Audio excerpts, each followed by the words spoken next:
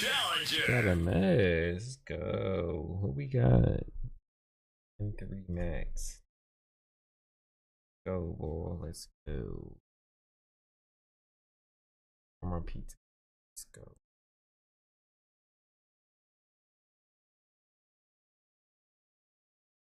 Select your character. Select your fighting style. Picking.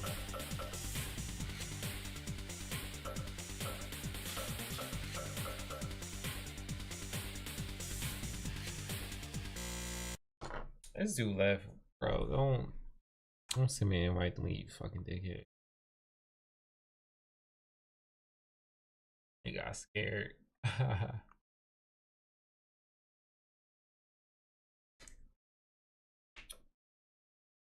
Okay, we got third strike. Got third strike right now. Let's go. What player is this? Welcome to the world of Street Fighter 3. Prepare for battle. Well, I got the picture.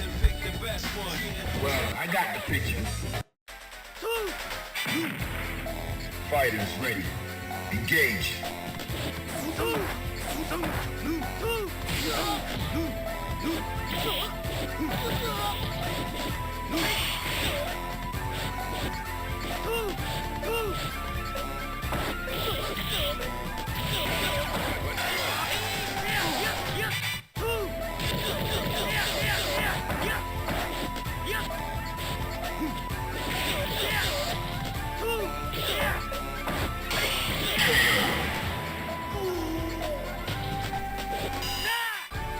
Fighters ready.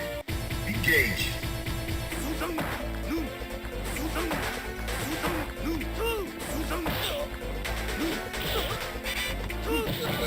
Let's go.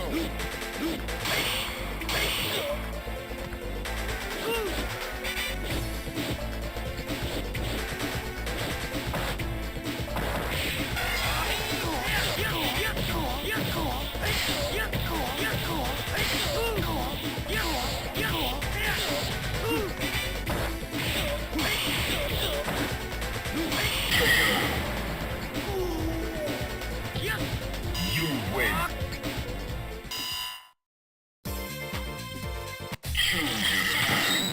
Now, find a new rival. Welcome to the world of Street Fighter 3. Prepare for battle. Choose and pick the best one. 5, 4, 3, 2, 1. Select and make your first pick. Well, I got it. Yeah, I've been waiting for this. Choose and pick the best one. 5, 4, 3, 2, 1. Select and make your first pick. 10, 9, 8, 7, 6. Yeah, I've been waiting for this. Prepare to strike. Now.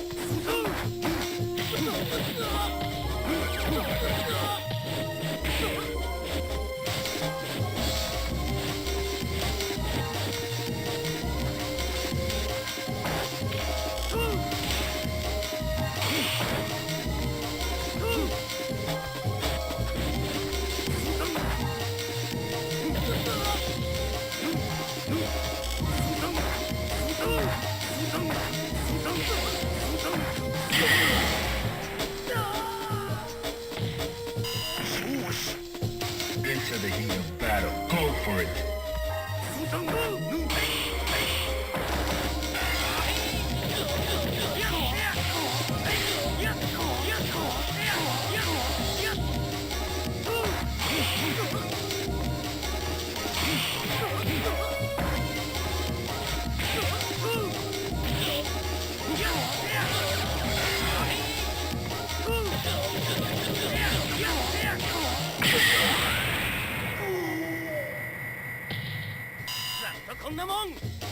Final round. Go.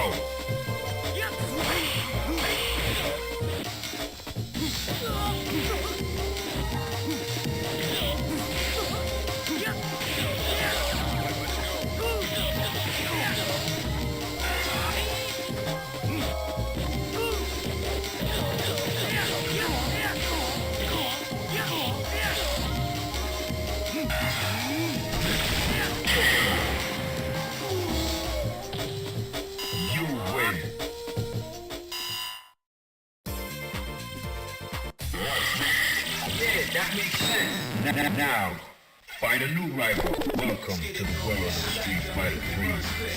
Prepare for battle.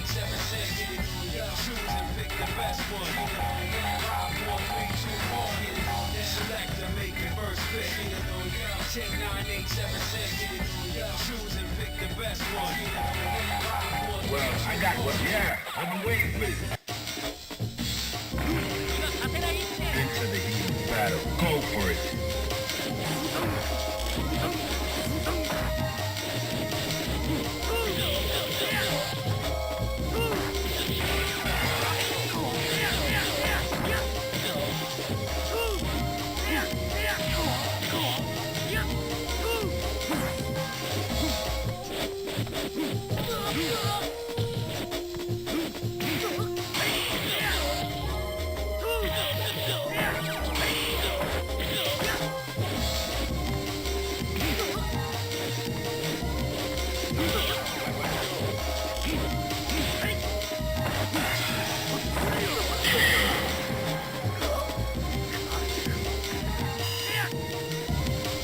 Fighters ready. Engage.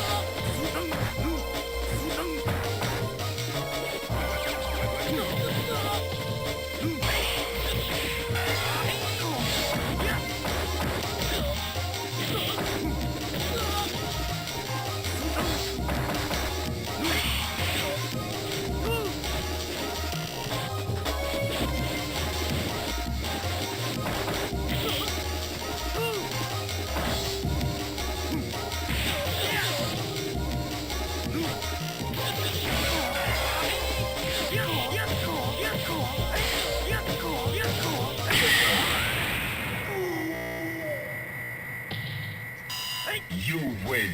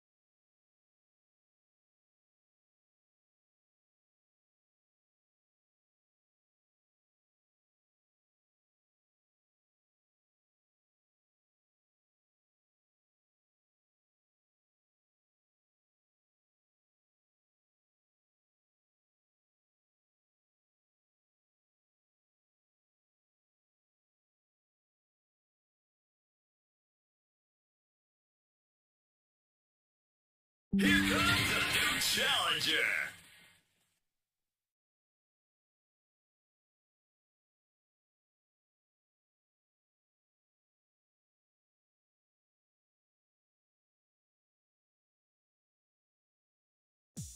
Select your character.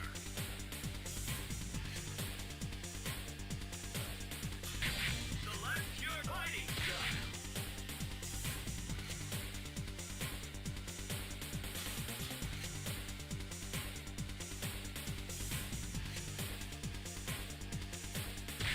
Select your fighting style.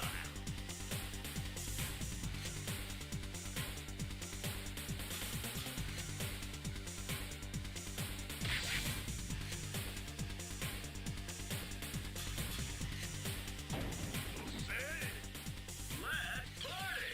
Go for broke!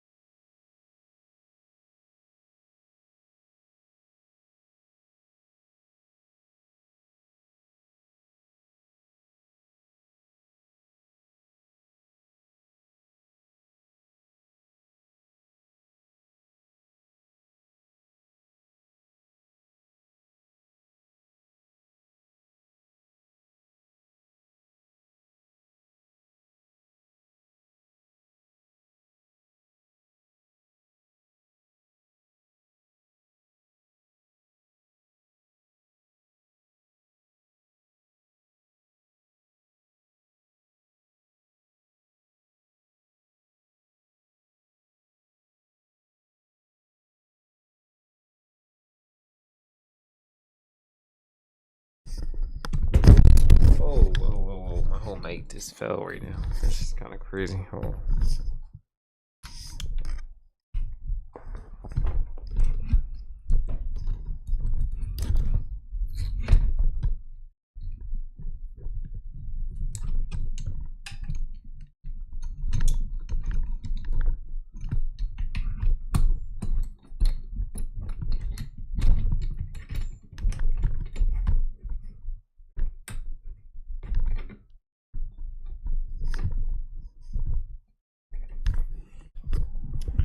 There we go, man. Kind of just disconnect. I'm gonna watch some shit on YouTube, man. Honestly,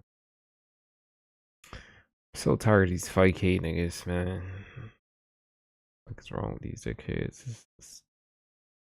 Watch something on YouTube real quick. I mean, it's crazy to think about it. Like, it used to cost millions to advertise on TV, and now, because of streaming, even with 50 you use. Watch this critical excerpt from the PBD podcast. I'm going to show you what it does, but it can monitor your keystrokes, so you can put this in line.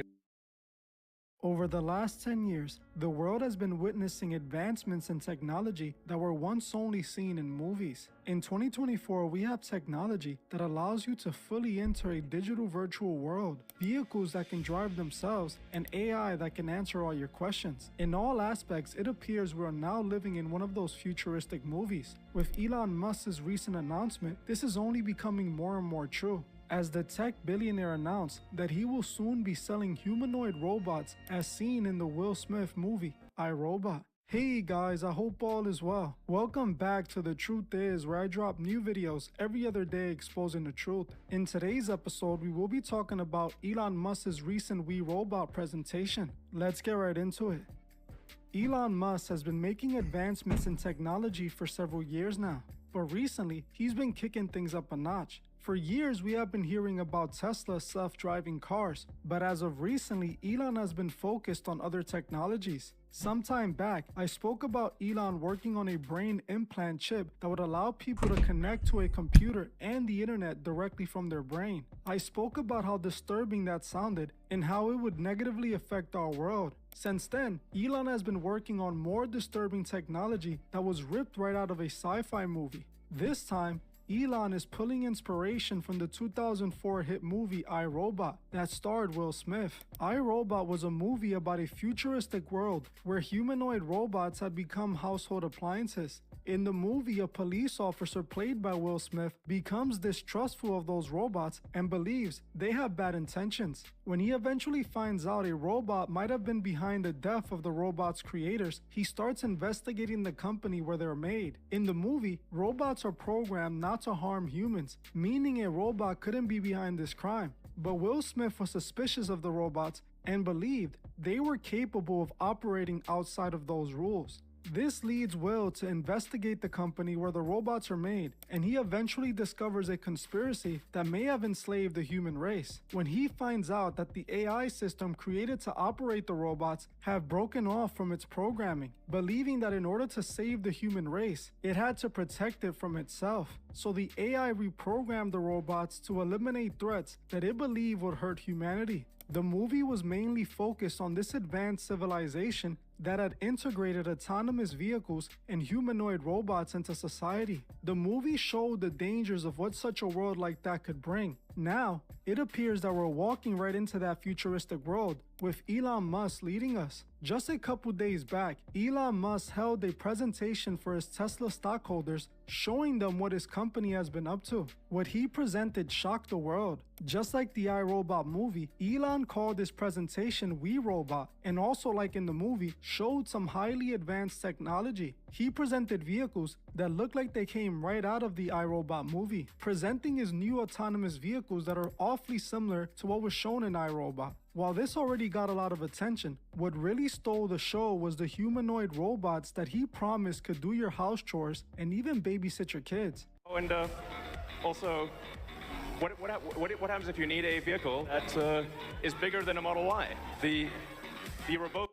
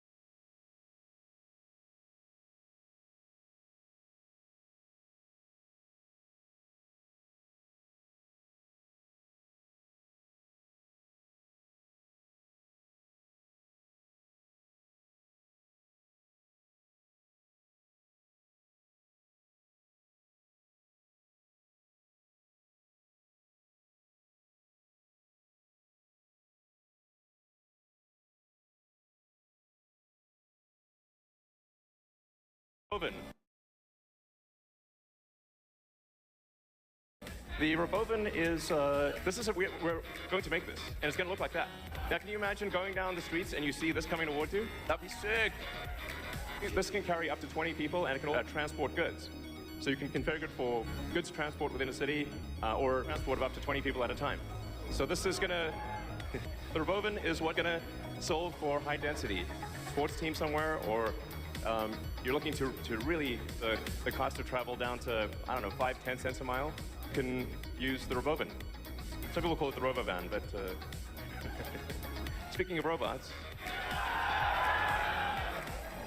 so everything we've developed for our cars, the batteries, power electronics, the advanced motors, gearboxes, the software, the AI inference computer, it all actually applies to a humanoid robot. It's the same techniques. It's just a robot with arms and legs instead of a robot with wheels. And we've made a lot of progress with Optimus. And as you can see, we start someone in a robot suit, sort of down. And then we've progressed dramatically year after year. So if you extrapolate this, you're really going to have something spectacular, something that anyone could own. So you can have your own personal R2-D2 C-3PO. And I think at scale, this would cost something like, I don't know, $20,000, $30,000. Probably less than a car, is my prediction, long term. Now, it'll take us a minute to get to the long term, but fundamentally at scale, the Optimus robot, you should be able to buy an Optimus robot for, I think, probably $20,000 to $30,000 long term. So, and what can it do? It'll be able to do anything you want. So it can be a teacher, babysit your kids, it can dog, mow your lawn, get the groceries, just be your friend, serve drinks. Whatever you can think of, it will do. And yeah, it's going to be awesome. And I think this will be the biggest product ever.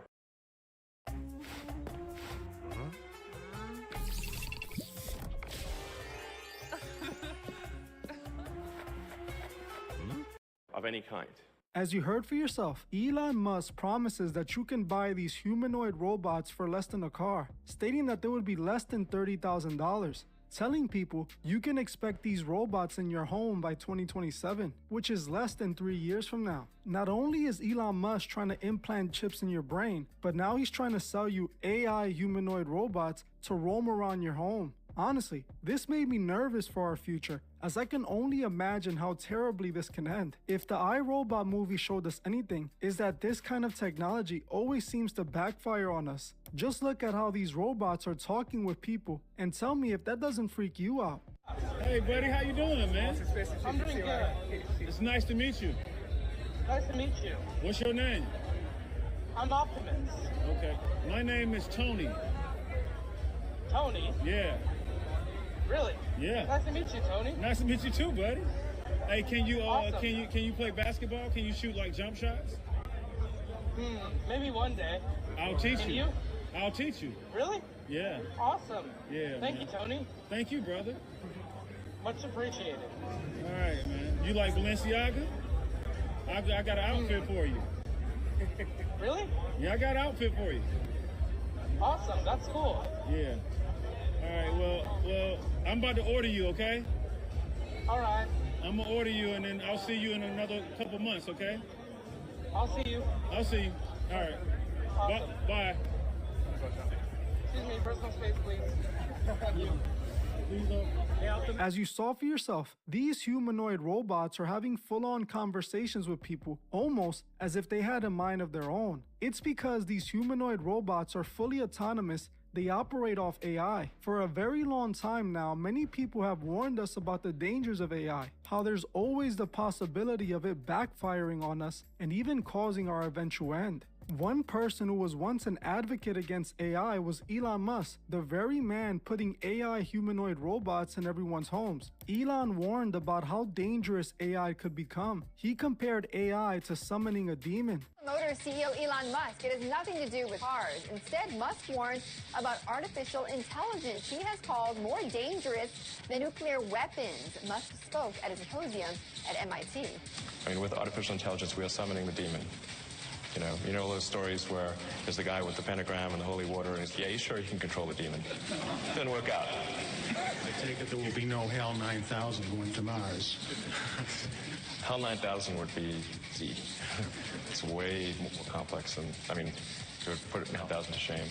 As you heard for yourself, here we have Elon Musk telling us just how dangerous AI could be and that we should avoid it, all while being one of the main people to invest in companies that are furthering AI. The founder of the company xAI, which you guessed it, works on developing AI technology. Why warn us about how dangerous this technology is and then develop and sell that same technology? It simply doesn't make sense. Why spend millions of dollars on something you think might destroy humanity? Well, unless you're hoping something like that happens. One thing we learn from the Bible is that the spirit of the Antichrist lives in some powerful people. We all know that the Antichrist is set to deceive the world. The Antichrist will present itself as a good, trustworthy person, only to bring your guard down and gain your trust, so they can then use that trust to destroy you. Elon is pretending to warn people about the dangers of AI to do just that. He wants to present himself as the good guy who is trying to warn the people about the potential risks, doing this to earn the masses' trust, all while secretly investing in the technology, deceiving all those who trusted him.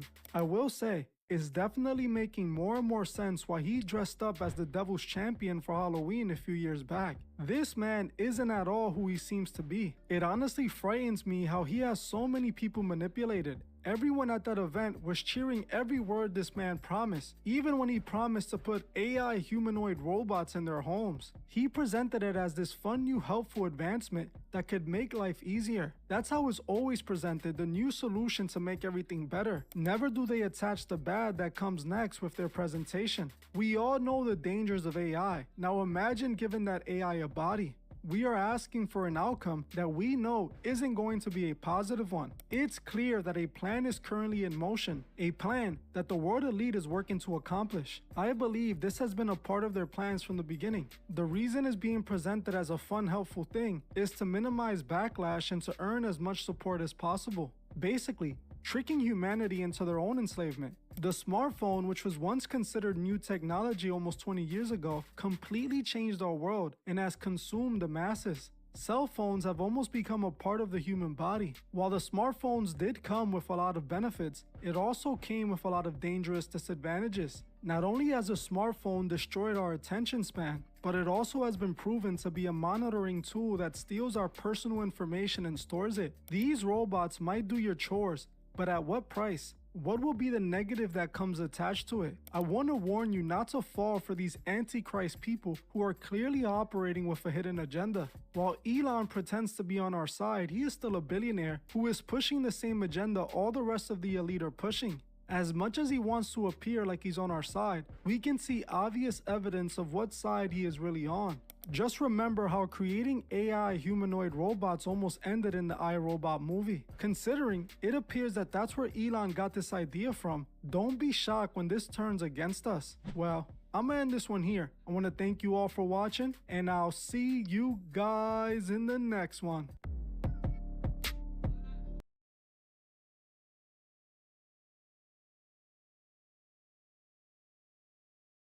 Picture this. You're sitting at home alone watching YouTube videos, wondering why you can't find the motivation to do.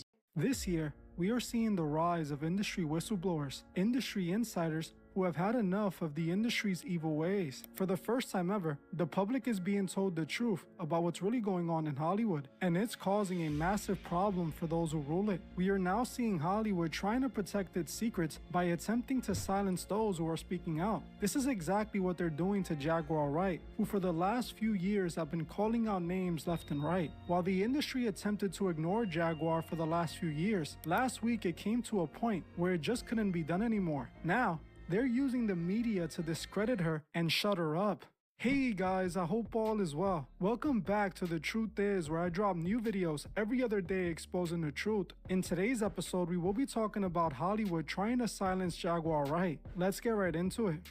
For a few years now, Jaguar Wright has been calling out names in the industry that have been up to no good. While the world is now pointing fingers at Diddy for all the evil he has been up to for years, just last year, the fans refused to believe the same exact accusations that people like myself and Jaguar were saying about Diddy. When Jaguar called out Diddy for being behind many deaths in the industry, no one believed it. When Jaguar told the world that Diddy was a monster who was abusing women, no one believed it either. When she said Diddy was taking advantage of artists in the industry, male and female, no one believed that as well. The fans called anyone exposing Diddy a hater, even when the evidence was right in the open. It wasn't until the mainstream media repeated what Jag and even I was saying that the masses took these accusations seriously. This is because the masses have been conditioned to only believe the mainstream media. Anything independent media like myself states is just a conspiracy theory, but when what we say is proven to be true, more often than not, we don't get any credit for it. Thankfully, Jaguar Wright has been getting the credit she deserves for standing up to the powerful men in the industry and exposing the truth.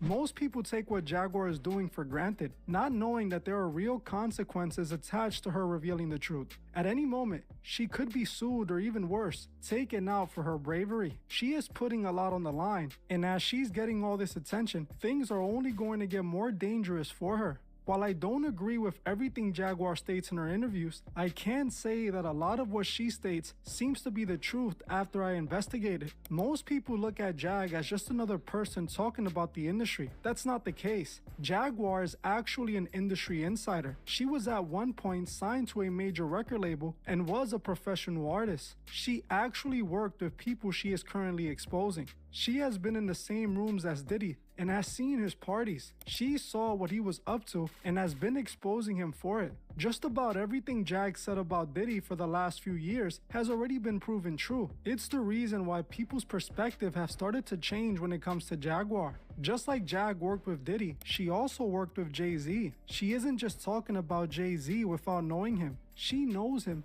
because she actually worked with him. Jaguar worked on Jay-Z's Unplugged album and was the backup vocalist for the entire album. Her and Jay-Z actually performed this entire album live, and there's videos proving this. I bet Jaguar, she's pretty amazing. Yeah, voice is incredible, right? Yeah, she's just she's going through so many different songs with me.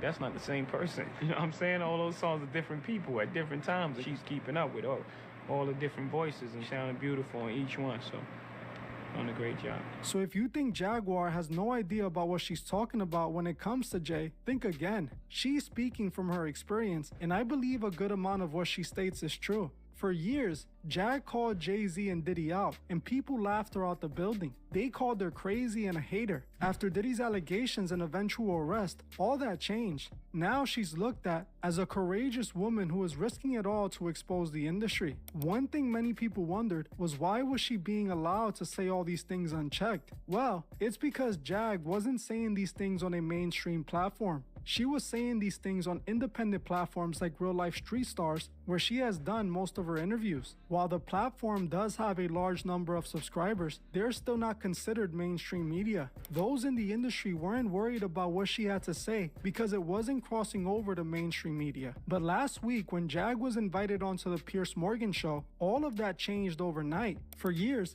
Jag was exposing these monsters and was never sued or ordered to stop. It seemed like the people she was talking about just chose to ignore her, expecting people to either not believe her or eventually stop listening to her. That all changed the moment she exposed them on a mainstream platform. When Jag went on Piers Morgan to talk about Diddy, she took the opportunity to call out more than just Diddy. This wasn't a part of the plan, and you can see it by Piers' reaction. Like I said before, Hollywood is sacrificing Diddy so that he can take all the responsibility for the evil of Hollywood. All of the media has turned on Diddy because the elite turned on him. Now the media is making Diddy the enemy, no longer protecting him. That's why Piers invited Jag onto his show, because he wanted her to talk down on Diddy, further pushing this narrative that he is a monster. Piers obviously wasn't expecting Jag to call out other names, and as we saw, he really didn't like it too much. While Jag had the platform, she took the opportunity to call out other monsters like Jay-Z and Beyonce in particular. When Jag said that about Jay and Beyonce, Piers not only tried to change the subject by asking about Kim Porter in the middle of the conversation, but also told Jag essentially to cut it out by telling her Jay and Beyonce weren't there to defend themselves. Which was actually ridiculous because he invited Jag onto his platform to talk bad about Diddy, who also wasn't there to defend himself. To know why there's no vindication for me? Because for 4 years, I've been screaming, not just Diddy, but Diddy and Jay-Z are monsters. And the victim-making machine kept going on. Jay-Z has been notable by his silence since these charges brought against Diddy. Why do you think that is? Harvey Weinstein, Jeffrey Epstein, Robert Kelly, Sean Combs have one person in common professionally and privately. Sean Carter. How many victims potentially do you think? Ready to start eating healthier? Meet Kachava. Kachava is the world's healthiest all-in-one meal shake. A complete meal in seconds to keep you going for hours. Thousands. I've talked to hundreds that I deal with still myself. I have 3 victims right now who are willing to give testimony about not only what Mr. Carter has done to them, but his wife as well. They're a nasty little couple. They do nasty things. What do you think happened with Kim Keeping people against their will, putting people on planes while they're unconscious, just like Aaliyah got on that plane. Unconscious. There's a lot of things that people don't want to talk about, Pierce. Like I said, Jay-Z and Beyonce are not here, unfortunately, to respond to that. I know. As you saw for yourself, Pierce didn't want Jag talking about anyone besides Diddy, the monster Hollywood selected to sacrifice. When she mentioned Jay, she got pushback immediately from Pierce. That's not what Pierce wanted from her. He wanted her to further paint Diddy as the monster, because that's the agenda. We all know Diddy is a monster, but there are many others just like him. In this very interview, we saw further examples of the industry attempting to silence Jaguar when it came to Jay-Z and Beyonce. Vlad was also in that interview, and the first thing the Freemason puppet did was state that he couldn't co-sign anything that Jaguar said and called her a crazy conspiracy theorist, even though everything that Jag has said in the past about Diddy was true. To Vlad TV, DJ Vlad. DJ Vlad, I mean, pretty horrifying listening to these testimonies. What did you make of what you just heard? Well, Jaguar Wright is known to be a conspiracy theorist. I don't really co-sign anything that she says. I've never had her on my show. I don't have any plans to have her on my show. You don't believe her? She's got an album in 20 years, and a lot of this stuff is just stuff she's heard, things she's making up, and so forth. I'm not saying that there aren't serious things that Diddy may have done, but yeah, I can't co-sign anything that Jaguar Wright is saying, if that's your question. As you heard for yourself, Vlad immediately stepped in to attempt to silence Jaguar Wright. He did this because he's protecting his own. Jay-Z is a Freemason, and so is Vlad. I actually made a full video exposing Vlad, as he admitted in one of his own interviews with Godfrey and Jamar that he was a Freemason. I had to take this video down because Vlad likes to illegally copyright claim anyone who uses his interviews, even if it's fair use. Right, Mason in America. Scottish Rite do not accept the Freemasons. That's the Scottish Rite. They do not accept the Black Masons or acknowledge them until 1993. Prince Hall, yeah. Prince Hall. For a long time, they weren't allowed here in America of the white Masons, of the Masons here. These niggas really know. Yo, that's crazy, dude. Yo, rewind it. How do y'all know about this? Y'all niggas are really Masons, one of dude. his own interviews with Godfrey and Jamar that he was Shocking. a Freemason. I had to take this video How did down they know because about this? Vlad They likes just to speaking about illegally it, like, copyright dog. claim anyone who uses his interviews, even if it's fair use. Right, Mason in America. Scottish Rite do not accept the Freemasons. That's the Scottish Rite. They do not accept the Black Masons or acknowledge them until 1993. Prince Hall, yeah. Prince Hall. For a long time, they weren't allowed here in America of the white Masons, of the Masons here. I should join the Freemasons at one point. I should join the Freemasons at one point. I should join the... Are you a Mason? Yeah, but joined, but then I never really followed up after that. Joined, and then, yeah. And Mason, I had to take this video down because Vlad likes to illegally copyright claim anyone who uses his interviews, even if it's fair use. Right, Mason in America. Scottish Rite do not accept the Freemasons. That's the Scottish Rite. They do not accept the Black Masons or acknowledge them until 1993. Prince Hall, yeah. Prince Hall. For a long time, they weren't allowed here in America of the white Masons, of the Masons here. I should join the Freemasons at one point. I should join the Freemasons at one point. I should join the... Are you a Mason? Yeah, but joined, but then I never really followed up after that. Joined, and then, yeah, everyone, you know, the guy that brought me in the lodge was full of like 80, 90-year-olds. So it was just kind of like I couldn't really relate. I kind of fell off. Yeah, I guess I'm technically one, but, you know. Do you do the shake and stuff? Just kind of after that. Join the white Masons, of the Masons here. I should join the Freemasons at one point. I should join the Freemasons at one point. I should join the... Are you a Mason? Yeah, but joined, but then I never really followed up after that. Joined, and then, yeah, everyone, the guy that brought me in the lodge was full of like 80, 90-year-olds. So it was just kind of like I couldn't really relax. I kind of fell off. Yeah, I guess I'm technically one, but, Do you do the shake and stuff? Do you do the handshake? I didn't get that far. Damn. But I got sworn in. Oh, wow. That's crazy. I just did that. You didn't have to pay nothing, you just got sworn in? I just got sworn in. I thought you had to go through a ritual. I went through the initiation ritual. I don't even know if I'm supposed to sing this or not. I kind of fell off. Yo, he know the whole John about this. Yo, this shit's crazy, dude. Look at Vlad. Look, Vlad know it. Dude. He really in it, dog. He really know the stuff. Telling you, I know the stuff. The guy that brought me in the lodge was full of like 80, 90-year-olds. Followed up after that. Joined, and then, yeah, everyone, the guy that brought me in the lodge was full of like 80, 90-year-olds. So it was just kind of like I couldn't really relax. I kind of fell off. Yeah, I guess I'm technically one, but, Do you do the shake and stuff? Do you do the handshake? I didn't get that far. Damn. But I got sworn in. Oh, wow. That's crazy. I just did that. You didn't have to pay nothing, you just got sworn in? I just got sworn in. I thought you had to go through a ritual. I went through the initiation ritual. I don't even know if I'm supposed to sing this or not. It's a shock of entry. I remember there's a whole thing they read. In the video, Vlad admits he's a Mason, so it's no surprise he is trying to discredit Jag. A couple of days after Jag did the interview with Pierce, the attack on her credibility started. First, Pierce addressed Jaguar's claims on his show on another episode, claiming that he had received a cease and desist notice from Jay-Z's lawyers threatening legal action if he didn't remove that part of the interview out. Pierce not only complied, but went on to issue a public apology to Jay and Beyonce for what Jag said. The shocking allegations levelled at Sean Diddy Combs have burst the floodgates on salacious claims about an industry many people believe harboured a monster. Understandably, the internet's ablaze with claims about these events and whether other powerful figures were involved too. Well, last week I interviewed Jaguar Wright, singer-songwriter who's made claims about Diddy for years. Those claims had already received a lot of attention in the media, many platforms, for many years. That's the thing about platforms. The reality of the modern world is that pretty much everyone has a platform as long as they have something to say that other people want to hear. That's why we invite her on to be interviewed. The people making these claims have an audience with or without shows like mine. Well, Jaguar Wright unexpectedly made several serious allegations about Jay-Z and Beyonce during that interview. As I said in the moment, they were not present to respond or defend themselves, but now they have. Their lawyers contacted us to say that those claims were totally false and have no basis in fact, and we've therefore complied with the legal request to cut them from the original interview. Editing interviews is not something we do lightly at a show called Uncensored. But, like the proverbial cries of fire in a crowded theatre, there are legal limits on us too, and we apologise to Jay-Z and Beyonce.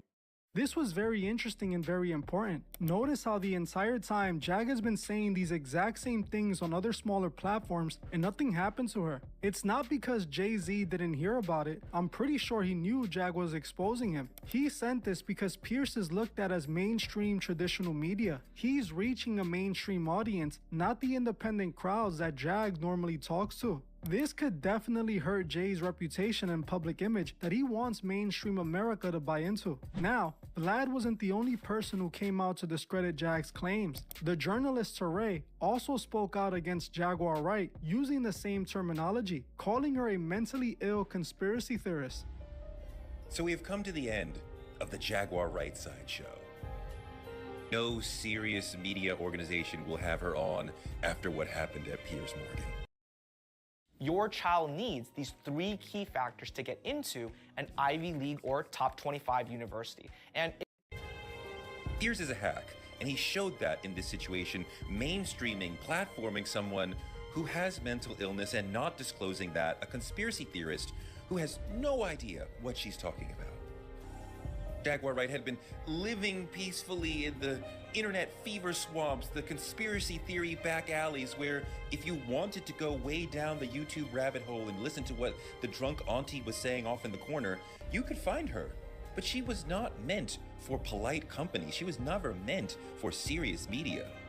Piers Morgan is not serious media, but now that Jay-Z and Beyonce's lawyer has sent a serious cease and desist letter, sending Piers to the camera to apologize like a chastened and spanked little boy who's done wrong, no one else could even consider taking Jaguar seriously and giving her an interview.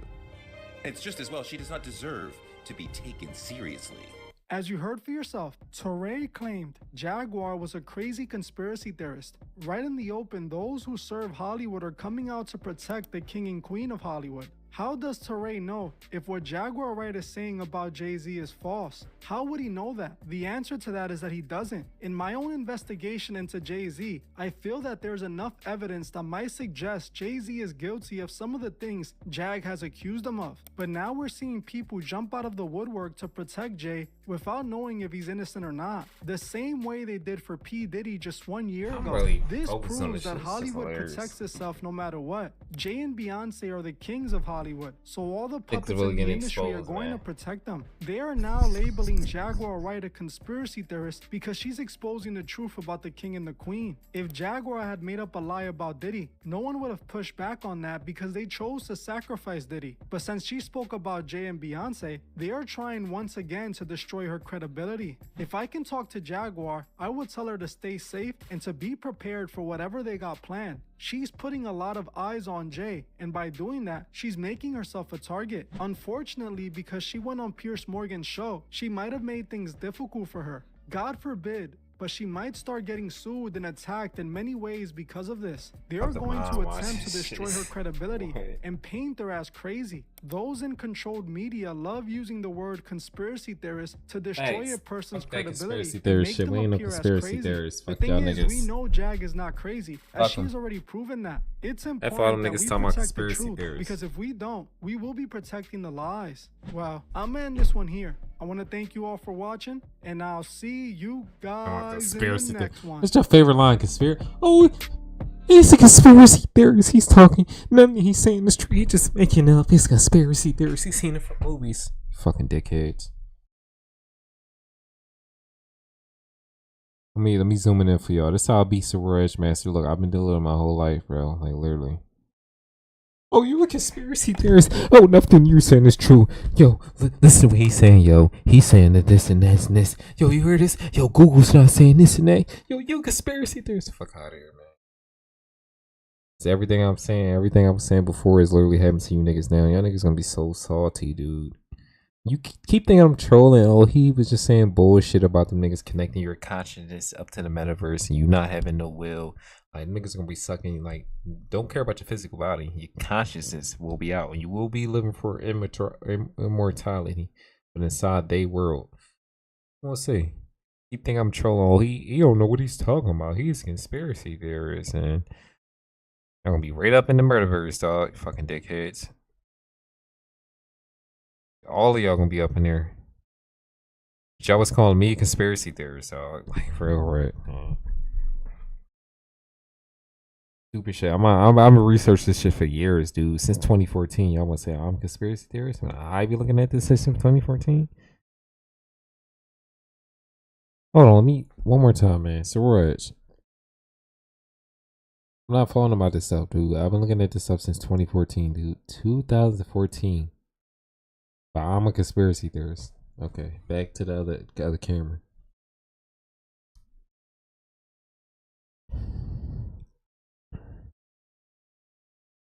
Let's get off Fight Cade, man. I'm literally a conspiracy theorist. Yeah, alright. Let's look at this satanic sacrifice. Stop asking research questions to ChatGPT. They're gonna tell me I'm making this stuff up. This is There are conspiracy. some places Fucking in the world dickheads. that are so evil that you can feel the demonic energy.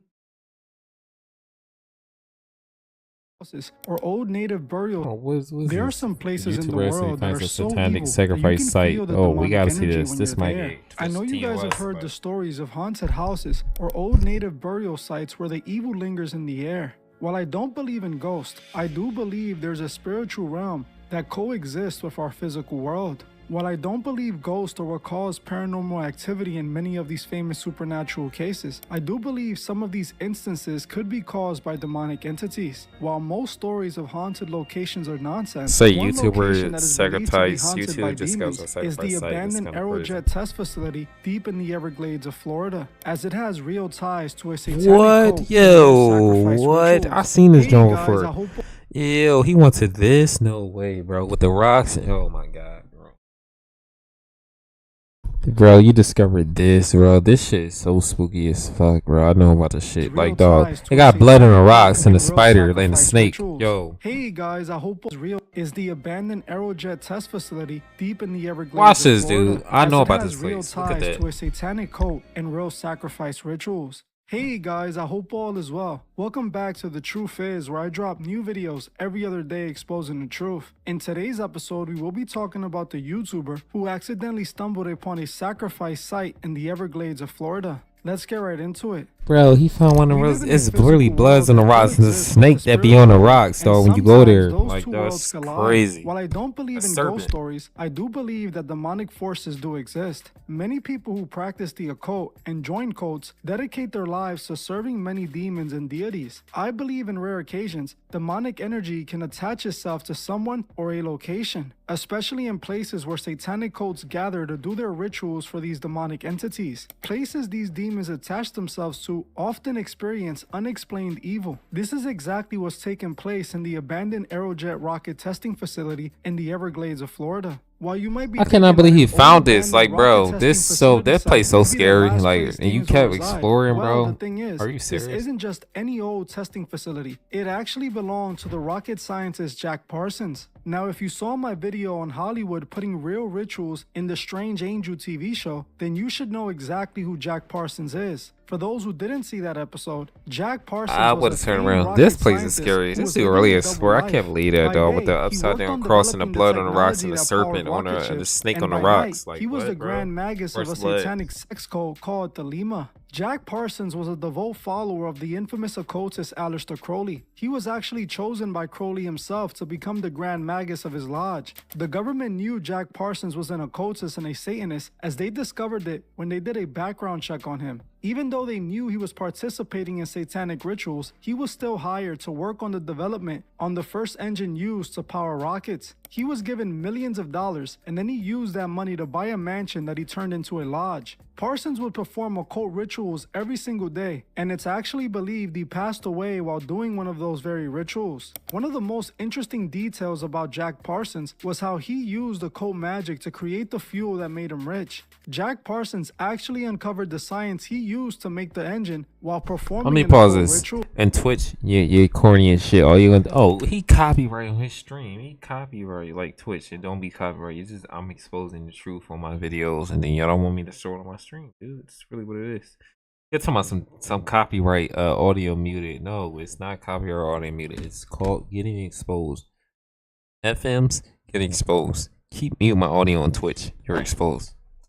So technically, the development of the rocket ship was possible due to occult magic, which is definitely suspicious if you ask me. Jack Parsons owned the company Brandon, called Aerojet Siraj, and had a secret testing. Siraj, every time I show this stuff on my videos, dude, and I go back to my recent VODs, like my audio be muted, dog. Every time I show this stuff, I'm not fraud to you, dog. They don't care about the games. They don't care about Dragon Ball.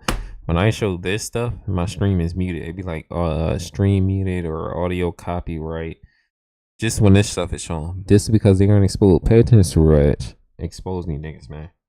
And since I showed you Suraj, you show these videos to other people. Keep exposing. We're gonna keep exposing these dudes. Thanks. Facility in the Florida Everglades. This facility was supposed to be used to work and test rockets, but much more sinister things were taking place there, as you will soon see. Keep muting the stream. Keep muting the audio. Talking about audio copy. To practice his satanic rituals, as it was in the middle of nowhere. That's why y'all scared. Get exposed. He was also performing satanic occult rituals. Parsons ended up passing away at the very young age of 37 years old, mysteriously in what many people think was a ritual gone wrong. It wasn't long after his passing that his facility was closed down and forgotten, or so we thought, as the area was still being used by occultists to this very day. Becoming a get exposed. Yes. Expose it. Expose them niggas, man. Please. YouTuber Mike Kimmel, otherwise known as Python Cowboy, accidentally discussed. Forgotten. Let's expose them niggas, man. Run it back. Expose this nigga right now. Expose these Freemasons. Or so we thought. As the area long after his passing that his facility was closed down and forgotten. Or so we thought. As the area was still being used by occultists to this very day. becoming a hotspot for occultists looking Expose to these perform occult satanic ass Satan rituals. ass That's niggas. exactly what this YouTuber Mike Kimmel, otherwise known as Python Cowboy, accidentally discovered. Mike Kimmel is a YouTuber who makes content about catching reptiles. One night back in April 2019, Mike was hunting for pythons in the Florida Everglades when they ended up Expose 'em. coming across the abandoned Aerojet facility. Mike was told that he would be able to find pythons in that abandoned facility. When he got there, he found way more than just pythons. He found an active satanic ritual site instead of just pythons. Mike recorded all he saw, and what he saw was truly haunting and disturbing. The very first thing he saw when he got there was a pile of rocks with an inverted cross sticking out the top. He also notices several spray-painted inverted crosses everywhere. We all know inverted crosses are a representation It was of a the live snake on a Antichrist. rock, This my is nigga, what he with a was serpent, greeted with, bruh. which is not a good sign at all. As he approached the rock pile, he noticed a baby doll with an eye plucked out and inverted crosses painted on its head in ashes. Even more disturbing, when Mike lifted the rock pile, he noticed that the doll had a little red corn snake wrapped around his neck. He decided to pick up the snake when he noticed it was bleeding from its rear. And first corner and turning into the facility, see a very large rock pile. On top of that rock pile is a upside down wooden cross, and there's upside down red spray painted crosses all over this rock pile. And there was Expose them. actually Expose these a niggas, little dude. ball Yes. on the bottom Yes. of the What were they rocks. doing? There was a Like, upside yes, down yes, get ash it on cross, YouTube. Get them. put on its forehead. And what was really What- extra what odd were they about doing? that was there was actually a little red corn snake wrapped around the doll when I came up on it, wrapped around its neck. It started to move as I kind of Yes, started to expose approach the it. thing, man. I did grab it, got a hold of it. Probably one of the stranger things I've come across. You know, the snake wasn't damaged or hurt in any way. I picked it up right off the rocks, and it was actually bleeding from it. The snake's maybe about a foot long, and I've caught a lot of snakes in my time, and none of them have been bleeding. So that was a new one for me, a little strange for sure. Not quite sure what caused it, but the rest of the night turned out to be very strange as well. Battling gators, stealing my GoPro. If it could happen, it was happening to us. It was definitely a bad juju night. Leaving from that rock pile, kind of regretting that I touched that snake, interacted with any kind of this juju out here. Especially when I started to find some more of the stuff I found. Leaving that rock pile. As you saw for yourself, he picked up the snake and immediately began to regret it as he realized this snake was most likely used in some sort of satanic ritual. Snakes are often used in many occult rituals as the serpent is a representation of Lucifer. After seeing this, you would expect Mike to change his mind about hunting for pythons in this facility, but he decided to keep on looking. The next thing Mike ends up running into was a spray-painted message on the ground in Latin. He claims that he later went on to translate it, finding out it was a warning to stay out of the area. Like 50-foot spray painting of what turns out to be Latin. Whatever that says, I ain't reading it out loud. And translated after I left there, it turns to say something along the lines of turn around, he's watching, run, hide, flee. You get the idea. Expose these niggas, man. This shit From must there, all I he can. ended up finding Yes. a room in the Get facility 'em. that had a Cut it huge all out. pentagram sprayed painted on the ground. In the middle of the pentagram, they found a chair that was missing a leg with a red stain on the ground close by. This was alarming to Mike as he felt the stain on the ground was rather fresh. And of course, we didn't know what the hell it said, so we just kept on and pushing on, trying to catch a damn snake. So moving further through the complex, I start to get to some of the bigger buildings. And I mean, these buildings, again, have been abandoned since the Cold War. What is it, the 50s or 60s? And they're covered in spray paint, a lot of cool different graffiti. But there's more than just graffiti tonight. We found actually like probably a 50-foot pentagram, red spray painted pentagram. Yeah, let's get this out of that room. So many upside down crosses here, dude. In the middle of the pentagram was a three-legged chair, and at the base of that chair was what looked like a pretty large You blood stain. Freemasons ass niggas talking about I'm a conspiracy theorist. Pretty Fuck. fresh, not real old, and definitely looked like I'm a some conspiracy responsible theorist. sacrifice. I know what I'll be talking I don't about, know dog. what, but Oh, he is conspiracy theorist. like, you know, they were trying to do some kind of ritual or who knows what. Y'all are gonna call me crazy for saying this. Down crosses it, dude. I'm a conspiracy theorist, dude. I'm so tired of you. Like everybody. Was what looked like a pretty large blood stain. pretty fresh, not real old, and definitely looked like Sin was possibly sacrificed or I don't know what, but definitely kind of a spooky situation. Really looking like, you know, they were trying to do some kind of ritual or who knows what. Y'all are gonna call me crazy for saying this. Actually, I was about walking into that room. Something grabbed my leg, and I looked down, and it's one of them dolls on the ground there with its eyes plugged out. Same cross as the one I found there, and I'm sure, you know, I just didn't see it, and I hicked it while I was walking, but hey, it was a creepy night, y'all, and I swear to y'all, it felt like that sucker grabbed my leg while I was walking, but you call me crazy. So I proceed from the sacrifice room, whatever you want to call it, and I start making my way deep up into this building, and you know, there's just more and more stuff, seeing more satanic stuff spray painted on the walls. I actually came across this little room. I mean, there was stuff on the wall talking about sacrificing little kids. Sacrifice? There was, I swear to y'all, it felt like that sucker grabbed my leg while I was walking. But I'm a conspiracy theorist. I'm gonna say this again, you fucking dickheads. So I proceed from the sacrifice room, whatever you want to call it, and I start making my way deep up into this building. Look at the symbol on the fucking wall, dude, right there. More satanic stuff spray painted on the walls. I actually came across this little room. I mean, there was stuff on the wall talking about sacrificing little kids. Sacrifice? We gave her to the devil, all kinds of just terrible, terrible stuff. There was actually a little girl, I mean, crazy.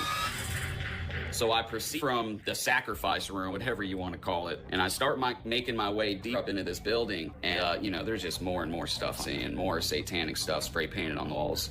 I actually came across this little room. I mean, there was stuff on the wall talking about sacrificing little kids. Sacrifice? We gave her to the devil, all kinds of just terrible, terrible stuff. There was actually a little girl's nightgown. I'm sure it was spray painted red, but you know, it was meant to look like blood. Who knows at this point? It could have been nailed to the wall. As you saw for yourself, Mike stumbled upon a real sacrifice ritual site. In certain parts of his footage, you can see where they spray painted the word sacrifice. Just by looking at the footage, you can see the evil coming from that location. I honestly believe real sacrifices are being done there, as Mike's footage even spawned a police investigation. He's making this up. He's crazy. He's talking. He's over. Keep calling me a conspiracy theorist, you fucking dickheads. Definitely sacrificed there recently. What I think is taking place at this facility is the continuation of Jack Parsons' cult. His followers must have continued to use this location for rituals and sacrifices. It's definitely fucking what's his name? San LeVay. I forgot his name, man. Forgot that nigga people name. were performing satanic rituals there. The media and many people Antoine LeVay. the fact that there's secret cults that Expose you, nigga. I expose your name, man. Your government, nigga. Get exposed. Like these to perform their sacrifices and rituals. Like I said, while the Bohemian Grove and the Skull and Bones both have a mock sacrifice ritual, I believe the real sacrifice rituals are done in places like this, the places people don't really know about and never end up going to. This man just so happens to find all of this by chance, as it seems the only people that go there are homeless people and these occultists. God only knows what evil is being done in that abandoned facility. Isn't it strange that these facilities are just allowed to remain abandoned? The police could lock this place down and secure it. But even though they know about all the crimes that are happening there, they still do nothing about it. In my opinion, this is purposely done to allow for places for these rich elites to do their rituals. Remember, when Jack Parsons bought this facility, he was rich and a member of the elites. You know, other elites went out to this facility to participate in rituals with Parsons. This keep calling me conspiracy. That's all I gotta say, dude. All you people in the chat, I'm conspiracies, mega dudes, Chorus, all you people. Suck a dick. I'm not responding. Anytime you niggas say conspiracy theories, fuck you, dude. Be fucked in the end. Don't ask me for tips or tricks in the end. I'm gonna be good. You gonna be fucked. I'm gonna be good. Yeah, let's go back to this stuff. Come on, some goddamn conspiracy theories. Fucking dickheads. Dare you suppose what celebrities really do it? Oh, I already know. We didn't even gotta go to that one. It's already known. Even with the Arby's commercial, these dudes talking about like, dog, you can't make this up. Let me go to this again. Food options. Generally, people are okay. Look at these dudes, the Freemasons commercials right in here, today's man. episode. If you're one of the people who think that fans list for a simple restaurant submitted and it's decided to make a few Illuminati themed commercials, the first thing they did was post a strange video onto their social media showing a pyramid with the all-seeing eye capstone on top, just like the Freemasons used.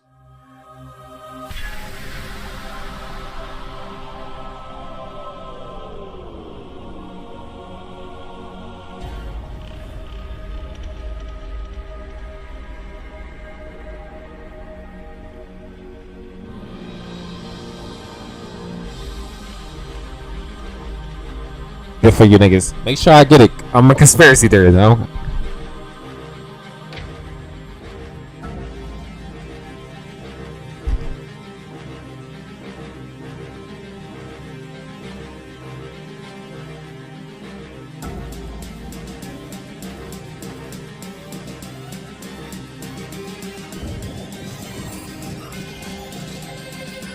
For yourself, they showed this Illuminati pyramid with a message written across stating the return is near. As they posted this, they also changed their profile picture to the all-seeing eye. Obviously, this is open Masonic symbolism being used in these advertisements. While this stunt was supposed to represent the return of the potato cakes, the symbolism with the all-seeing eye in the pyramid seems to point to the return of something else. They also posted this commercial called The Orientation, once again full of this Masonic imagery. Hello, and welcome. Yo, Brandon, join the lives, Brandon. Brandon, where you at? Brandon. Suresh, join the lives, please. Please. Or deluded. Brandon, I need you to join the lives, Brandon. Where you at? Yo, Brandon, he trains some Pokemon. Where you at, Brandon? 666. We out here, 69. Yo, burning the tech. Brandon, where you at? Jay-Z attack. Brandon, where you at, man? Brandon. Don't worry. Brandon. Trade me some Pokemon on Pokemon Go right now. Okay? The will of the order has prevailed. And now Burning attack! Potato cakes are back at Arby's. The only thing missing is you. Our ranks grow stronger each Brandon, day. the only thing missing is you, Brandon. Where you at? Mr. Conspiracy Theorist. I'm a conspiracy theorist, Brandon, but where you at? Potato cakes needs your help. The more you comment about Arby's potato cakes, the more you purchase Arby's potato cakes, the closer we all get to true potato cake enlightenment. Join us. Shout out to the light ones, Brandon. Enlighten them niggas, man. Demonstrate one simple thing to the power. The light ones. Potato cakes must remain. This concludes our orientation.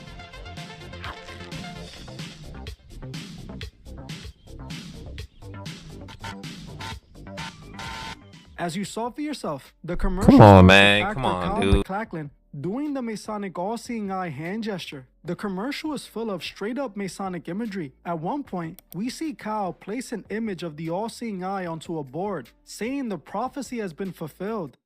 The prophecy is fulfilled.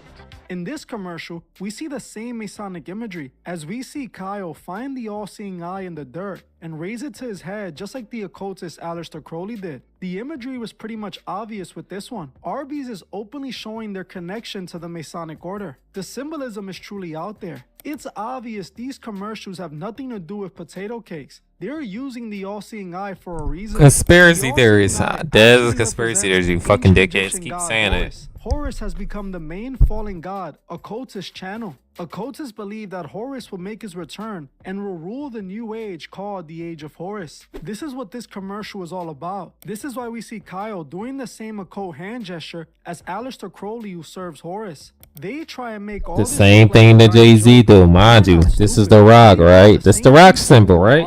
Right, my niggas, y'all think this the rock symbol? Yeah, alright. The same people who are pushing agendas through Hollywood and the music industry. They corrupted the food for the spirit through the entertainment industry, and they're also corrupting our bodies with their toxic food. They are expecting people to blindly trust their food just like they have been doing. They then laugh at them when they do, mocking them with these blatant commercials. How is this in any way a commercial for a food item? They know people don't even investigate what's in the food, let alone what this commercial even means. Most people won't even care about this or think anything of it. It's not just Arby's showing this imagery either. It's many of these big fast food restaurants.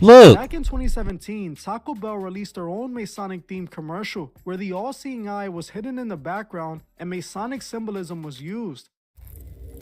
There's a powerful connection between the dollar and Taco Bell. Because it unlocks a world of 20 hidden menu items from breakfast to late night, just $1 each. 20 items for $1. 20 steps on the pyramid. Who's really behind this? Is it the Illuminati or the Bell Illuminati? Experience the power of the dollar at Bell.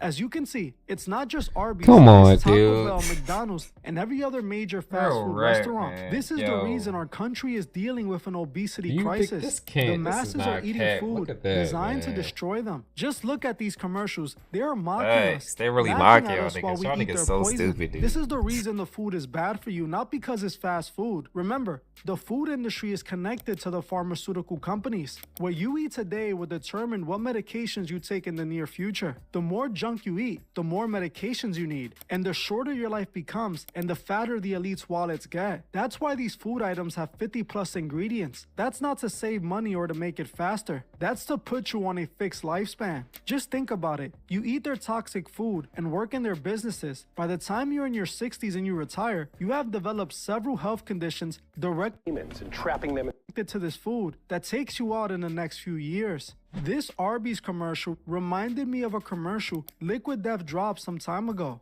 Some of you might remember this commercial Liquid Death dropped, where they had a woman straight up doing witchcraft. Have you ever heard of a real witch summoning demons and trapping them inside cans of water? Inside this very warehouse, it's the entire inventory of liquid death and water. Each can is about infused with real demons by a real witch. A lot of what I practice can be considered traditional witchcraft. What you're about to witness is very real, very dangerous, and in my opinion, a terrible idea. We enter into the dark half of the year. Now is the time of the dead. I ask you, spirits, those who are listening, I invite you here. I offer this water as a vessel for you to come into this world. When the cans are opened, you are released. I welcome you. Now is the time of the dead. Demon-infused liquid death. If you drink it, will you become possessed?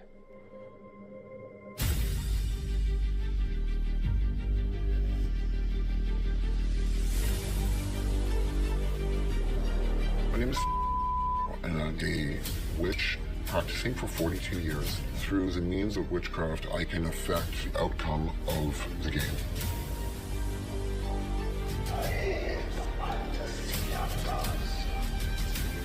I believe the odds are in my favor to have an effect on the game. Left has been here since the beginning of time because it works. As you saw for yourself, this commercial was about a witch doing a ritual on the liquid death water. In this video, she claims that when you open the liquid death, you will be releasing the spirits she's put within it. How in the world is this even a real commercial for water? They are letting us know their intentions, and people are just ignoring it. In another Liquid Death commercial, they had Tony Hawk admitting to selling his soul and giving his blood to Liquid Death for a skateboard. And I recently became an ambassador for Liquid Death Mountain Water. I didn't read the fine print, and now Liquid Death officially owns my soul and my blood too. It's very confusing. They're taking my blood, and we're gonna use it for skateboard graphics. So they're gonna mix my blood into the paint and do a limited run of skateboards using my real blood in the graphics. But some profits will go towards killing plastic pollution and to building skate parks in underserved communities. Yeah, so yes, go to liquiddeath.com to get boards with my blood in it. So wait, if you have my blood... As you saw for yourself, they're openly putting these occult themes in these commercials made by the biggest companies. Kayak did the same thing, dropping a line of occult themed commercials as well. In this commercial, we see the same Masonic themes displayed. Elites, now we've made travel so expensive. This world-famous resort is the least crowded place. No one could afford that. How'd you get here? Kayak. They compared hundreds of sites to find a great deal on my flight and hotel. Our threat meeting is ruined. Doesn't look very secret. Elites, now that we've made travel so expensive, we have this hotel to ourselves. How'd you get here? Kayak. They compared hundreds of travel sites to find a great deal on my flight, car, and hotel. kayak. As you see for yourself, these elite are showing us that they're behind all of these massive companies. It's not just the entertainment industry. This is why we can't just blindly trust these companies, especially these fast food restaurants. Arby's showed us who truly controls their company. They showed us that just like much of everything, it's a part of their plans. It's important that you stay away from the fast food restaurants at all costs. I know it's difficult, but it isn't impossible. I myself refuse to eat at any of these places as I know the food is designed to destroy us, not feed us. Buy food that deserves to be in your body. Don't let the elite fool you into destroying yourself. Well, I'm in this one here. But before you guys go, I just wanted to remind you to like, comment, and share this video so others may see the truth. I want to thank you all for watching. They're really Freemasons out here. Oh, hold on. This joint's crazy. I When the remember I watched sawdust this. settles and the engine roars, the thing you care about is a job well done. Adolf Hitler is known as one of the most evil men to have ever existed. He is infamously known for the attempted genocide of the European Jews. During the years Hitler controlled Germany, his Nazi soldiers killed over 6 million Jewish people, doing it in the most horrible ways possible. This alone has earned Hitler the title of the most evil man to have ever existed. What most people don't know is that Hitler was even more evil than what we're taught about, as he was an occultist who performed the biggest sacrifice ever done before. Hitler wasn't a Freemason. In fact, he was trying to eliminate them and create his own version of This dude was Masonry, trying to which go ended up against being him, the though. very That stuff's reason they came crazy, together dude. and He brought was him so down. powerful, he Hey trying against guys, to I go hope against all the is well. FMs. Welcome Like, back dog. to The Truth Is, where I drop new videos every other day exposing the truth. This is a Patreon exclusive video that I have decided to make available to everyone. I had to cut out a few parts and censor some of it to get it up on YouTube. This video is brought to you by the Patreon members who support me every month. I truly appreciate all of you. You guys are the Dude best. broke into the If you wanna watch lodge. the Yo, he full went to version the of this video, Freemason become a lodge. member to Yo, watch the dog, he uncensored tore that shit version. down You low, can find the dude. link in the Man. description. I want to thank I mean, you all. Hitler's a bad Now, guy dude let's too, get right but into this it. dude broke into the Freemason Everyone has heard lodge. the story of Hitler and his infamous crimes against the European Jewish population. Hitler wanted to destroy the Jewish race because he saw them as the problem that was ruining Germany. He blamed the Jews for everything wrong with the country, even blaming them for losing the First World This War. nigga Hitler broke into the and many other Freemason Germans lodge. that were a Like, part of the nigga. German army and fought in the First War believed that the Jews betrayed them and caused the fall of the German Empire. Hitler and his Nazis promised to remove the Jews from the country in order to save Germany from the financial crisis it was facing. Hitler made the Jews the enemy and claimed that getting rid of them was the solution for all of Germany's problems. This led to Hitler coming into power in 1934, becoming the official master of Germany. Just 5 years later, he started World War II when the Nazis invaded Poland. Hitler began his war and terror on the Jewish population, stripping them of their rights right after he came into power. He stripped them of their homes and eventually their lives. Hitler then began to spread his promise of creating a master race he called the Aryan race, what he described as the perfect genetic race that would fix Germany. They're still looking and for make that it the race most now, by the way, powerful based on nation your blood ever. type, by All the of way. this is pretty much That's known why they by go to, everyone, that's why you as get this blood is tests commonly to taught in fucking schools in doctors. America. See, What you isn't taught in got some of that schools blood of is the Hitler's Aryan race. involvement in the occult and his opposition to Freemasonry. While Hitler was targeting the Jews, he was also targeting the Freemasons, as he knew the Freemasons were the ones Right, the truly fact that in he power went at behind the Freemasons scenes. is Hitler crazy. also knew that in order to beat the Freemasons, he had to fight fire with fire, so he began his war on Masonry. Before we get into Hitler versus the Masons, we must first talk about how he was introduced to the occult in the first place. What many people don't know is that the Nazi Party were actually created by occultists. Many members of the Germans' Worker Party, which eventually became the Nazis, were a part of an occult group called the Thule Society, a secret pagan cult that operated in the shadows of Germany. This connects the Nazi Party to the occult from the very beginning. In fact, 3 big Nazi officials, Dietrich Eckart, Alfred Rosenberg, and Rudolf Hess, were all a part of the Thule Society. The Thule Society was the main reason the Nazi Party was so heavily into the Aryan race, because it was the main philosophy of the Thule Society. Hitler's confirmed involvement in the occult dates back to December 1932, before he ever gained power. During these days, Hitler was a failing politician who had lost all hopes of becoming a German leader. As in March Either you're sane or not, 1932, get he killed. lost the You're presidential sane. run to That's basically what President Hitler was Paul looking von for. That's Hindenburg, sane and who was pure supposed blood. to be the president for the next 7 years. Because of this, Hitler became hopeless. So you may be asking, how did Hitler go from a politician who lost all hope to the master of Germany? Well, it all goes back to the occult. and his friendship with occultist Eric John Hanswin. This nigga Hitler broke Hitler into the lost weight, lodge, he though. managed to meet Like, my Eric, nigga, he who broke gave into the him lodge, Hugo, dude. introducing him to the occult and telling him that there was a solution for his problems. Eric told him that if he wanted to become the next leader of Germany, he was going to have to do exactly what he told him to do. Hitler agreed, and they began their mission. Eric told Hitler that he would need to go to his hometown of Austria and find a mandrake root. For those who don't know what a mandrake root is, it's a root found in the ground that's shaped like a human being. In German occult teachings, every person has a designated mandrake root. Eric told Hitler that he needed to find his mandrake root in order for him to perform a special ritual. He promised Hitler that if he successfully performed that ritual, Hitler would indeed rise to power. Hitler did as Eric said, going to Austria, finding his mandrake root, and giving it to Eric. This is when Eric tied a necklace with a medallion around the mandrake root to unite himself and Hitler with the object. Eric was able to perform the ritual, and everything changed from that moment on. Just a month after completing the ritual, there was a massive political shift in favor of the Nazi Party and Hitler. By January 30th, 1933, Hitler was appointed Chancellor of Germany. Then, not long after, the German president at the time, Paul von Hindenburg, just so happened to die, which further worked in Hitler's benefit. Upon Hindenburg's death on August 2nd, 1934, Hitler succeeded him, becoming simultaneously the head of the state and government.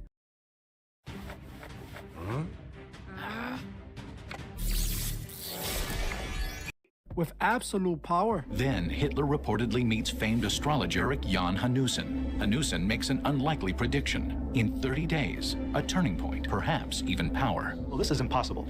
In December of 1932, Hitler had no hope of gaining this type of power. Hanussen suggests there is a tool to help Hitler realize his goal. A good luck charm. Hanussen tells Hitler that he must go back to the town where he was born and find a mandrake root.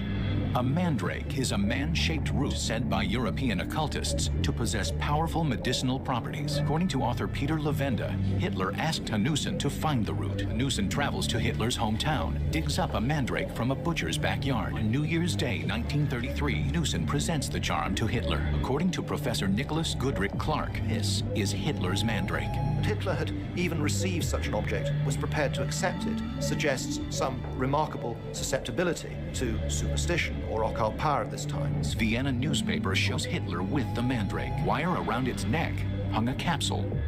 And in this capsule were some verses that Hanussen had allegedly written describing a league or bond between himself, the mandrake, and Hitler.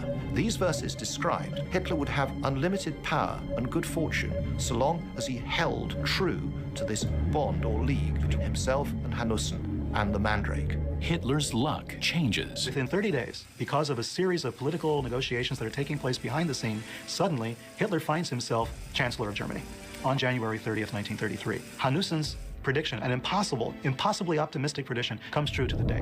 Whether Hanussen read the future or had an inside tip, no one can say. Then, on February 26th, in a seance led by Hanussen, another vision was said to appear. A great building on fire. The next day, the Reichstag, home to Parliament, goes up in flames. Some still question who started the fire, but not who benefited. The Nazis. Within a year and a half of the Reichstag fire, President Paul von Hindenburg dies. Hitler's allies pass a law making Hitler head of state, leader of the army, and master of Germany. Just like that, after performing the mandrake root ritual, he became the master of Germany and one of the most evil people to have ever lived. Since Hitler knew the power of the occult, he knew what power the Freemasons had. Since he wanted to rule the world, he had to first get rid of the Freemasons who were in his way. He decided he was going to destroy the Freemasons and establish his own occult organization. He started his attack on the Masons soon after he got into power. In early 1934, the chief of the Nazi Party's court system ruled that Masons who did not abandon their lodges before January 30th, 1933 could not join the Nazi Party. That same month, Persian Minister of the Interior Hermann Göring issued a decree calling upon the lodges to voluntarily dissolve. In various cities throughout Germany, SS and SA units violently attacked Freemasons and destroyed their lodges. In 1934, the Ministry of Defense banned membership in lodges to all personnel. He turned the lodges down. That's crazy, man. Shout out to Hitler for that, but I don't like Hitler for nothing else. Get broke into the Freemason completed lodge. their takeover and centralization of the Gestapo, the German police forcefully forcefully closed down many Masonic lodges and branch headquarters of the Masons and confiscated their assets, including their libraries and archives. On October 28, 1934, Reich Minister of the Interior, Wilhelm Frick, issued a decree defining the lodges as hostile to the state, and hence subject to having their assets confiscated. Finally, on August 17, 1935, citing the authority of the Reichstag fire decree, Frick ordered all remaining lodges and branches dissolved and their assets confiscated. Just like that, Hitler and the Nazi Party banned Masonry in Germany. Hitler didn't stop here, as when the Nazis occupied France, they took he over broke into France's this joint. He Grand broke Masonic into this Lodge, joint. which was Crazy. the biggest Masonic archive. They forcefully removed all the Masons and stole their rituals and artifacts. The Nazis believed that the Mason archives not only had the Philosopher's Stone, but many other relics that they were looking for. It was one of their main reasons for taking over the lodge. Convinced that the Freemasons held political and esoteric secrets, Nazis launched mass robberies of European Masonic lodges in occupied countries. Were there esoteric documents in these archives? Yes. To have possession of the secret archives of the Freemasons was to fight from within to destroy their influence. It's the largest collection of Masonic archives that's ever been brought together in the world. June 14th, 1940, the victorious German army enters But I'm Paris. literally The conspiracy capital is theories, you declared an dumbass open niggas. city. Okay. Like Belgium and Holland, France has fallen into Hitler's clutches. What happened in Paris in 1940 is the German army arrived. When an army arrives in a city, it tries to neutralize and occupy the centers of power. In the mind of the Nazi leaders, power in France was located in the ministries, the government, the political parties, but also Freemasonry. The Nazis rounded up tons of sensitive documents belonging to the police, foreign affairs department, trade unions, and also Masonic lodges. In the very beginning of Nazi occupation, the French lodges were occupied by German military police. Wehrmacht and Gestapo broke into the most important Masonic lodges, the Grand Orient of France, the Grand Lodge of France, and the Droit Humain. Look how he broke that shit in down. Paris and Bordeaux They got the alone, picture there too. were up That's to a 50 straight raids. tore that joint The up. operation was Look at that. repeated in the Yo, that joint provinces. Between June of 1940 and February 1941, the entire recorded history of French Freemasonry disappeared. In Western Europe, Freemasonry was pulling the strings of liberal democracy, and there was definitely this idea that they would find information that would explain the resistance of Western democracies. With his rise to power in 1933 in Germany, Hitler ordered that all Masonic societies be dissolved. He would put repressive policies in place in all occupied countries, but especially France, where there were 49,000 active Freemasons. An anti-Freemason, Alfred Rosenberg, believed that occult powers ruled the world. He wanted to produce evidence. From the summer of 1940, Rosenberg's military staff raided the Masonic archives, but there was also a pagan branch of regime officials who wanted a new Germanic religion. This mystical movement, which was a mixture of Nordic myths and ancient occult doctrines, arose from a secret racist organization, the Thule Society, which had influenced the Nazi Party from its inception. The Thule Society was actually formed by a breakaway Masonic lodge, meaning it operated totally independently and was very much into esotericism. Nazis were attracted to its philosophy and took inspiration from it. Founded in 1918, Thule's members included future key figures of the regime such as Rudolf Hess, the Führer's right-hand man, Hermann Goering, and of course, Alfred Rosenberg. The Thule symbol even inspired Hitler for his sinister swastika.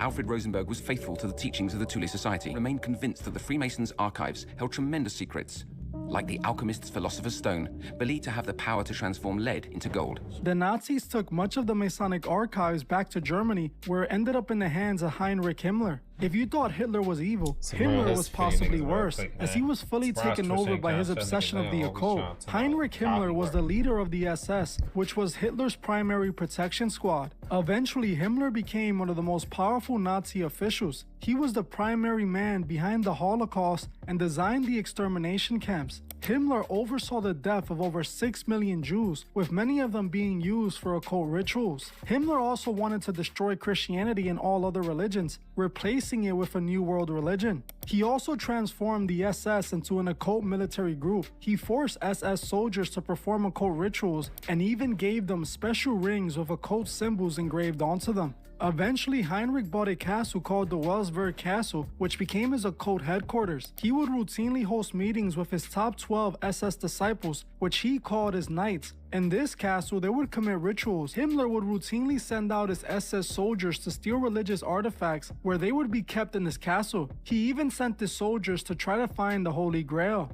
This is around the same time Himmler began to see himself as the reincarnation of a former king. Himmler's evil was unmatched. His methods were directly connected to the occult, and his obsession with forcing the world to follow his pagan religion. Hitler and Himmler knew the Freemasons were the ones truly controlling the world. They knew the Masons were all in positions of power, so they tried to destroy them. And this is what led to the United States involvement. Hitler and the Nazi Party were a massive threat to America. America was built by Freemasons, so it made them a target of the Nazis who wanted to remove Masons from power. It was already known that Hitler was secretly planning to invade America. He secretly planned with Japan in 1941 to go to war with America as long as Japan started the war. America joined the Allies not only to retaliate on Japan, but to stop Hitler from destroying Masonry. In fact, after the war, all the Masonic archives the Americans recovered that belonged to France were some shit you expose. Actually, you exposing. Expose these Masons, man. Where's the Mason video at? Hold on, let's go.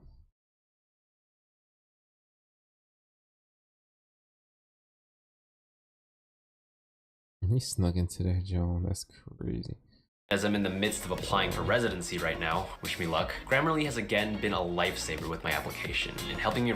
Before this video starts, I just wanted to let you guys know that they took down Dancer's video of the Bohemian Grove ritual. He was hit with a copyright strike claimed by the Bohemian Grove themselves. Because of this, I have removed all footage of the Bohemian Grove from this video. I also took down one of the videos covering his Bohemian Grove situation. Sadly, this is just another instance of the elite trying to silence the truth. And unfortunately, in this situation, there's not much he can do to bring the video back up. This just lets you know, they don't want you to see that footage. When I first saw the footage of Dancer breaking into the Bohemian Grove, I was amazed. I said finally someone got us good quality footage of the Bohemian Grove. Since the moment I saw his video, I wanted to speak to Dancer in order to ask him all about it, as I had so many questions. After making my video on him infiltrating the Bohemian Grove, he commented on my video shortly after its release. From there, we were able to talk on Instagram, where I asked him to do this interview with me. He agreed, and we did the interview, where he told me all the interesting details about his Bohemian Grove infiltration.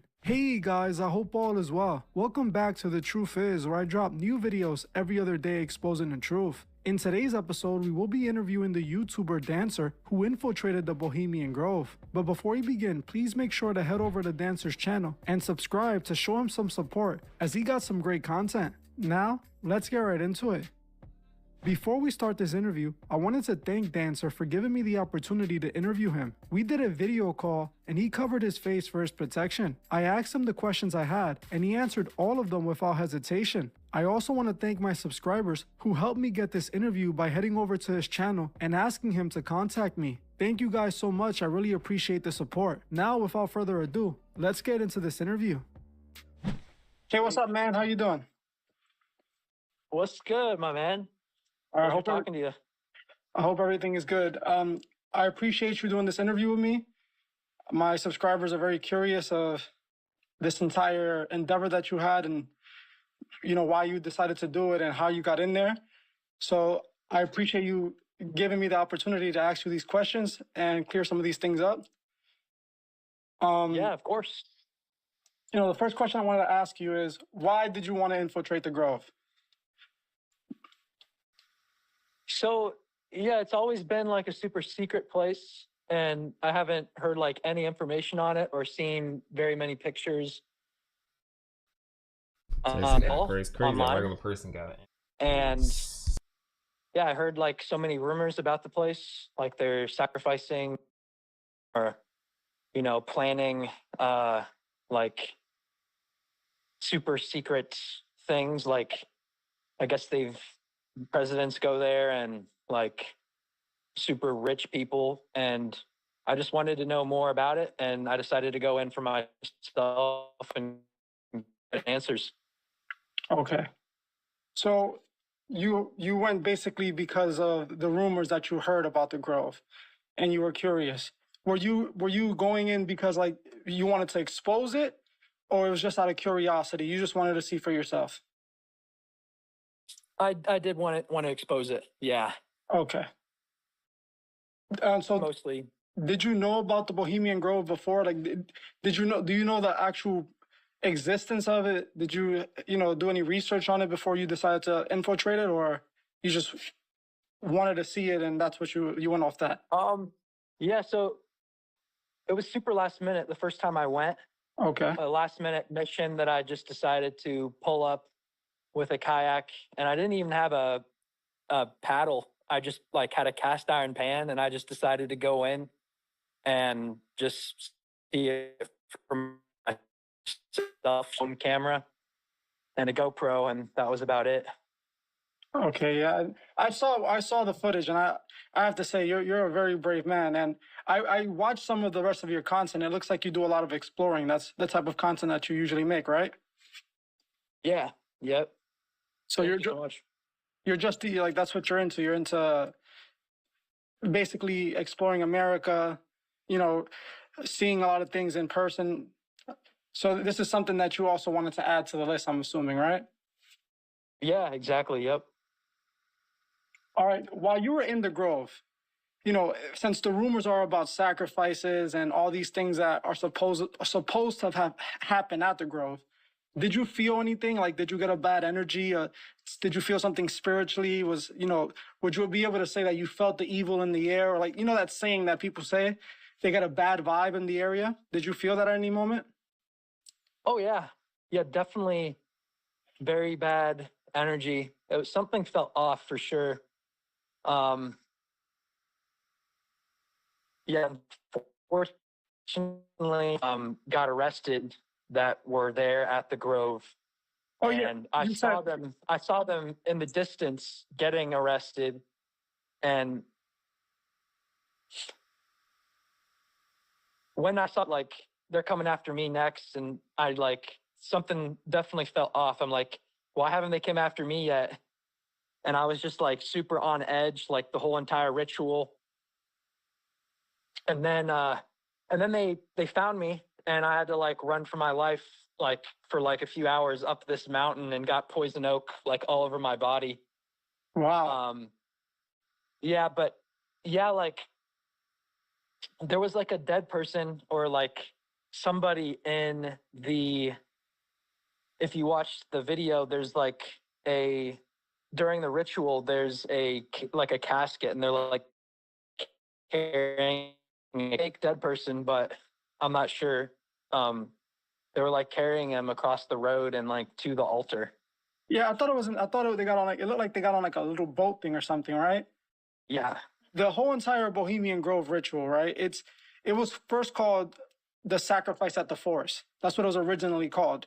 And it's supposed to be a reenactment of the sacrifices that were done to Moloch. If you know the Bible, Moloch was a deity that people would sacrifice to for financial success and for future generation success. So essentially, they're reenacting this.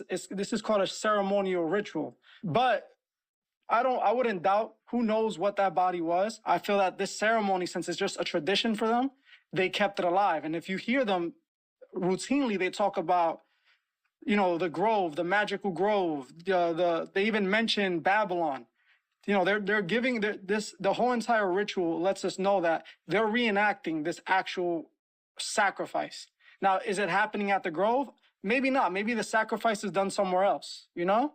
But these rich people are coming here for sure and participating in this sort of reenactment of the ritual, a play version of it. All what you. Hey, Ryan Reynolds here for, I guess, my 100th Mint commercial. No. Phil, I tell people all the time, the spiritual world is present with the actual physical world. As much people don't want to believe it, because it sounds like mumbo jumbo, the richest people in our world, they believe this. The politicians, the entertainers, whatever you want to say, athletes, all of them, they believe in this because this is how high society behaves. This is something that they've been into the entire time. But that's interesting that you felt that. And you mentioned there was other people, right? Did those people, were they your friends, or these were people that just decided to infiltrate the same day? Those are people that they're my friends. Yep. Oh, did you know, or do you know if they're okay? Oh yeah, they're good. They're good. We picked them up from jail the next day, but they got tons of charges that are probably going to be dropped. But yeah, they got hit with felony conspiracy and felony eavesdropping charges. Yeah, I never even heard of eavesdropping. Yeah, it's kind of crazy. They're just trying to hit them with whatever they can. And they're getting misdemeanor trespassing. And you see, but I did have a. Go ahead. Sorry. Oh, I did have a question for you. I thought Moloch was the child sacrificing god. Yes, Moloch is not only a child sacrifice, they would do routine sacrifices. And Moloch, throughout the generations, they use different deities. Like, for example, do you see how Greek mythology and Egyptian mythology and Roman mythology, they all worship the same gods. They just gave them different names. So the original gods are the Egyptian gods. These Egyptian gods, well, obviously not, the original god is God, but the original pagan gods, what I'll say, what started the mystery schools were the Egyptian gods. And the Egyptian gods like Horus, Isis, Osiris, these gods have their own Greek version. Greek version also have their own Roman versions of the same exact gods, just with different names. So essentially this Moloch it's the same thing. It's like when the Templars were caught sacrificing to Baphomet. Baphomet is an alchemic god. Any moment that you feel like you were in danger? Yeah, like obviously once I saw my buddies getting like, you know, arrested, yeah, eventually I heard a bunch of like rustling in the bushes behind me. I was like on a sloped cliff and falling behind me and like rustling in the leaves. And I was like, and then I saw like a light behind me and I was like, somebody trying to sneak up on me. And there was a security guard trying to find me and he was trying to get me.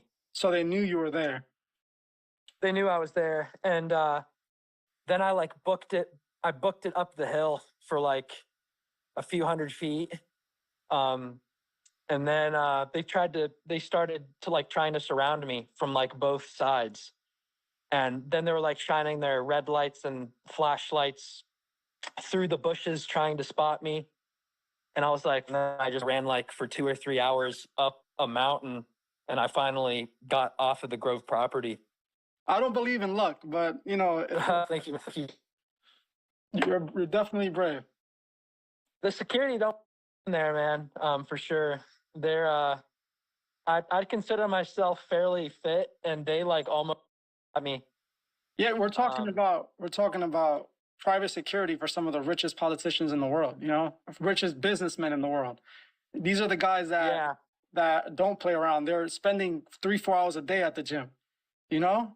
And the fact that you got away, you don't know that those woods, they're supposed to know those woods. So, you know, you're just, I'll say that you were just protected by God, in my opinion, because honestly, they know those woods. They're supposed to be able to cut you off at a certain place or know where you're going to be, you understand? Because they understand these woods and they should have walked. But realistically, what you did, I'm always going to praise you for it because this is what people were called conspiracy theorists. They were called all these crazy things and all this. When they're doing it, what you saw it all with your own eyes. What's the point of these people playing around and doing this? Would you want to mess around and act like you're sacrificing someone, even if it's just pretending? Yeah. Yeah, I guess it's not as high security as I thought, because like there should be like trail cams, like sensing, but I guess they don't have any of that stuff. My theory is that you went into the woods, you know, and I don't think that they were expecting someone to go through the water, jump into the woods. You know, I don't think that they're expecting you to try to come in through the front door like everyone else does. Everyone just tries to go to the front main entrance. The cops are waiting for them there. They get sent on their way. You actually infiltrated it. And now knowing that you did this, they might next year have all this extra security set up, you know? That was also one of my questions is why were you willing to go back? Did you feel like you wanted to catch this ritual, or was it you felt like you needed to go back? I was invited by a friend of mine, a YouTuber, Reckless Ben, to come infiltrate it again. But yeah, his original video is the one that inspired me to go out there and infiltrate it. But yeah, I just wanted to expose it and see it for myself, and the people deserve to see what's going on. And I wanted to see it for myself as well. And I caught it in 4K. Definitely. Now, one question is this question is because a lot of subscribers, when I posted the video, and still to this day while they're watching it, they believe that this was a whole PSYOP mission. They invited you in.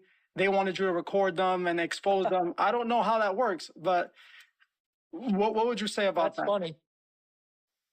That's funny. You disagree? Yeah, I'll say right now, like, everything I do on my channel is 100% real. Like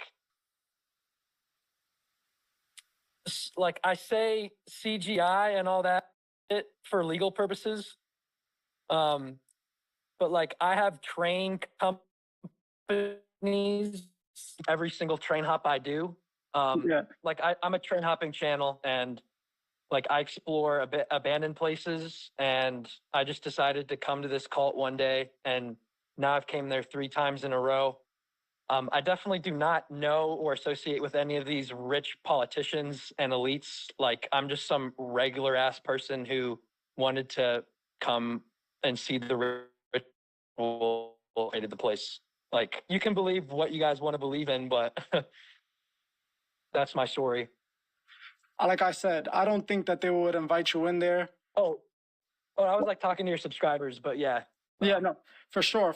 And it's not all my subscribers, you know, it was just a handful of people, because the stuff that I talk about, they worry for me. And I said, I made it clear that I wanted to interview you because I wanted to, you know, sort of pick your brain and see what was your thoughts on this and why did you decide to do it. And I see that you had good intentions. You wanted the people to see the truth, and it worked out for you because millions of people saw the video. Millions of people were able to now see that this place is real. It's not a joke. It's not some make pretend thing. And now we have 4K footage. Also, people wanted to know why YouTube doesn't take your video down, but that's just not how it works. You're not breaking any community guidelines. You didn't do anything that essentially, if YouTube didn't say it's a community guideline, there's no reason for them to take the video down. And honestly, it's their fault. Like if they didn't want someone to break in and infiltrate them and record them, they should have had better security. They should have been able to protect their grounds better. But they, you know, it is what it is. And we deserve to know. These are the people that run our country. So at the end of the day, we deserve to know what's going on and who are we electing people, you know, the people to run our country are doing this. And then we wondering why all this stuff goes on. I want to see the video. Let's see it. Let's see if the video's up. He infiltrated Bohemian Grove.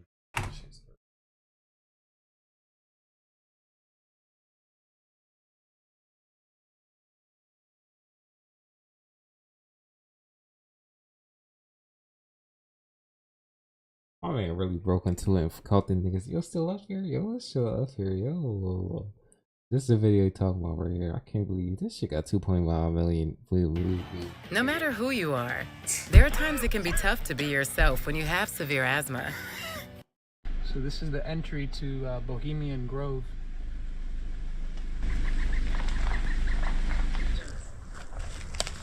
It's like a secret cult deep in the redwoods, where they host super private meetings. Presidents have been here, super powerful people with tons of money. The plan is to infiltrate the site and see what's going on. I want to see the owl statue. We'll see if we can get in. The sun is about to set. I don't really feel comfortable doing this if it's not dark. I think the FBI is probably involved, CIA maybe. I mean, these are all rumors, I don't know, but whatever's going on in there, it's creepy. I'm not gonna explore too much, and I'm definitely gonna try to see that owl statue and where they do some sort of ritual. It's a man-made lake, it's a reservoir, and there's an owl statue right behind it.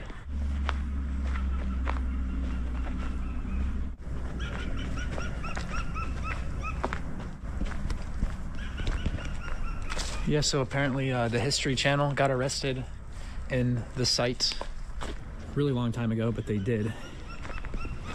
I ain't got that. Harry, go. Being in jail sucks. I had my mugshot taken. Alex Jones, he like snuck into the site a really long time ago. He snuck like a camera into the grove. The owl is in his leafy temple. That's all within the grove. Look. Conspiracy theory, right? Lift up your heads, O ye trees, and be ye lifted up, ye everlasting spires.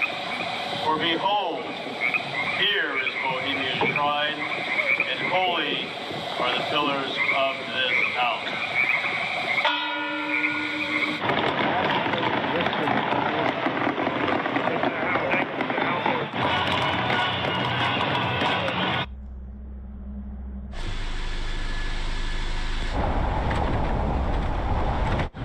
No, that right there is really, really sad to see. Like an old growth forest like that being completely destroyed and turned into a golf course. This might be the best way into the site. That water's deep and it's cold as fuck. Some workers chatting over there. That golden sun. Woohoo!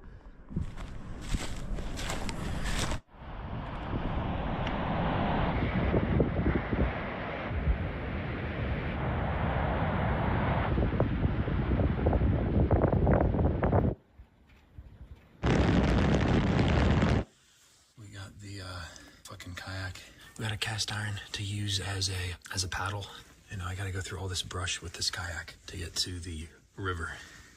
We got through all the hard shit. That was not easy. This will be like the last time I use my flashlight until we actually get to the owl. There's a road over there, and there's actually a Bohemian Grove guest house thing, like right over there. The game plan is go over this mountain.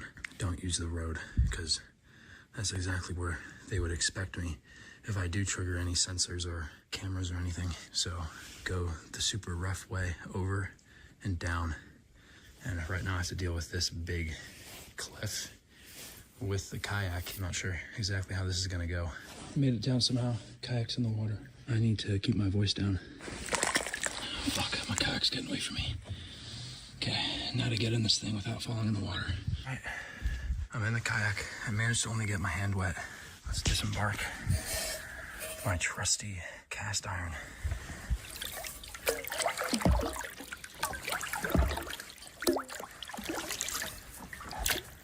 Why do I feel like this shit's sinking? Is this shit sinking? Yeah, we're in the thick of it now. I think this is a kid's kayak. I think I'm too heavy for it.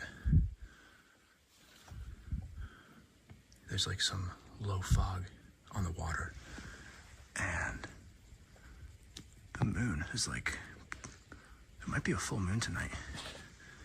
So.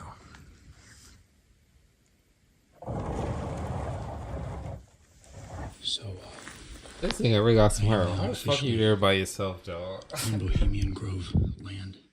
There's a fishing pole right here. I think I gotta hide this kayak better just in case anybody comes down here to check out the beach for whatever reason. So, it looks like there's an RV or a truck right there. I need to get the fuck in the trees right now before they see me or hear me. I got a feeling there's gonna be a shit ton of bushwhacking involved. And it's steep as fuck.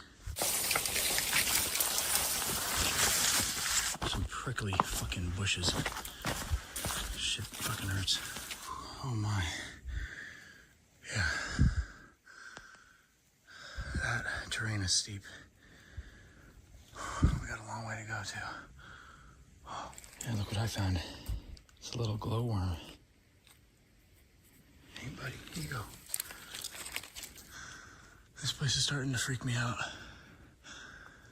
I'm hearing very weird noises. What the fuck was that noise? I'm imagining that the things making the noises are like people dressed in owl costumes. I did find a road. This might be a mistake using the road, but I'll try to be extra quiet. And if I hear anything, I'm definitely gonna just dive in the bushes and hide. Our first little fork in the road. We have 1, 2, 3, 4 options. That's where I came from. I'm leaning on it, going this way or that way. I'm gonna go this way. Lookout Mountain, Sunny Road Trail, Museum.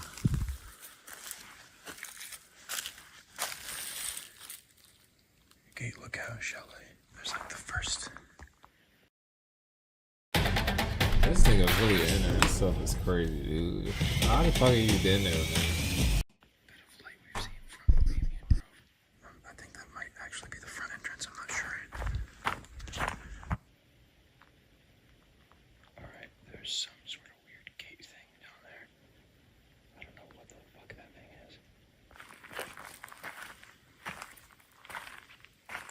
Called him 4K. This nigga's really exposing this shit, man.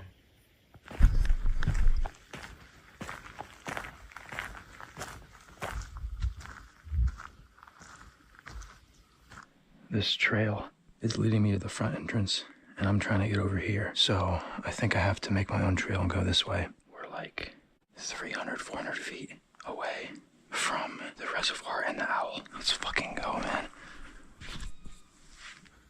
There's like tons of houses, and there's like lights on in each one of these houses.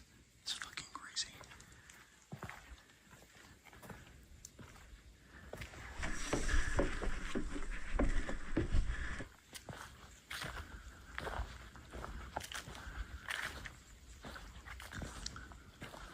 This thing was really in there though, dude. This is really 4K footage of this stuff. Like, how are you in there?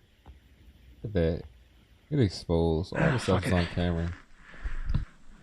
I think it's probably okay. I guess we'll find out in a second here.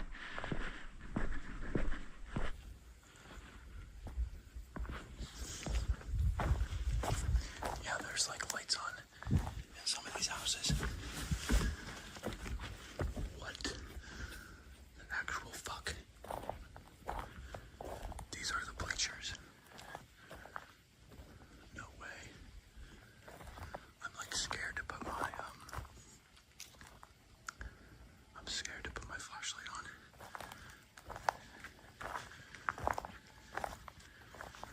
Yeah, these are just, this is seating.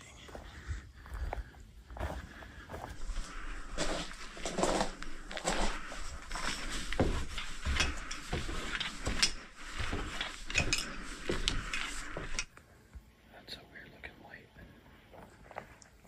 I don't like that.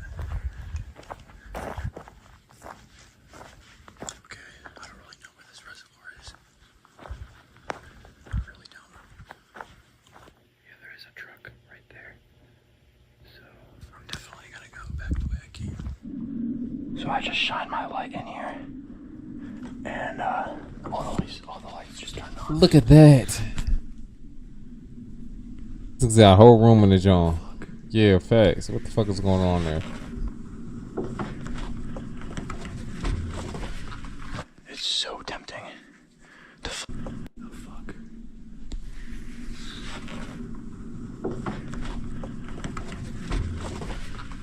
It's so tempting to flash my flashlight right now. Fuck. I'm not gonna do it. These are just all tables. It's like where they eat.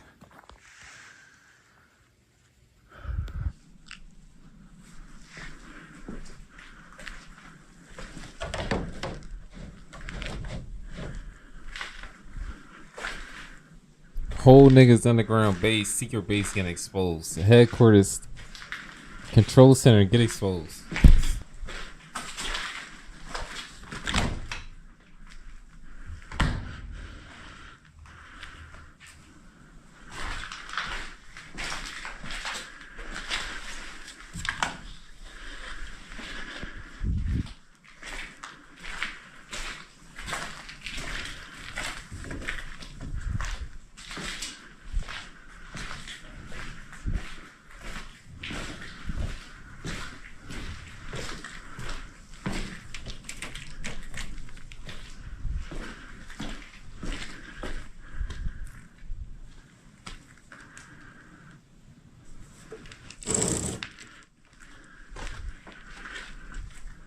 Josh Peck.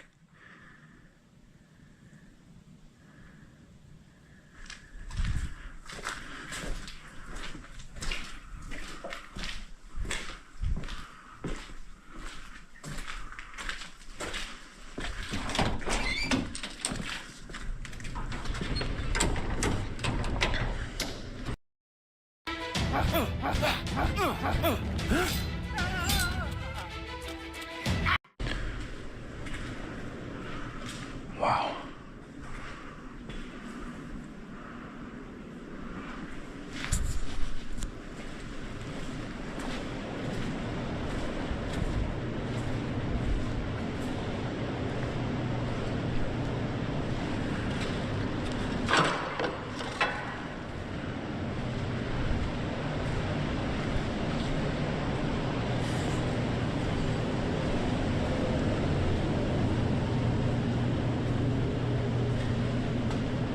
Damn. They got a lot of people to feed in here.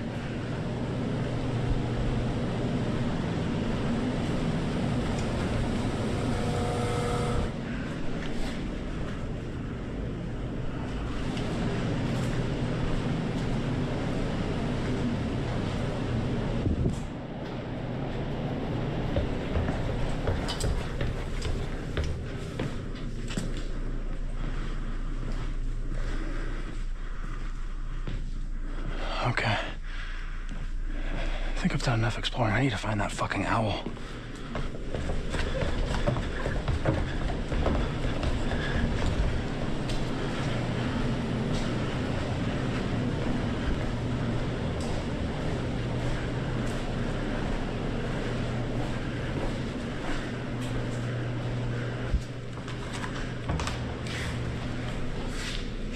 Ooh, that smells.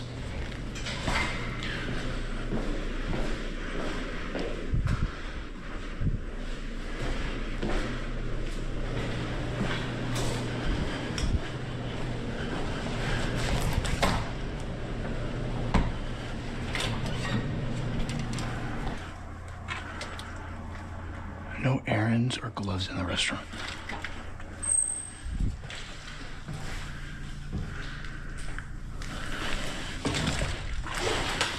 Oh, this is aprons, not errands. So this is apparently the reservoir. It's like super, super low. Where the fuck is the owl statue? Is that it? Oh my God, that's it. Is that actually it?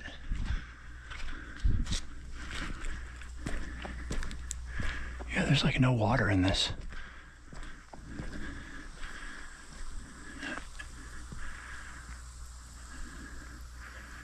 Yeah, here's where you see all the pictures online. And that's the owl statue. Holy fuck. Dude, I'm actually here. This is insane.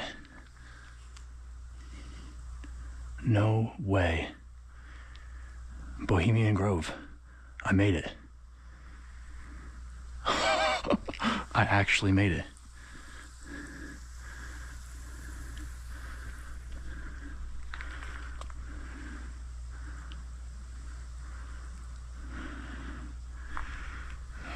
Bohemian Grove, bitches. I'm here. I'm doing it. And if I shine this light for any longer, I might get fucked.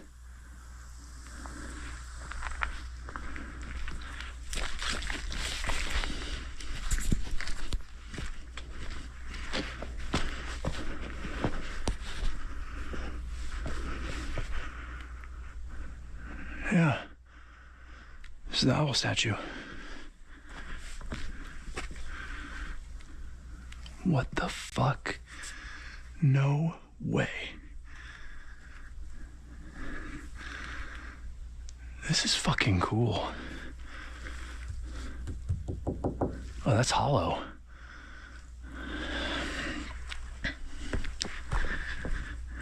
They need to fill this pond up.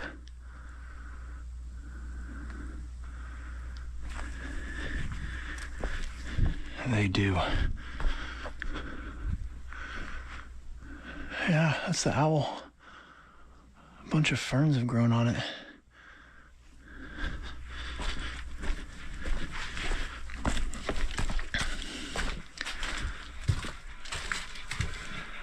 My nigga all in the headquarters, so like this is exposure. He's all up in the headquarters. These just got exposed, man. Get this shit exposed.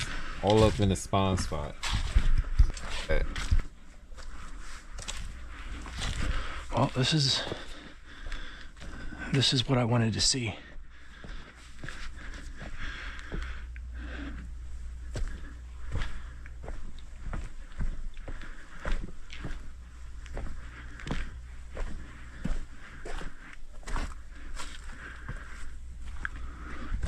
Oh, no way. You can go like behind the owl. I got some outlets.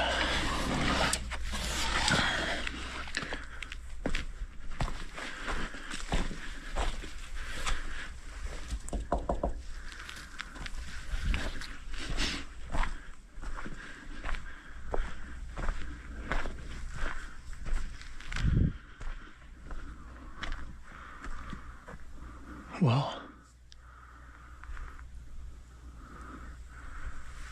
it's time to leave this place now.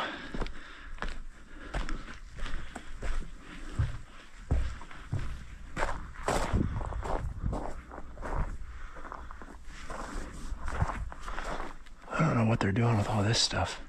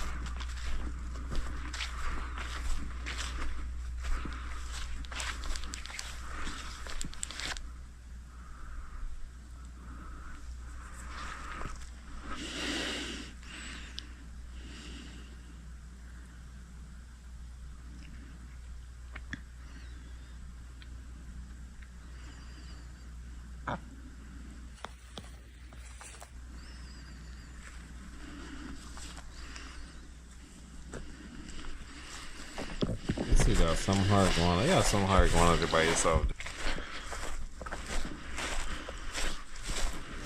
See you at Bohemian Grove. Maybe I'll be back one day. I doubt it. But yeah, shout out to Reckless Ben. Gave me a little bit of info on how to infiltrate this place. When the sawdust settles and the engine roars, the thing you care about is a job well done. But when Oh, that's gross.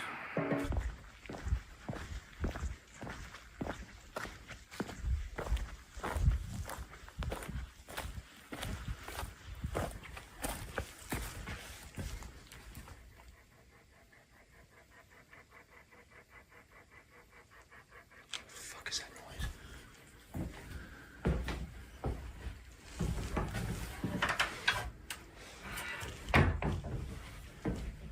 Wow, this is nice. I don't know why the light's on. There's like tons of little houses. I guess that makes sense.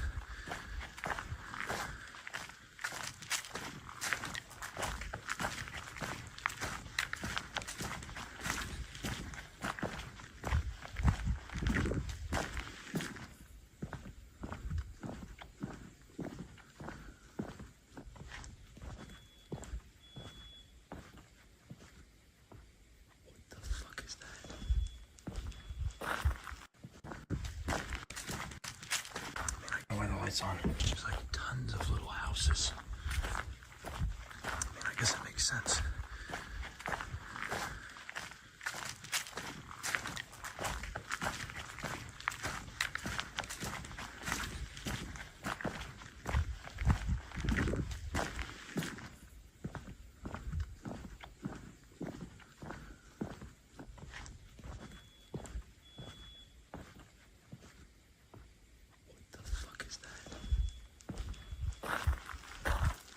I kind of want to see what that noise is, but no, I'm gonna get the fuck out of here.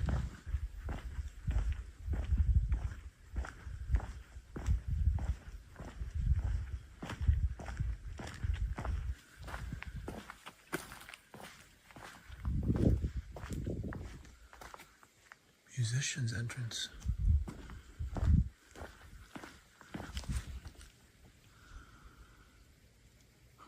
That's the guest house. Oh, there's a car right there. Yeah, I'm not gonna fuck with this place. I don't know why all the lights are on. It's like fucking 2:30 a.m. Oh shit. Monitored by video camera. Oh, there's a camera right on me. Beach access closed. Well, bro. There should be like a guard sitting in here, probably. It might be closed, but I need to get back to my kayak. Oh, fuck me.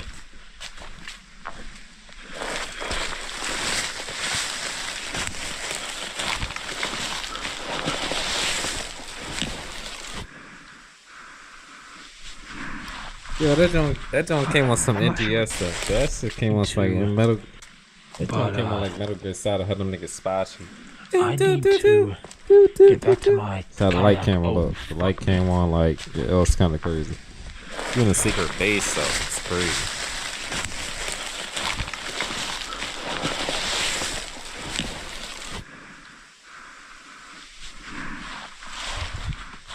I'm not sure which way I should go. That's one hell of a bridge.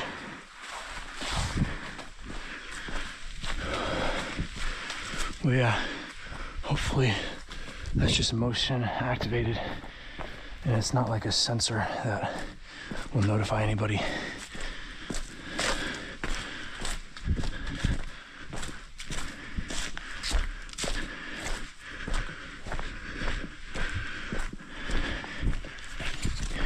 You just have to be careful going in. Coming out, you can be a little bit less careful, as you can see, because you're leaving. You're not coming in. Oh yeah, fog's rolled in.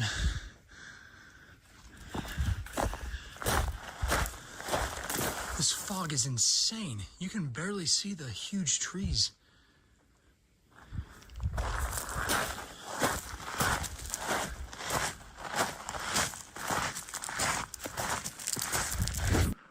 I'm lost.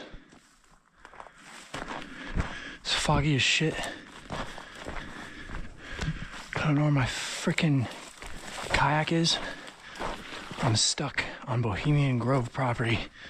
This is not good. So I walked by this, but I don't think this is where I came from. There's like so many logs. Yeah, I gotta be further down. There's gotta be. Okay, there's the truck. Now where the fuck is the kayak? This isn't fucking funny anymore. I need to find that kayak.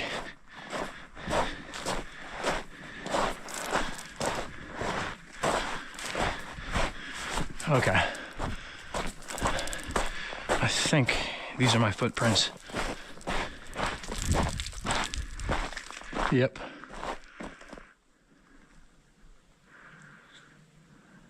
Dude, I can't see jack shit. This fog is so dense. Oh my God. Oh my God. Cast iron.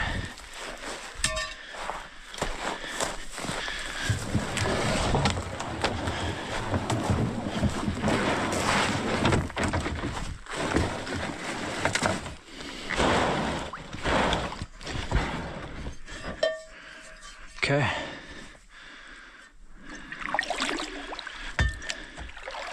Now I can be not a stealth. Because I'm officially off Grove property. I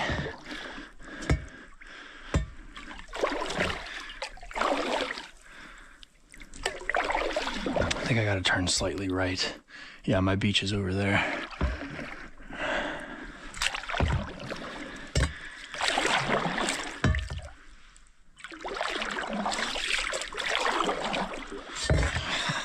Can't believe I'm using a cast iron as a paddle. Oh, okay. Just like that. And the fog has nearly disappeared. Oh shit, oh shit. Dude, why do I feel like I'm like way too big for this and the water's like right fucking on me? Oh God, I just got it down my pants. Fuck. All right.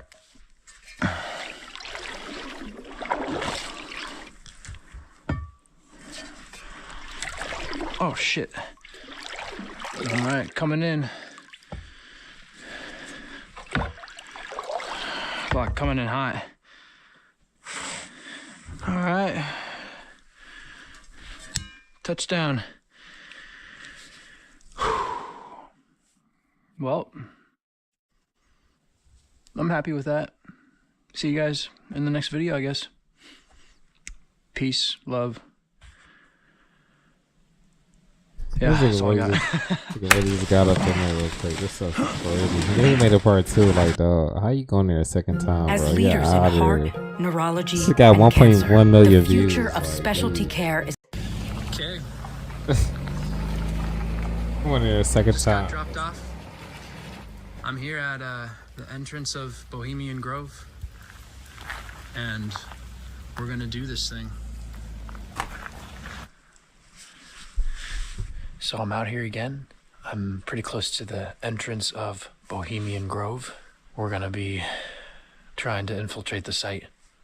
This is Bohemian Grove Infiltration, Part 2. Yeah, this should be fun. I was on the Joe Rogan podcast a few weeks ago, and Joe Rogan 2078. Yeah, he called me a loon. He called me a crazy person for using a cast iron pan. You know, it was the only paddle that I had available at the time. This was a last minute mission that I wanted to do. Yeah, I didn't have a paddle, so it was the only paddle-like thing I had on me. So I had to use what I had to do what I had to do. I think the cast iron worked pretty well, but this time we're not going to be going across the river because there's been a lot of rain in the last few weeks, and that would be a really stupid idea because the water is rushing super fast. So we're going to be trying to go by foot. We're going to be probably army crawling around security, around the security booth. Yeah, that's pretty much it.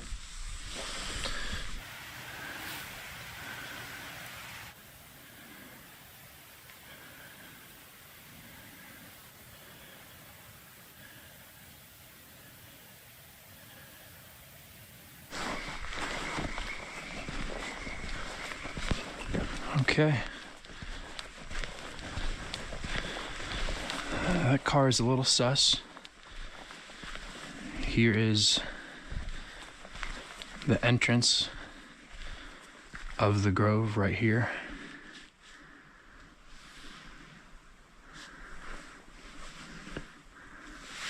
Bohemian Avenue and Railroad Avenue.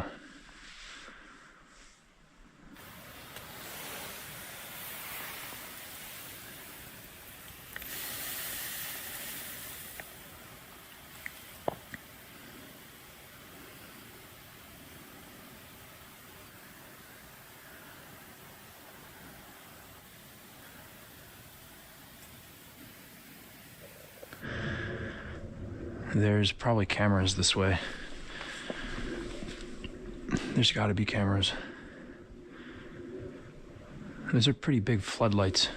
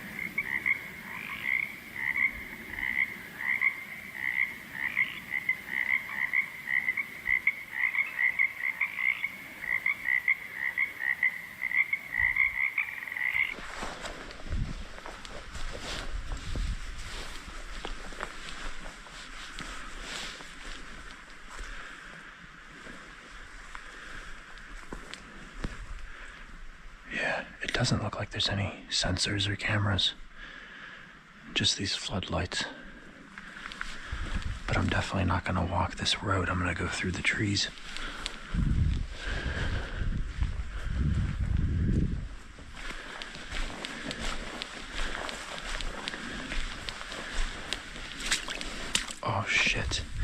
This is all hella flooded.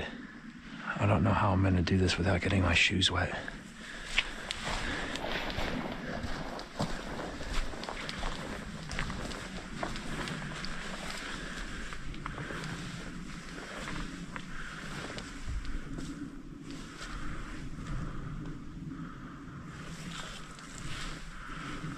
What the fuck is that?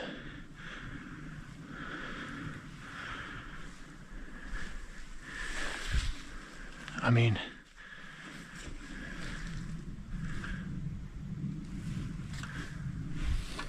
oh shit.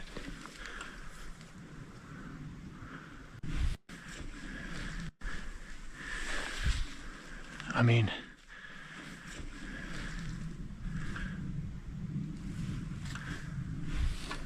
oh shit.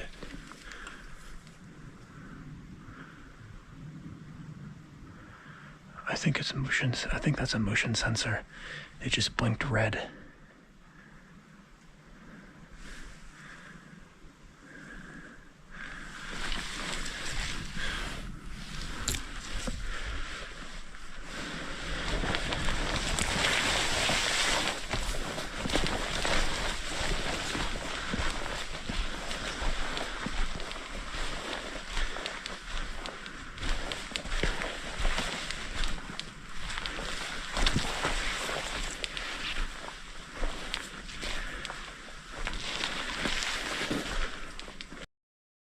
After this video, your life is never going to be the same. So I need you to stop whatever you're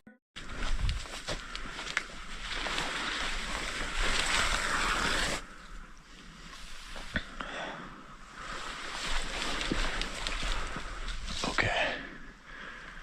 So, it looks like that's the main gate way down there. I think I'm gonna try to hop the fence over there and take that road as far as I can.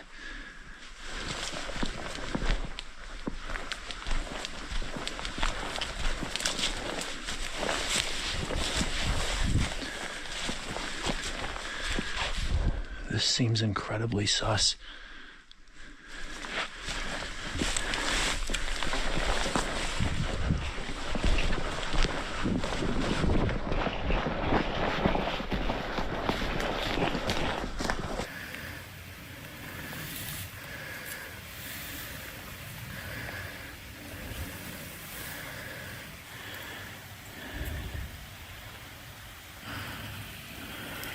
Yo, this is crazy. This dude really in here, dude. This ain't no troll stuff. This dude's really out here at the fucking stuff. The secret headquarters. Oh, there's a spider right there.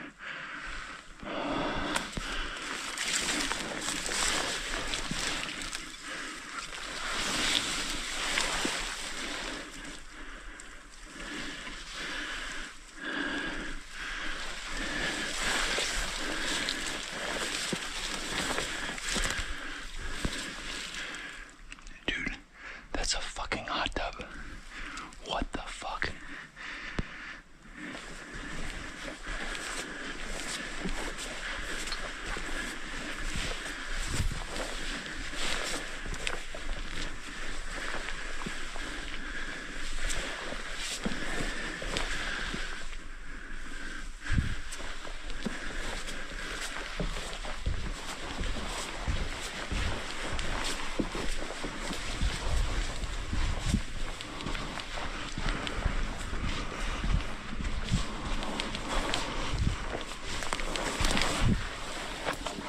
Holy shit. That is definitely the security's house. There's two big white security cars that I just walked by. I have no idea what the fuck this building is.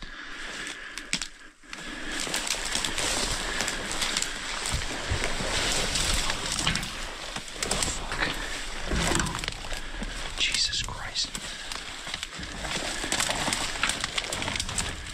Fuck.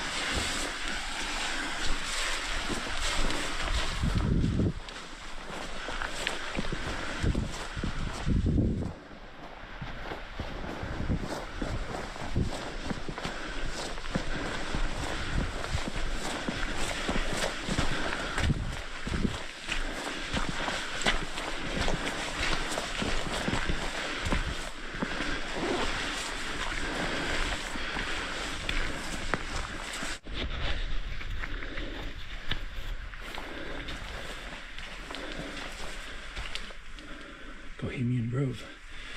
It's like the owl logo. Damn.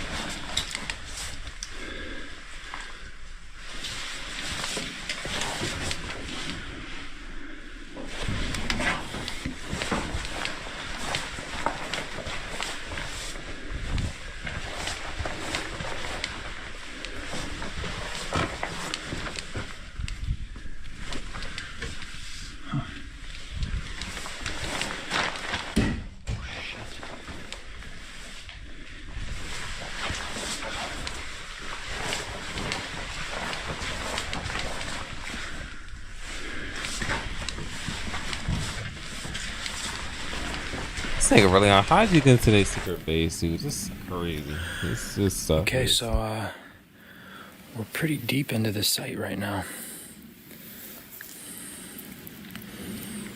And we're trying to get to this red dot right here.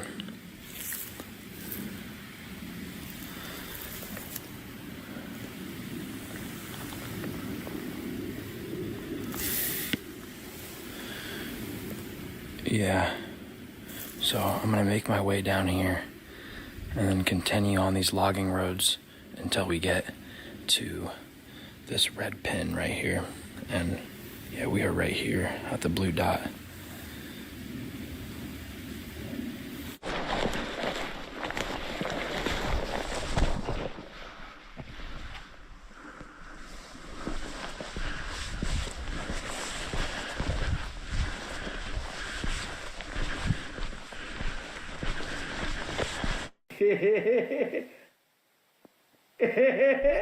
Who's that, dude? This one has video. Oh shit. Oh my god.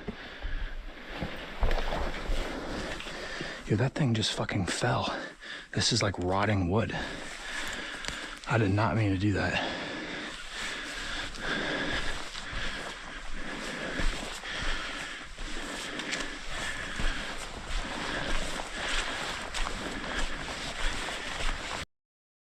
A lot of people are looking for a breakfast option that's easy, tasty, and healthy. But no.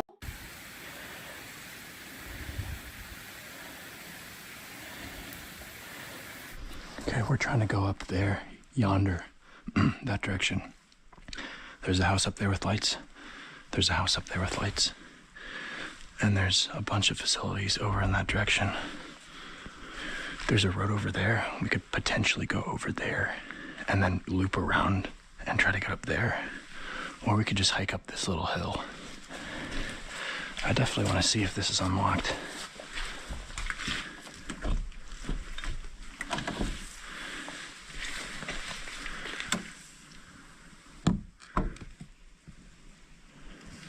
It's definitely locked.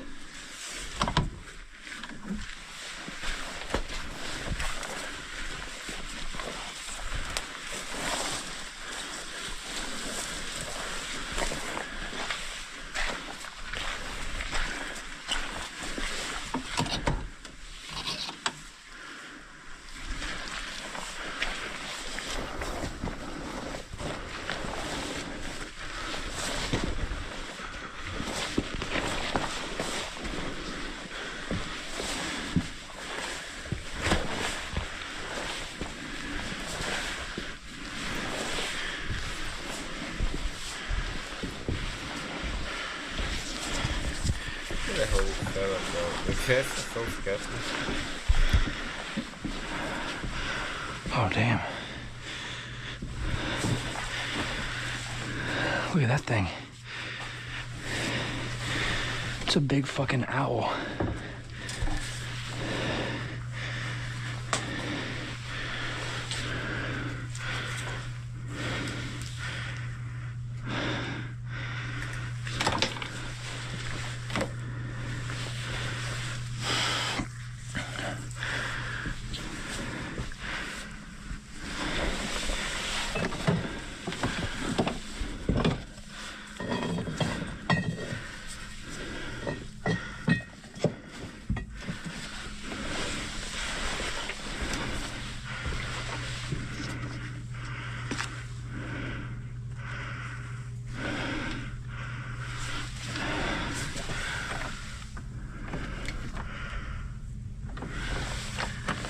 Somebody locked that.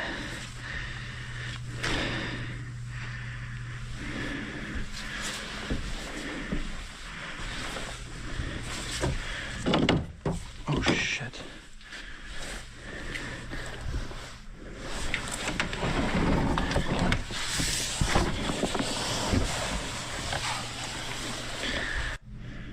So yeah, this area is apparently called Camp Hideaway.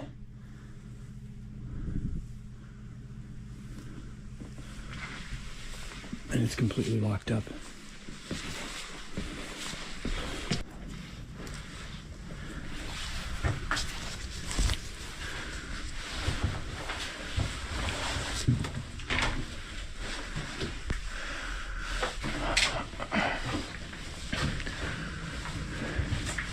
PP room, stationment.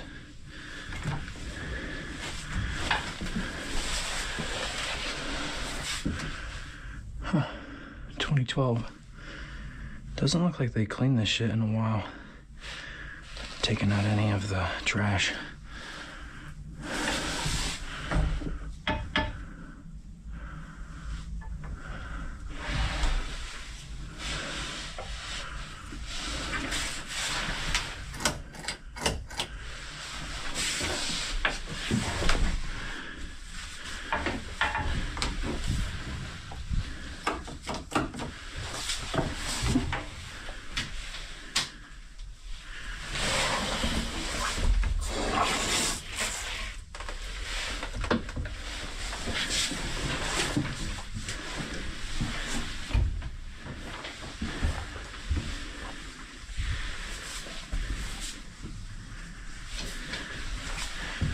Oh, damn.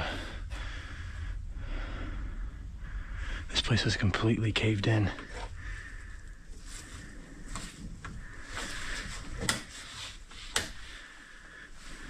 This looks extremely dangerous.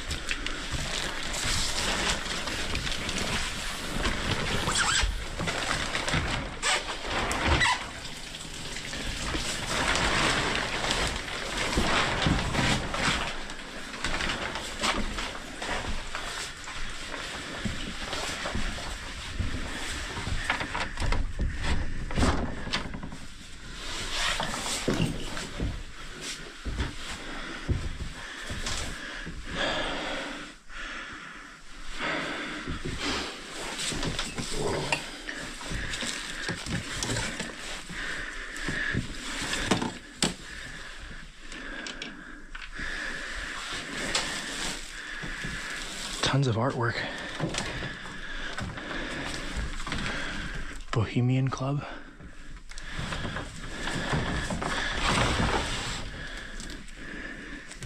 Smokey Robinson.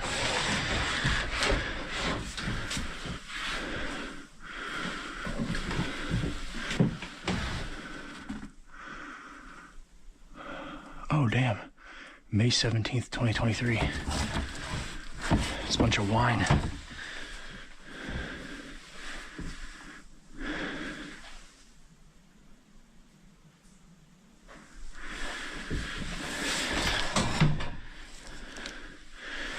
I mean, I could go through this shit for hours.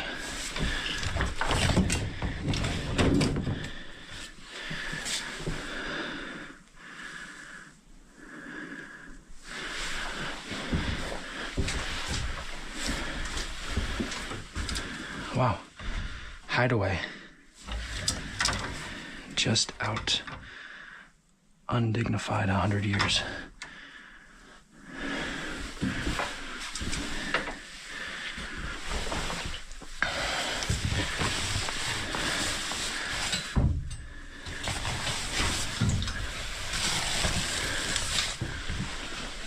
Wow.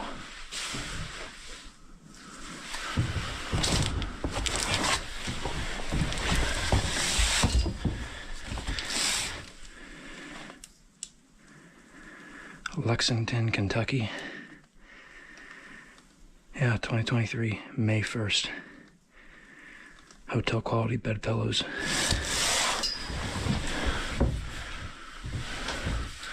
Hotel quality bed pillows.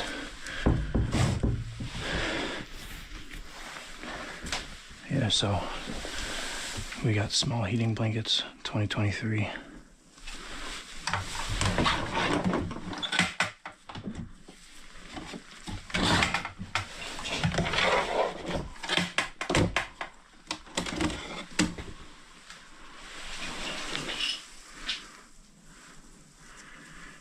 Camp Hideaway, 1995. Ed Armfield, Bill Green, George Hopiak, Bill Haydorn, Fred Walter, Joe Rafferty, and so on. And that was 1995. This is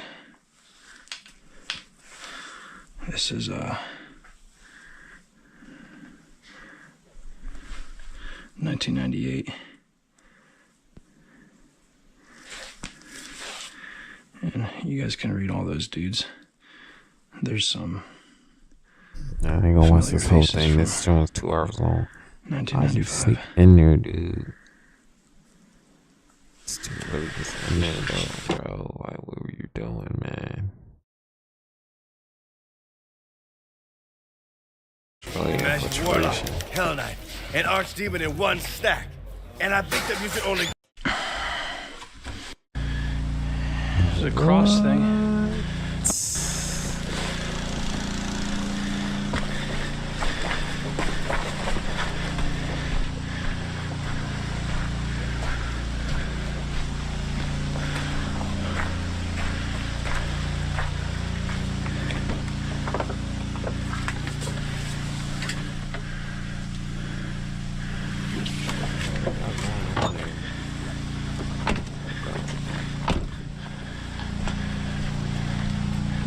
What they got to use Yakusho? This just got like, look at the Yakusho. This is.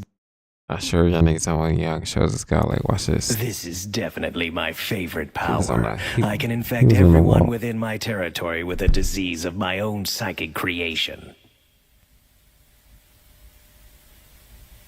I change these demon insects to be my carriers. The weaker the victim's energy, the faster the disease can spread. Your friends will last 30 minutes, and then I'll get to watch them die. You're gonna regret saying that one! I'm running advice for bad guys. It's called Don't Piss Me Off! Sex. One within my territory with a disease of my own psychic creation. I change these demon insects to be my carriers. The weaker the victim's energy, the faster the disease can spread. Your friends will last 30 minutes, and then I'll get to watch them die. You're gonna regret saying that one! I'm running advice for bad guys. It's called Don't Piss Me Off! I change these demon insects to be my carriers. The weaker the victim's energy, the faster the disease can spread. Your friends will last 30 minutes, and then I'll get to watch them die. You're saying, You're gonna regret saying that one! I'm running advice for bad guys. It's called Don't Piss Me Off! how to adapt what's on the wall. This is fire. Look how he ran on the wall. This is so fire to me. I My learned favorite from stuff from the Keto about show. you He was on the psychics. wall, he Your ran, powers dude. fade when you're asleep. So go to bed. Look how he got up. No time to sleep. Pure anime. I'm working a double shift. Hey! Let's see if you can catch me. You Look at that. This kid died. The weak. I change these demon insects to be my carriers. The weaker the victim's energy, the faster the disease can spread. Your friends will last 30 minutes, and then I'll get to watch them die. You're gonna regret saying that one! I'm running advice for bad guys. It's called Don't Piss Me Off.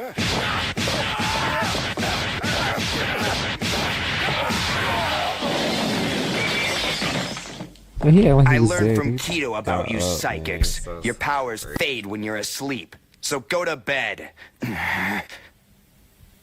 No time to sleep. I'm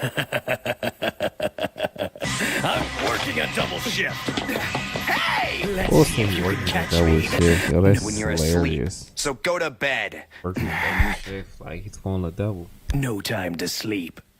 I'm working a double shift. Hey! Let's see if you can catch me. Damn it! Look at the music right here. Yeah, the music is so fire when Yusuke was chasing him. I'm working a double shift. Hey! Let's see if you can catch me. Damn it!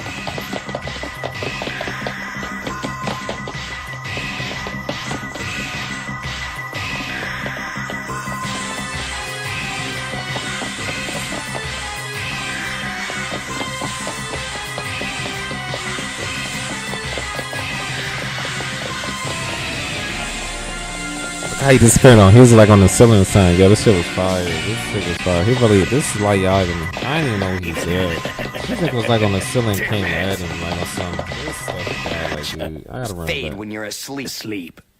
Pull it off. This dude was like on the ceiling or something. I'm working a double shift. I don't even remember what happened, but I know this dude was like on the ceiling on the wall or something. That was.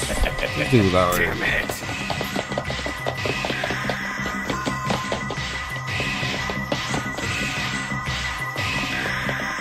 He was like on the ceiling on the wall. He had his hand like this. He did something with his hand.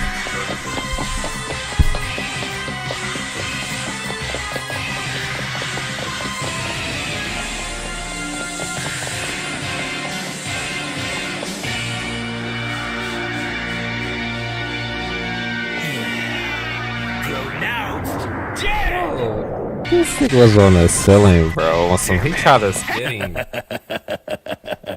I'm working a double shift. Hey! Let's see if you can catch Oh, me. he on the ceiling, man. You trying to stand. Damn it!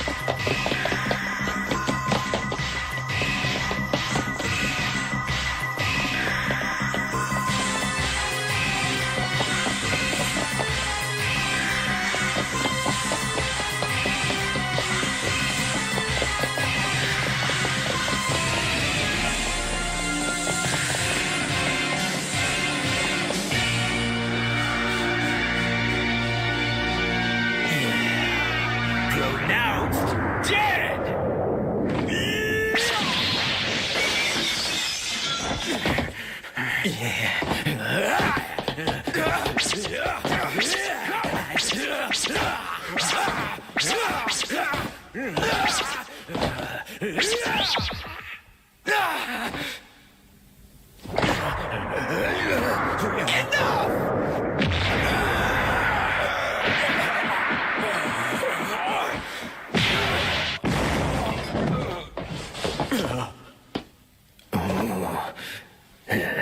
You can't win. Super strength and endurance? You're not built like a normal human, Doc. Yet another one of my medical talents. I can manipulate my body's chemistry to tweak my performance. Pumping adrenaline makes me stronger, and cutting off my analeptic chemicals makes me incapable of feeling pain. I wish you would have told me that earlier, MD. Here I've been going easy on you because I thought you were a human, but now I can bring out something special and not feel so bad. Go ahead. I'll bring out mine as well.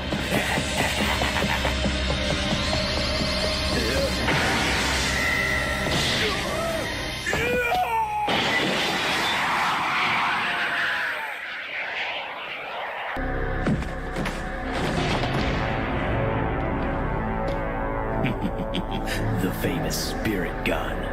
That was a warning shot for the human inside you. Next time I won't miss.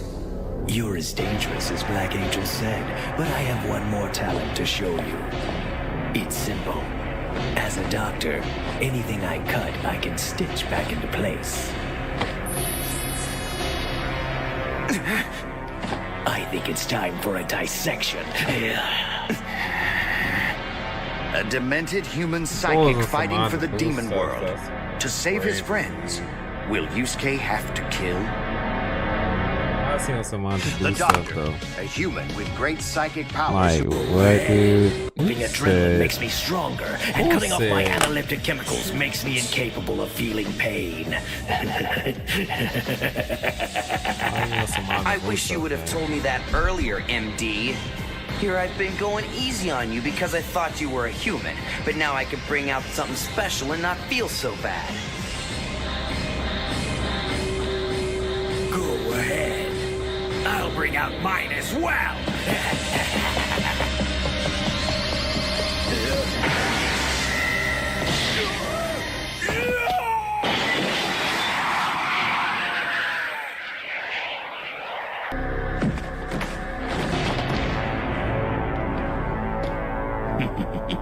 The famous spirit gun.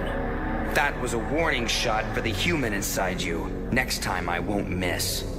You're as dangerous as Black Angel said, but I have one more talent to show you. It's simple. As a doctor, anything I cut, I can stitch back into place. I think it's time for a dissection. A demented human psychic fighting for the demon world.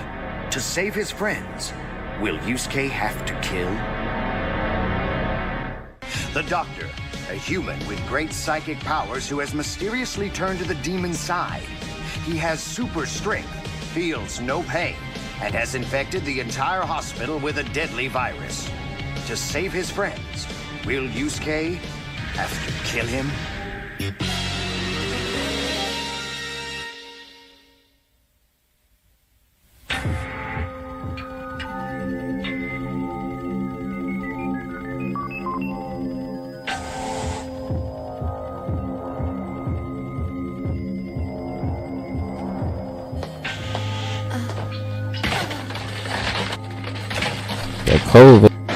COVID-19. You're as dangerous as Black Angel said, but C19, I have one more man. talent to show you. It's simple. As a doctor, anything I cut, I can stitch back in place. I think it's time for a dissection. These powers we psychics have acquired, I think they relate to our own talents and personalities, like me, a doctor. I developed the power to save patients who would otherwise die on the table. But then I chose to use my gifts to kill. So tell me, which one of your friends is pulling your strings? Really, which one? Is it Seaman, Game Master, Gourmet? You're not sane enough to be the leader. You know their names? All 7. But I need you to fill in the other blanks. What's your boss's name? And how is he planning to beat us? What's his power? And where the hell are you hiding out?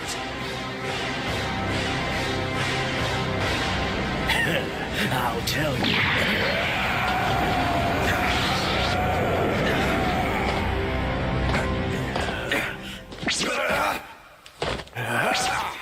I don't know how to break this to you, Doc, but that's really not how you answer a question.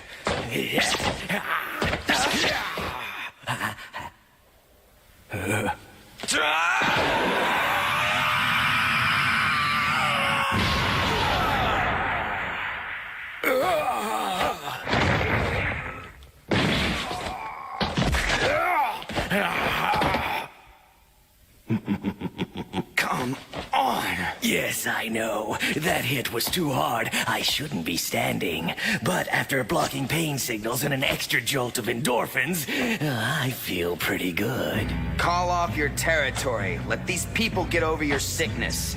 And I swear I'll let you live. Yes. But you won't let me go free. Of course not. You're going where straitjackets are dress code. No, but that won't help. Once I spread my virus, I can't reverse it. Even if I leave.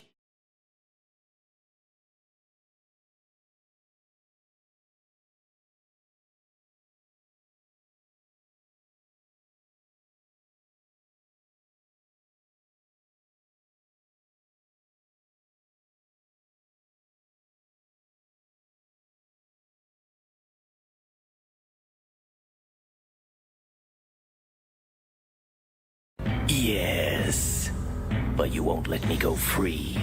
Of course not. You're going where straitjackets are dress code. No, but that won't help.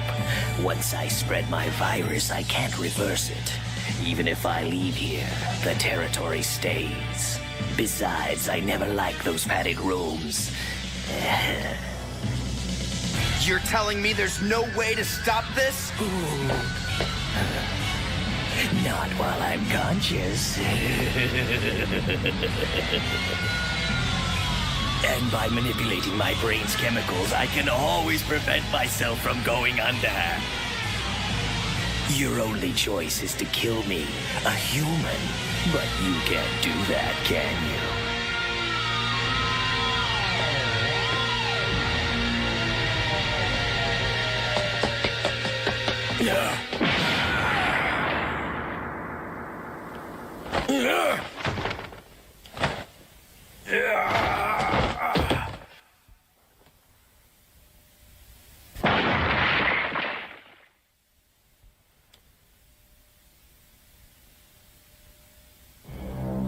If you got any fears about death, you better work them out. You missed me. I think you're the one who's afraid.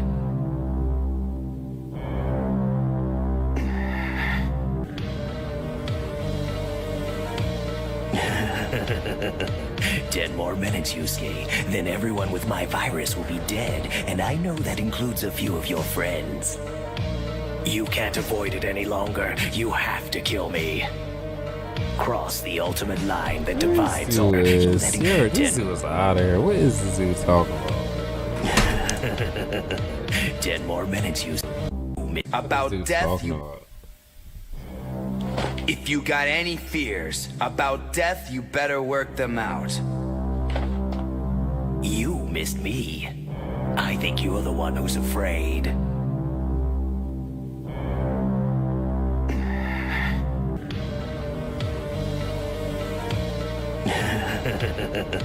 Ten more minutes, Yusuke. Then everyone with my virus will be dead, and I know that includes a few of your friends. You can't avoid it any longer. You have to kill me. Cross the ultimate line that divides all men. But you've never killed a human, and once you do that, you can never go back to the other side. It's like a narcotic. You have to keep on killing or else the guilt will overcome you. At least that's the case with me. I've kind of learned to respect people, but not you. Oh good, he speaks. I was beginning to think I was talking to myself.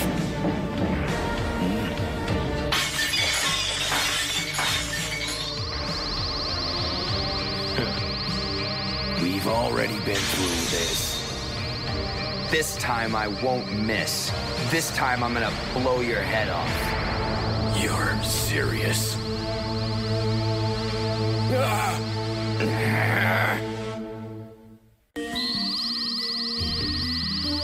Easy, Yusuke. You don't want to go through with that. Think about your future. You'll be put in jail as a murderer.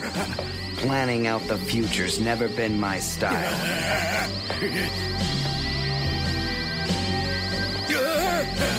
I hope you like cremation.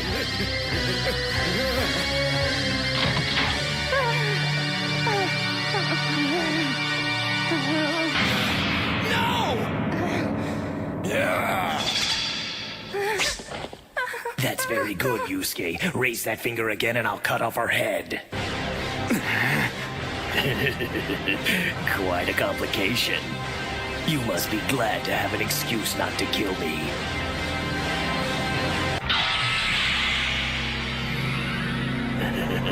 bastard. Do you even know what the guys you're helping are doing? This tunnel they want to open, it's gonna turn Earth into Demon World's whipping boy. You think that's funny? These big freaks are gonna kill you just like everyone else. I hope so. What the hell is wrong with you? You wanna die? Everyone goes. After all these years as a doctor, that's one thing I know, and in so many bad ways. Dysentery, strokes, aneurysms, I'd lost all sense of hope. Then I learned the real reason for disease. Mankind deserves to go. That's what they've shown me. I never had purpose in my awful life, but I'll have purpose in my death. Then just die alone.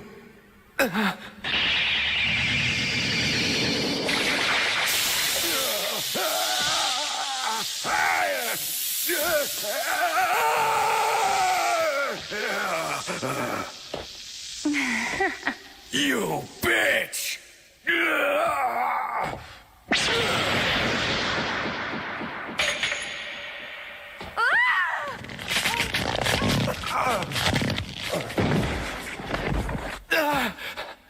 Yana! I just wanted to help. These devils, they're everywhere. They want to ruin our dream. No! What a sad puppet you've become. You're not leaving now. Yeah, this is your last chance. You find some way to get unconscious and call off your virus. Or you die. Okay, fine, so I have lied a little. There is a way to cure them, but you have to promise to let me live. You better convince me. Look! It's the antivirus, enough for everyone. You can have it. Fool. I'll gut him as soon as he takes it. Don't get closer! I could read his thoughts. He's planning to kill you. Those vials, they're nothing but glucose, sugar water.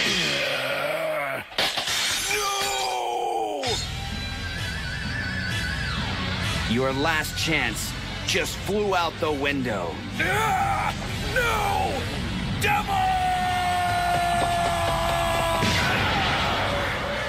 Yes, waste time.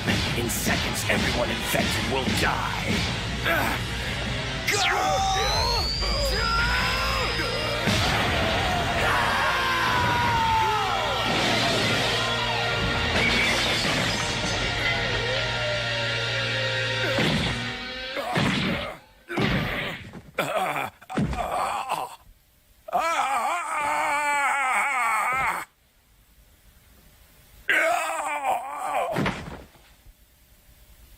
Hey, the color's wearing off. Does that mean what I think it does? Where's the zone when Yusuke won against man? It's not hurting anymore. Okay, my chest messing up right now. Those men, are they dead? It was Dr. Kamiya. I saw what he did. Somebody call the police. Yeah, I ain't like Damn that. it. I had to do it. I had to kill him. Anime right now. I want to see John when Sensui threw the spirit gun at Yusuke. I want the spirit kick or whatever. We don't have time to have death When on your Yusuke conscience. was Don't you dare Sensui question first yourself. encountered He'll be Yusuke, fine. man. He threw the little John. He kicked his You stuff took at the him. right action. Where is You that? saved Oh. countless people's That's the lives. first thing is Yusuke.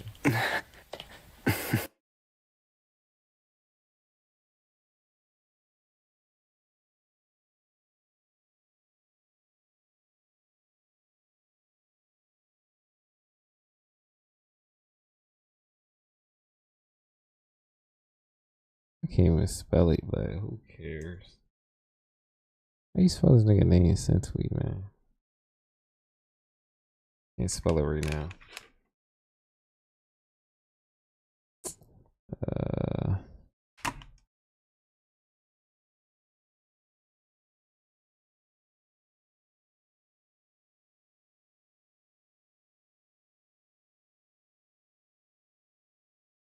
I think that's how you spell it, right?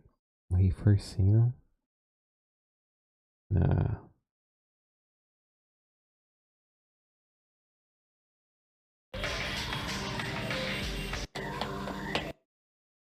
Nah, this I want the Joe when he first seen him.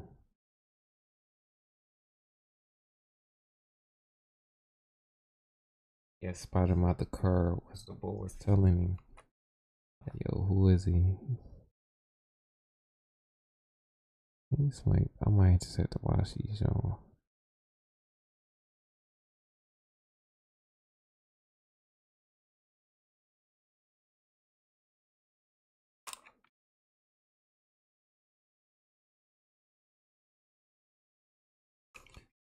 Straight up though, first parents. Maybe they got it.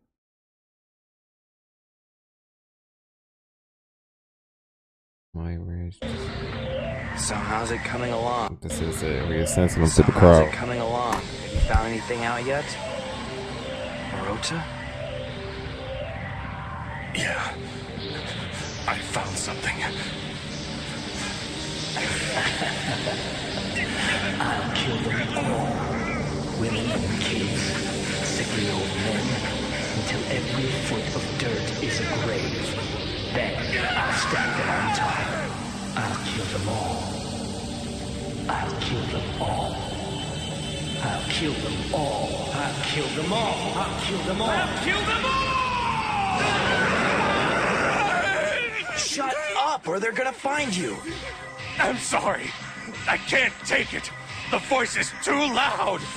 But it's quiet too. Savage and dark. Please let me go.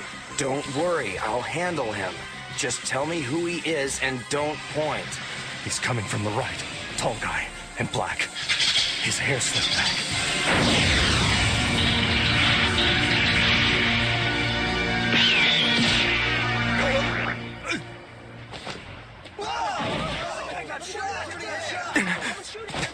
Damn it.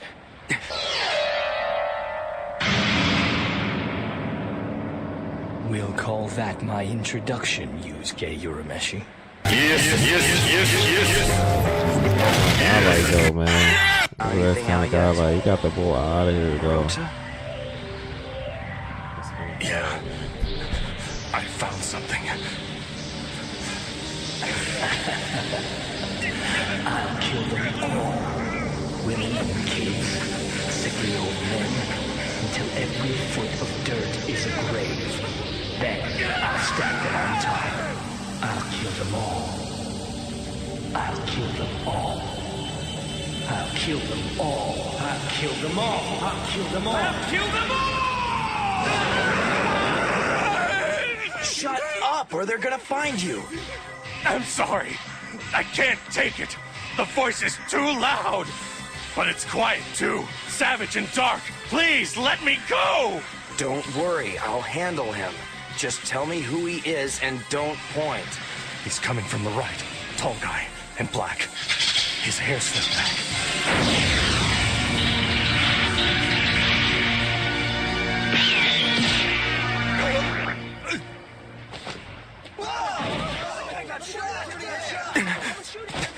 Damn it.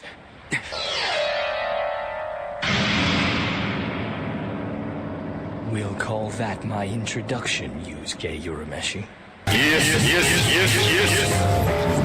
Nigga fire though, dude.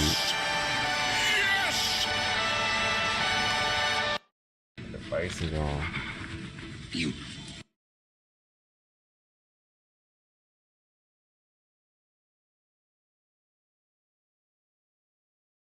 Well, he versus the Ice Dragon. That shit's... I can't. They got it? Yo, this crazy, dude. Really got the full fight in a way. It is not too late to join our ranks. Prostrate yourself before my master, and he shall give you power and fame beyond what you have ever tasted. Is that all you have to say? Their last words, you know. Fine. So that is your choice. Then you shall meet your death with the other weaklings.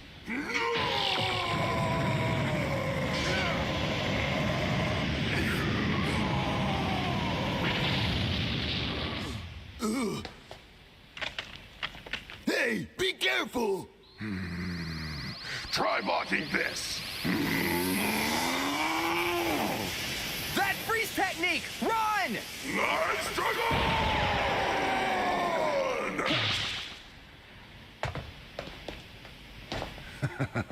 I'm sorry.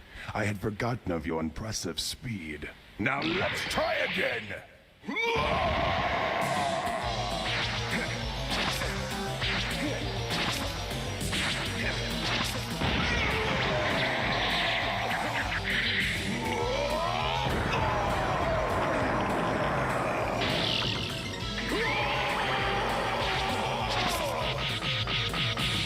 He's gonna turn the whole room into a hockey rink. Not just the room. Man, I wish I had my jacket back. Yay.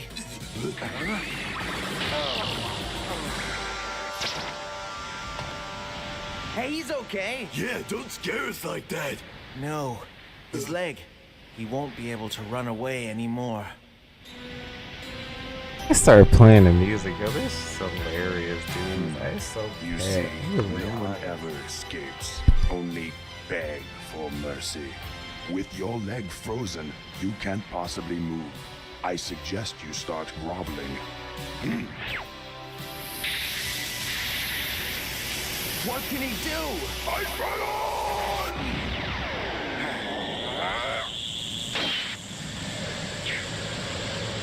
Now you win!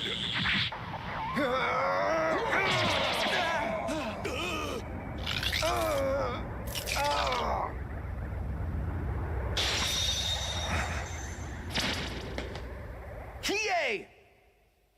Ha! You have escaped, but you are wounded. Why are you laughing? So what if your ice trick can kill your wounded friend? It won't kill me. That's impossible. I shall give one final blow. Oh. I don't think so.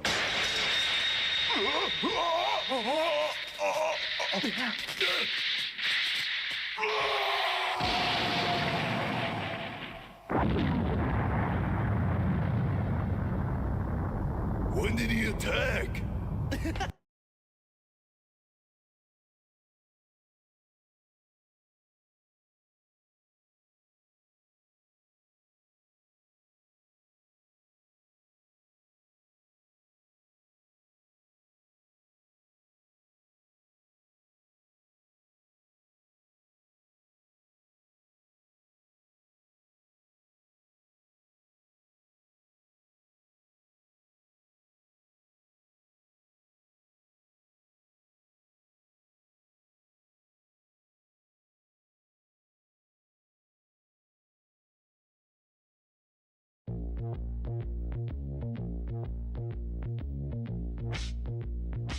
The four-way battle is about to begin. The rules that Mr. Kaiba worked so hard to create. You'll each draw a monster card, and the attack points will determine who goes first. I start things off.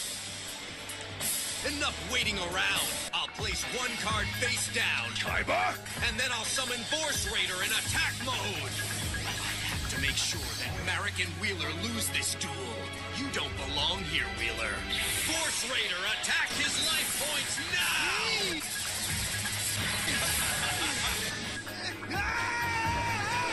Joey! No! When are you going to realize that you don't have what it takes to compete in my tournament? Your monster's no match for my new Doria! What is he babbling about? The monster that is weaker than mine? Ha! Force Raider, attack now! When New Doria goes to the graveyard, I can destroy any monster on the field.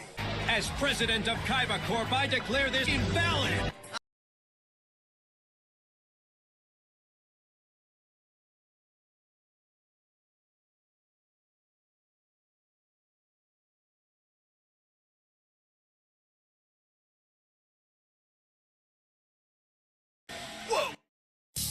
This is one of my favorites. This just got like, bro. This I know you want it, but you can't change the rules. It's not fair. It's not fair. That's loser talk, chump. This card is worthless. But Battle City rules state that you only get my one rarest card if you win.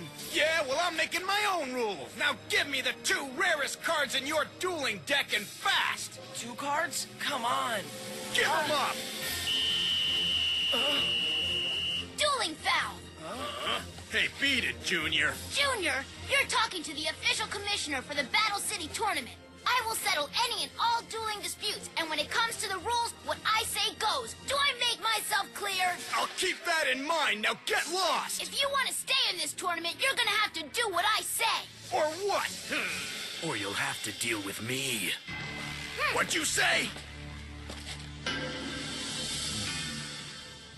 Hey, bro. Seto Kaiba? When you speak to my brother that way, you dishonor me and the Battle City tournament. And besides, I have very little patience for bullies. What's your problem? He let this nigga make his deck with his cards and he body him, man. This is what I would do. Like, yo, here, take my cards, man. Make your deck. Me and the Battle City tournament. Right here, man. Make your deck with all these rare cards. For bullies. Anyway, what's your so problem? Like. It's time you learn to show some respect. Look, he cocking. Whoa, amazing. What's up with all these rare cards? I challenge you to a bully and the Seto Kaiba. And besides, I have very little patience for bullies. What's your problem? It's time you learn to show some respect. Whoa, amazing. What's up with all these rare cards? I challenge you to a duel here and now. With one condition. You must use these rare cards to boost the dueling power He of let your him use his pathetic own deck. cards though to body him, man. This guy like, we'll start talking to him. All these rare cards, your cards. Get your own cards. It's time you learn to show some respect. Whoa, amazing. What's up with all these rare cards? I challenge you to a duel here and now. With one condition. You must use these rare cards to boost the dueling power of your pathetic deck. You're sure about this? With all these rare cards at my skill, there's no way I'll lose. Watch out, Kaiba. You're setting yourself up for a fall. It's time to duel. I just need to play a single card to teach you a lesson you won't forget. I summon Obelisk the Tormentor. Attack now! No!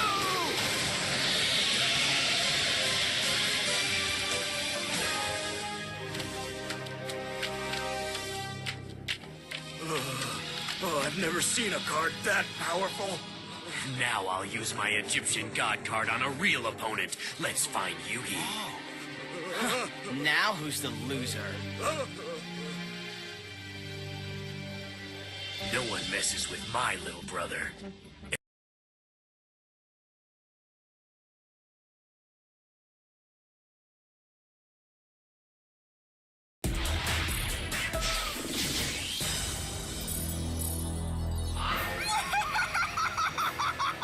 It's time for us to duel, Arcana! As you wish, Yugi. I'll start this duel by placing one card face down. And then I'll summon Alpha, the Magnet Warrior, in defense mode. This is it! The final performance of Yugi Moto! Your life points are almost gone and you have no monsters to hide behind! As soon as my Dark Magician attacks, you're finished! Dark Magician! Attack his life points directly!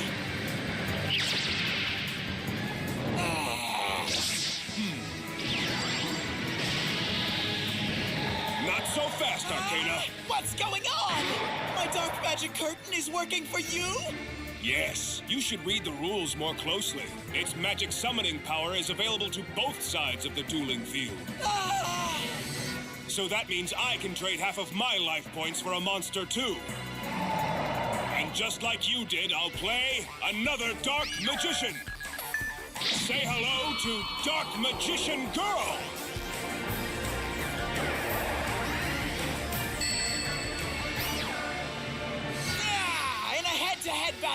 monster will wipe her out! It's over! Dark Magician, attack Dark Magician Girl!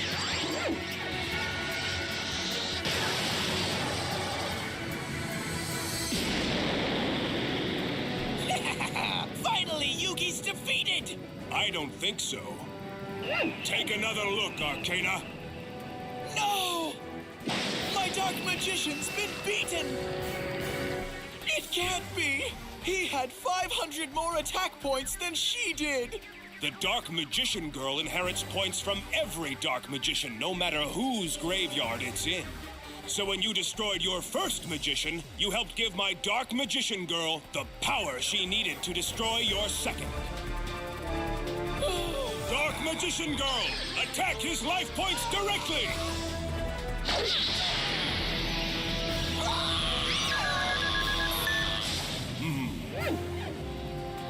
There's no way you could have defeated me, Yugi! I am the greatest magician the world has ever known! You're nothing, Yugi! What I am is very sorry for you. It looks like you led me all the way down here for the sole purpose of losing at your own demented game, Arcana. You relied on trickery to win, instead of trusting and respecting the heart of the cards.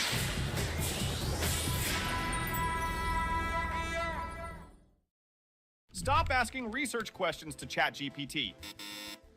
Its answers are not reliable.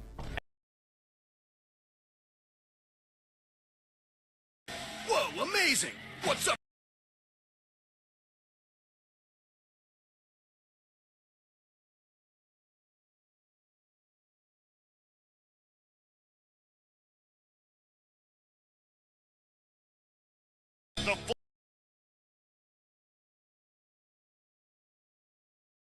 Marek versus Yugi versus Kaiba versus Joey. It's the Battle City semi-finals. In order to decide the final matchups, Kaiba organizes a 4-way battle royale. In this match, each duelist has somebody that they specifically want to face. Marek wants to duel Yugi, so he can kill him as soon as possible. Kaiba also wants to duel Yugi, because he needs Slifer the Sky Dragon to take down Marek in order to obtain all 3 God cards. Joey wants to duel Marek. This is because he wants to get revenge and save Mai. Yugi is the most wishy-washy of the group. He's not too sure who he wants to duel because he has a reason to duel all of these opponents. Spoilers, at the end of this duel, Kaiba and Joey will get the results that they wanted. Yugi, more or less happy with any outcome, also kinda gets the win. So that means Marek is the only real loser. This begs the question then, was there any way Marek could have gotten the outcome that he wanted? And just in general, was there any alternative plays duelists could have done throughout this duel? We won't know unless we jump into the duel. Before the duel begins, to decide the turn order, each player must reveal 1 monster from their deck. The order is determined by the attack points of the monster revealed, strongest to weakest. The catch, the monsters revealed are permanently removed from the game. Kaiba, determined to go first, reveals the strongest monster of the group, his Masked Beast, with 3,300 attack.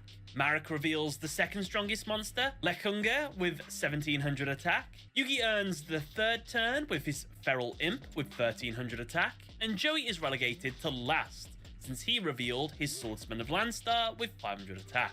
And so, the duel begins and Kaiba goes first. He draws, and his opening hand consists of Force Raider, Blue Eyes White Dragon, Pot of Greed, Ring of Defense, Ring of Destruction, and Attack Guidance Armor. Kaiba starts by summoning his Force Raider to the field into attack.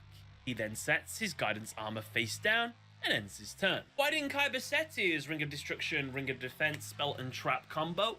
Well, it is the first turn. Kaiba's safe for a whole roundabout of turns, so there's no real reason to overextend so early. And keep in mind, with 2 extra opponents, there are a lot more chances of getting your back row removed by spell or trap card effects. So I think Kaiba not overextending here is an absolutely fine play. However, do you know what's not a fine play? Not activating Pot of Greed. I'm going to tell you right now, spoilers, he will never activate Pot of Greed for the rest of this duel. And I just can't fathom it. Why would you not activate Pot of Greed? There's like no reason why you would ever not activate Pot of Greed, especially in ye old days where like Ash Blossom and all those things don't exist yet. I mean, he just needed to do it, and he could have drew 2 new cards, but he doesn't do it. He doesn't do it for the rest of this duel. I'm just gonna give Kyber a misplay. The only reason I think he doesn't use Pot of Greed is because he's in control this entire duel. He's never in a really bad spot, so I don't think he needs to push himself. Also, the fact that there's no real losers in this duel, I think means that people can play a bit more wishy-washy. So, yeah, I'm sorry, I'm just so frazzled by the Pot of Greed. It's Marek's turn, and he draws. His opening hand consists of Nudoria, Lord Poison, Dark Geroid, Legendary Fiend, Hellpoma, and Spell of Pain. Marek summons his Nudoria to the field into defense. He then ends his turn. It's Yugi's turn, and he draws. His opening hand consists of Big Shield Gardener, Beast of Gilfer, Dark Magician, the Regulation of Tribe, Spellbook of Secrets, and 7 Tools of the Bandit. Yugi summons his Big Shield Gardener into defense. He then sets the Regulation of Tribe and 7 Tools of the Bandit face down and ends his turn. It's Joey's turn, and he draws. His opening hand consists of Skull Dice, the Legendary Fisherman, Foolish Burial, Jinzo, Insect Queen, and Grave Robber. Joey, having absolutely bricked this turn and unable to summon any monsters since all the monsters in his hand are too high level, is forced to simply end his turn by setting his Grave Robber face down. Now, Joey's the one who admits that this is a bad hand. However, in honesty, it's not that bad. In fact, he's made 2 misplays this turn. The first is that, oddly, Joey didn't set his Skull Dice face down, which I'm going to class as a misplay since, with an open field, if all 3 duelists just turn, face Joey, and attack him one by one, he's just going to get instantly wiped out of the game. So the fact he didn't plan for a worst case scenario, I know that won't happen because luckily Yugi's going to defend him on the next turn. He didn't know that was going to happen, so he should have planned just a little bit better. So I'm going to give him a misplay for that. The second misplay is that he didn't set his Foolish Burial face down. Why is this a misplay? Well, in the anime, Foolish Burial has the effect that it sends a card in your deck to your opponent's graveyard. Joey has a combo here. He can send any card from his deck that he wants to whichever graveyard, activate his Grave Robber to get it straight back to his hand. And as evidenced by his duel with Odeon, he can even special summon monsters back to the field. In that duel, he sent Jinzo and then used Grave Robber to special summon it straight to his field.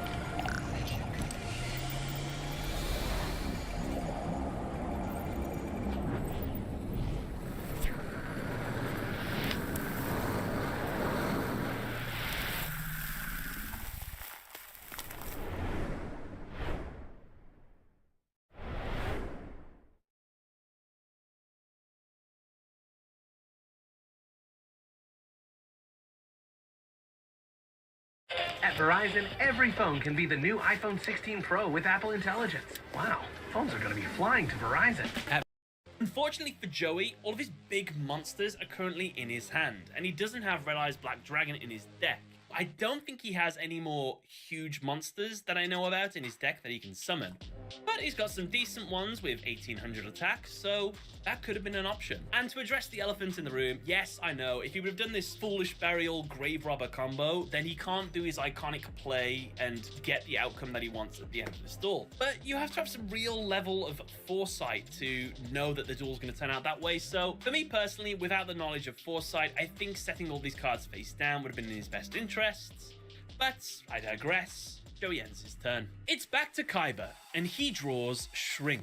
Since every duelist has now had a turn, the battle phases become live. Kyber, wanting to duel Yugi, plans to wipe out Marek and Joey to achieve this result. And with Joey wide open, Kyber moves into his battle phase and readies his attack with Force Raider. At that very moment, Yugi makes up his mind. He decides to honor his promise to Joey, and so protects him by activating his set trap, the Regulation of Tribe. Due to this card's effect, one declared monster type is unable to declare an attack while it remains face up on the field. Yugi declares Beast Warrior, and so Kaiba is unable to attack with Force Raider. Here, Kaiba calls out Joey, saying that the only reason that Yugi protected him was because he knows deep down the semi-finals will be the only opportunity for Joey to duel him. Ultimately, Kaiba is accusing Yugi of rigging the game this way because he doesn't believe Joey can make it to the finals. Yugi and Joey both see through Kaiba's comments and know that this isn't true. Simply put, Kaiba is just trying to manipulate Yugi to fight him instead. Despite all this, however, this speech does help Joey make up his mind and decides that he truly wants to fight Marek in the next round. Kaiba, despite having all these amazing cards in his hand, simply ends his turn here. I'm just going to give Kaiba another misplay here for not using Pot of Greed or saying anything else. Just saying. It's Marek's turn, and he draws Mirror Force. Since Marek wants to duel Yugi, he plans to wipe out Kaiba and Joey. As such, Marek starts by setting his Mirror Force face down, and then summons his Lord Poison. He switches his Newdoria into attack, and then orders it to attack Kaiba's Force Raider. Since Force Raider is stronger, it destroys Newdoria. Upon its destruction, Newdoria's effect activates, allowing it to destroy one monster on the field. Marek destroys Kaiba's Force Raider with this effect. However, he's not done. Before the battle damage is about to be dealt to Marek, he activates his Quick Play Spell of Pain. This card redirects any battle or effect damage he is about to take to somebody else. Marek redirects the 700 damage he was about to take to Joey instead. Joey takes the first damage of the duel. With Joey and Kaiba wide open for a direct attack, who will Marek choose to attack with his Lord Poison? Well, for some absolutely insane reason, Marek doesn't declare an attack. Instead, he just ends his turn. I have no earthly idea why he didn't attack one of these players. Both of them have one set card face down. Maybe he was worried about that. Had he attacked Joey, he would have done some direct damage. Had he attacked Kaiba, Kaiba would have either chose to take the damage or to use his trap card to redirect the attack to Yugi's monster, which would have dealt damage to Marek and would have made Yugi's monster switch into attack. Anyway, it's happened now, and that's 3 turns in a row of misplays. The only person not throwing this battle royale so far seems to be Yugi.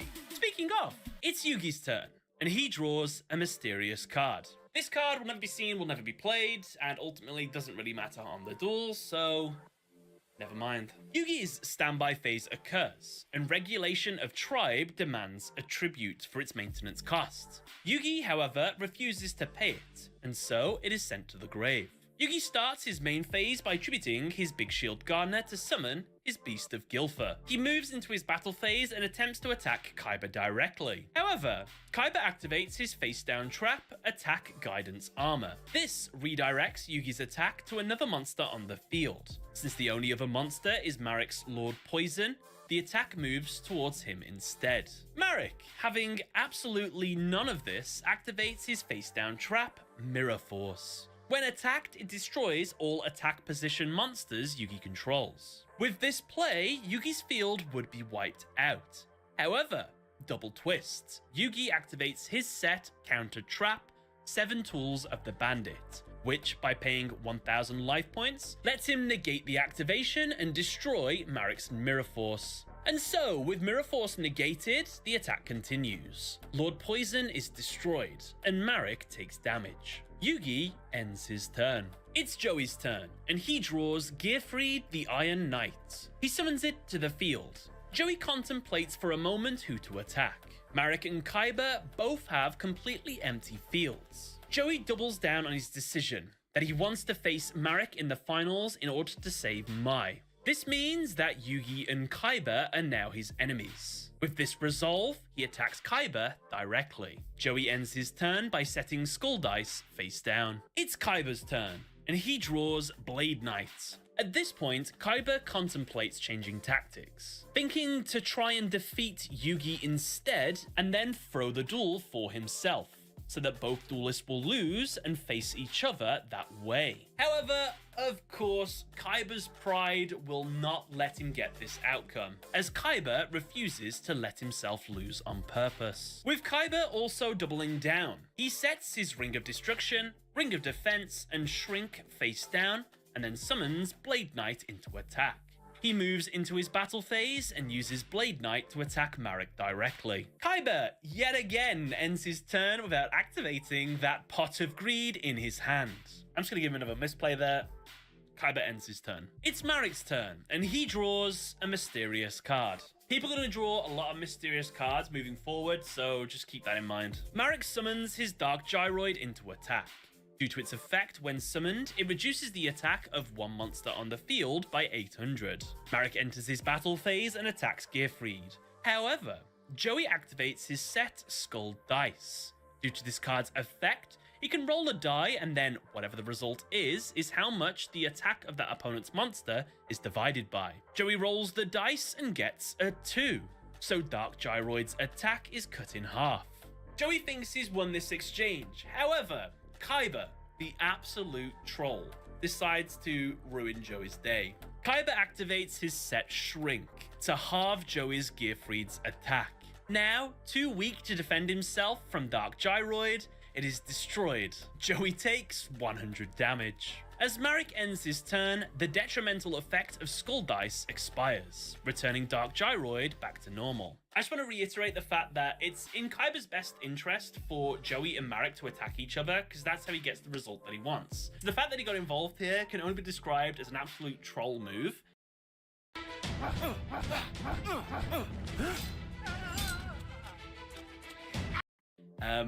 And I like it. It's fine. It's Yugi's turn, and he draws another mysterious card. Yugi at first plans to attack Marek and destroy his only monster. However, before Yugi can attack, Joey calls for a timeout. Joey tells Yugi that he wants him to go all out and have faith that the both of them will meet in the finals. Yugi, ultimately trusting Joey, decides to attack him directly, since, yeah, he is wide open. With no apparent further plays, Yugi ends his turn here. Little fun fact, by the way, the combo that Joey's about to do on his next turn, he actually could have done it right here. What do I mean? Well, when Joey is attacked directly by Yugi, he activates his Grave Robber, steals Spell of Pain from Marek's graveyard, and then when he takes the 2200 damage, just throw that straight onto Marek. Doing it this turn would actually guarantee the result that Joey wants. Whereas by Joey doing it on his next turn, it actually turns into a gamble. Yes, it's gonna work out, but Joey didn't know that. So I'm gonna give him a misplay. Obviously, we all know why this happens. It's the suspense and the dramaticness of the anime, but doesn't matter. We're being technical here. What's that? What was the combo? Well, it's Joey's turn, and the penultimate turn of the duel. He draws and gets Axe Raider. He summons it straight to the field. Joey, suspecting Kaiba of having traps up his sleeve, decides to gamble on this next play. He enters his battle phase and orders Axe Raider to attack Blade Knight. As predicted, Kaiba activates his face-down Ring of Destruction and Ring of Defense combo. With this, it will destroy Joey's Axe Raider and deal the destroyed monster's attack as damage to both players. However, with Kaiba activating Ring of Defense, this will mean the damage will only be inflicted to Joey. This move would wipe out Joey. However, he activates his set Grave Robber's Trap. Due to its effect, he can steal one card in an opponent's graveyard and activate or summon it immediately, as if it was his own. Joey decides to steal Marek's Spell of Pain. Due to its effect, the damage Kaiba would have inflicted to Joey is instead redirected to Marek.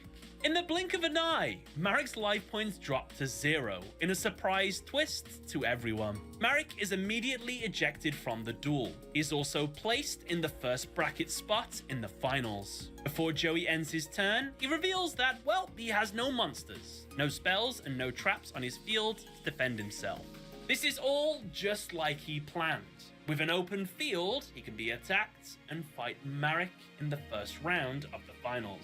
It's Kaiba's turn, and the final turn of the duel. He draws and gets, it doesn't really matter, because Kaiba immediately enters his battle phase and uses Blade Knight to attack and defeat Joey. With Joey's life points having dropped to 0, he is removed from the duel and placed alongside Marek in the first semi-final bracket. Yo, お待ちどうさん。お前も闇行き決定だ。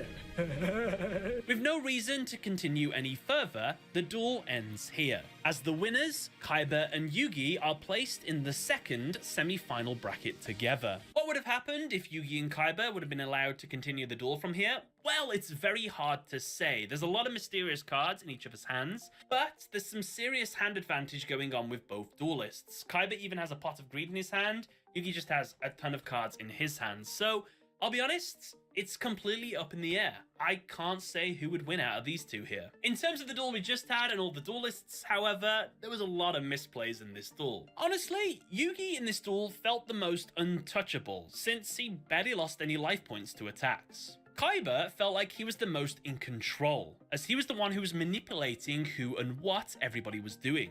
Marek, in my opinion, probably dueled the worst out of the bunch, especially when he refused to attack when he absolutely could have.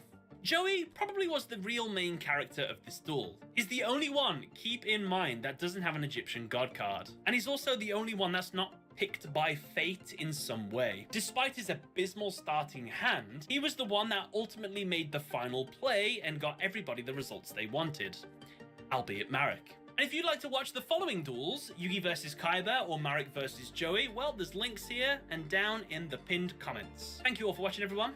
Catch you later. Weather app says rain. McDonald's app says McDelivery. Right now, get $0 delivery.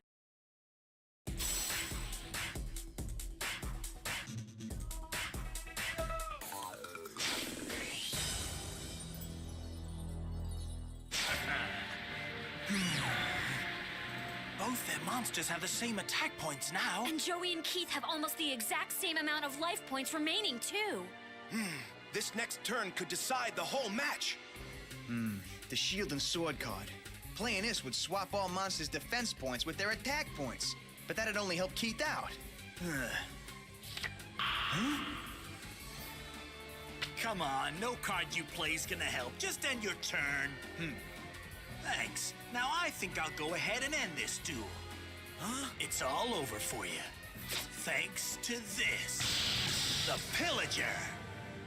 The what? The Pillager lets me look at your dueling hand and steal one card from it. So lay him down. Oh, man. Come on, just not what that card doing, real.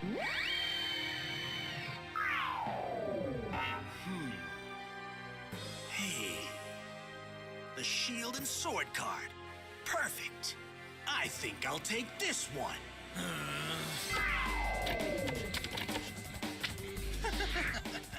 I told you were through. Go shield and sword. Swap attack points with defense points. Now go slot machine. Plasma laser cannon. Activate trap. Attack.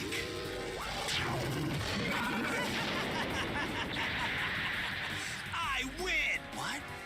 No way.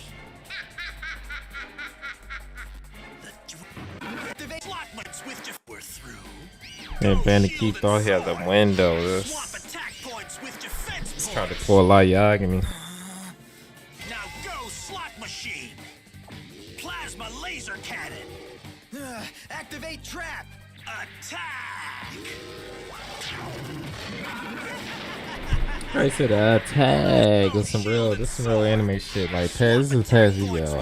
Attack. You're through. Attack. Now go slot machine. Plasma laser cannon. Activate trap. Attack.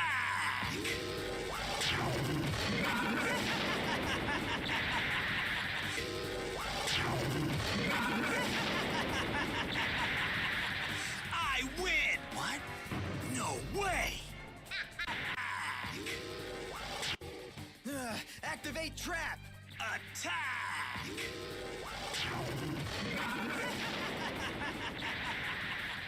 I win. What? No way. The dweeb had a grave robber card? and he used it to bring back my time machine trap. This is like he didn't want to like Yaga. He didn't want to Yaga, man. Ha ha ha.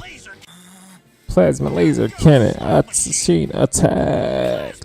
Is it being an attack? Attack.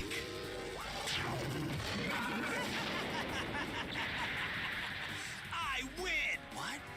No way! The dweeb had a grave robber card, and he used it to bring back my time machine trap. Huh. You should have paid more attention to my last turn, Keith. Then you'd have seen the trap I set for you. And since the time machine can bring back a monster from the previous turn, then that means... Bingo. My dragon's back.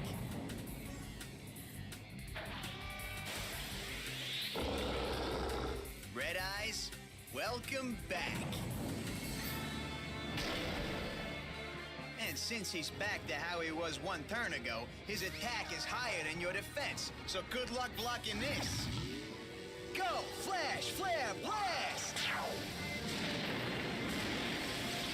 No way! He beat me! He actually won! That was just God, like, you really got him out of here. Shout out to him, man. That was like Yagas, man. Go slot machine attack.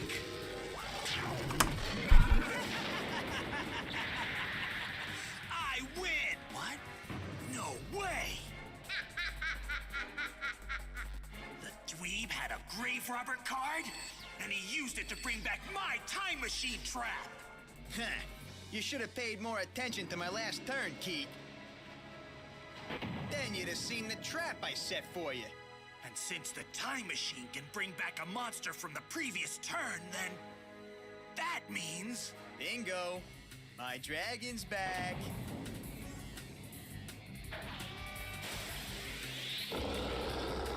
Red Eyes, welcome back.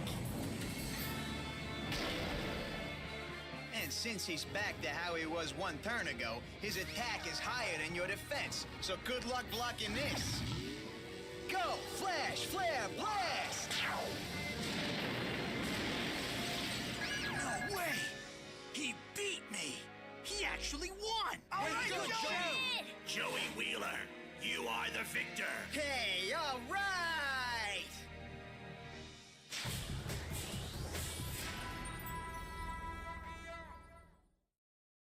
This harvest season, save 40% on fall decor at Hobby Lobby. Explore gorgeous landscape paintings, rustic botanicals, and all the other comforting elements of the coziest time of year. Shop in store or online at hobbylobby.com.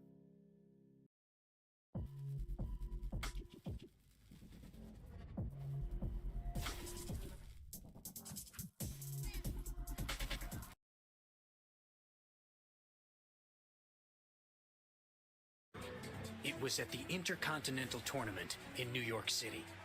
I had been invited as Pegasus's guest of honor.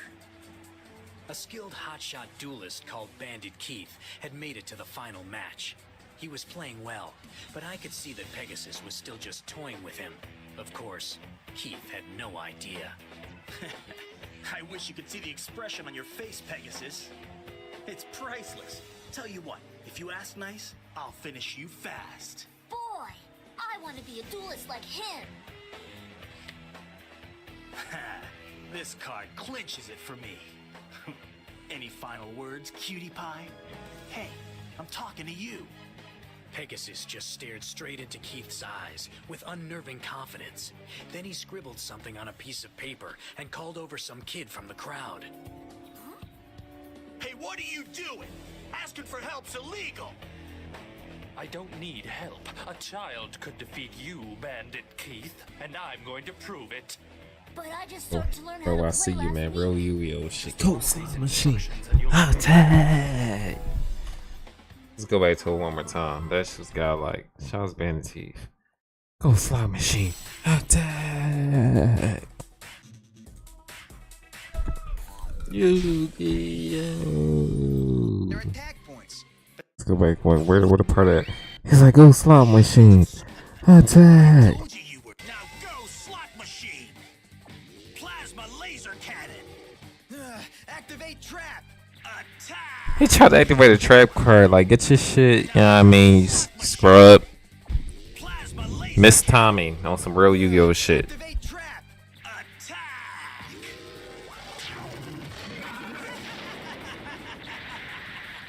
I win. What? No way.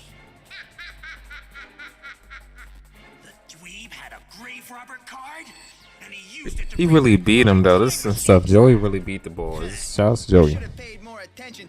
Really beat the bull. Like on some. Bandit Keith was a high level duelist. Shout out to Joey beat him. This was a shocker. I remember I seen this. Got beat by a scrub, my nigga. Get beat. Yes. Red Eyes is back. Get beat. Body. Red Eyes, get this thing out of here, man. Welcome back.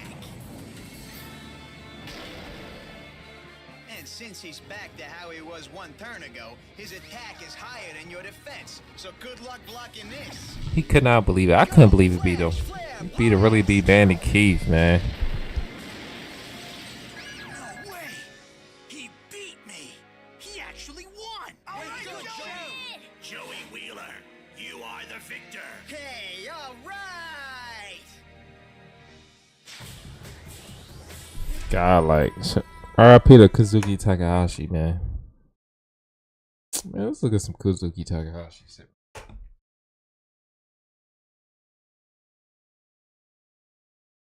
R.I.P. to Kazuki Takahashi. Real shit, real Yu-Gi-Oh shit. The true stereo, the creative.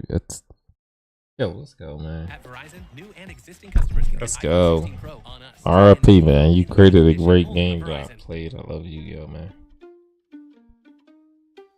Niggas don't respect my nigga Kazuki, man.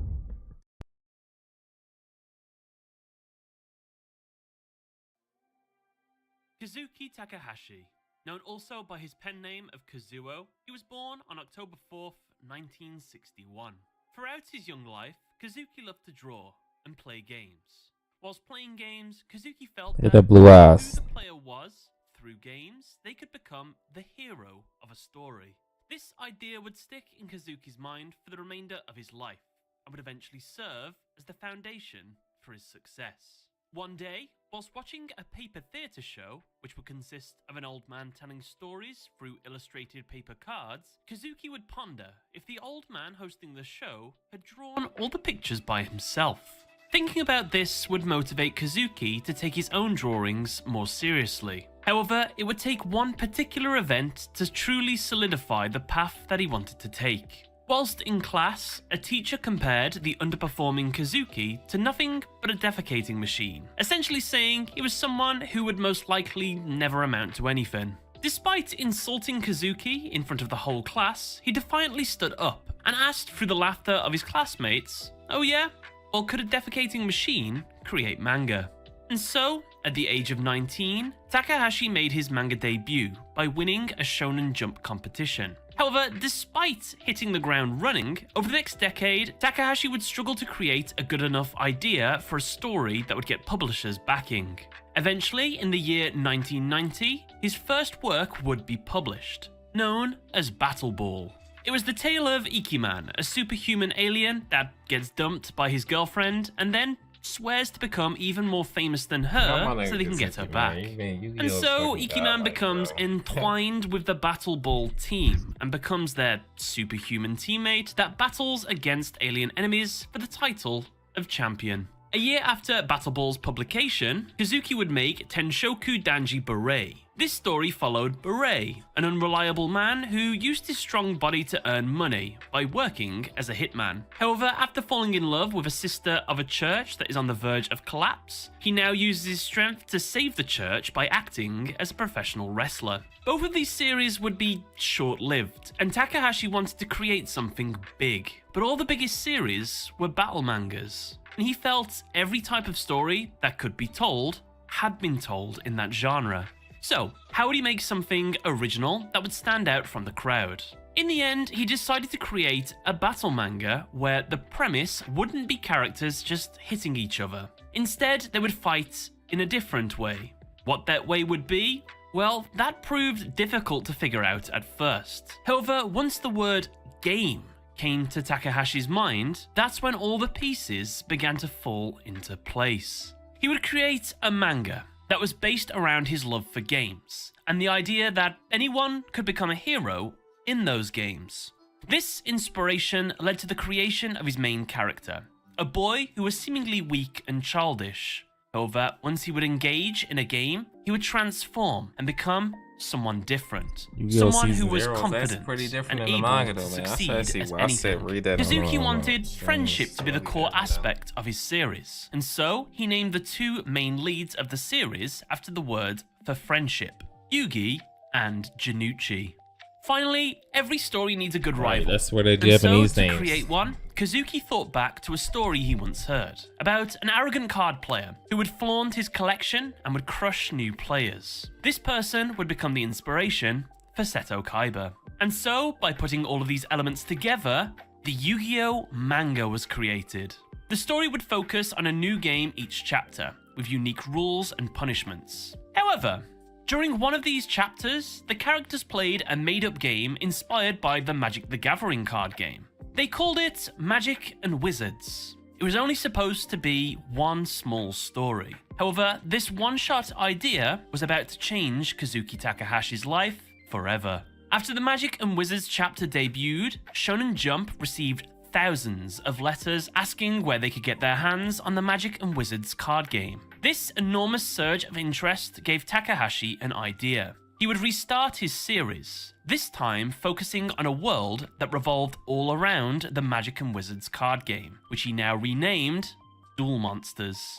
And with this act, a global phenomenon was born. Bandai would create the first wave of physical cards for at-home play. However, it wasn't until Konami took over that we would see the Yu-Gi-Oh! Trading card game expand across the globe. The Yu-Gi-Oh! Manga would then expand, receiving anime adaptations, movies, sequel series, video games, merchandise, tournaments, and so much more. It is estimated that the Yu-Gi-Oh! Brand is worth $20 billion, which in fact makes it the 23rd highest grossing media franchise in the entire world. Bro, that's Kazuki a lot. Takahashi would remain closely attached to the brand over the years, overseeing Yo. storylines and new card artworks from Said time to how time. much, He would also dude? work 20 on other billion? manga It says the 23rd. That's kind of crazy, man. Because Pokemon is and out stories. there. One of Pokemon's his the most highest. recent contributions Pokemon got was the during the most money Yu-Gi-Oh! out of all Anime's these 10th niggas. anniversary movie, The Dark Side of Dimensions, yeah, I want to go where see the movie. Kazuki not only acted as executive Mind you, I want to go producer, see but the movie also hand drew 2017. the key animations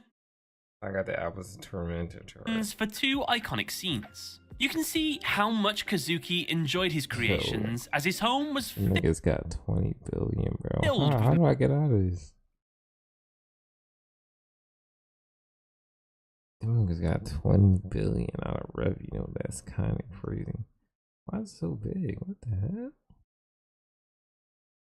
first wave of physical cards for at-home play. However, it wasn't until Konami took over that we would see the Yu-Gi-Oh! Trading card game expand across the globe. The Yu-Gi-Oh! Manga would then expand, receiving anime adaptations, movies, sequel series, video games, merchandise, tournaments, and so much more. It is estimated that the Yu-Gi-Oh! Brand is worth $20 billion, which in fact makes it the 23rd highest grossing media franchise in the entire world. Kazuki Takahashi would remain closely attached to the brand over the years, overseeing storylines and new card artworks from time to time. He would also work on other manga and stories. One of his most recent contributions was during the Yu-Gi-Oh! Anime's 10th anniversary movie, The Dark Side of Dimensions, where Kazuki not I really only went to acted the as movies to go see this producer, crazy but also by myself, hand-drew though, the by the key way. animations for two iconic scenes. You can see how much Kazuki enjoyed his creations, as his home was filled with memorabilia from the franchise. In fact, he even had his dog made into a card, which he himself did the artwork for.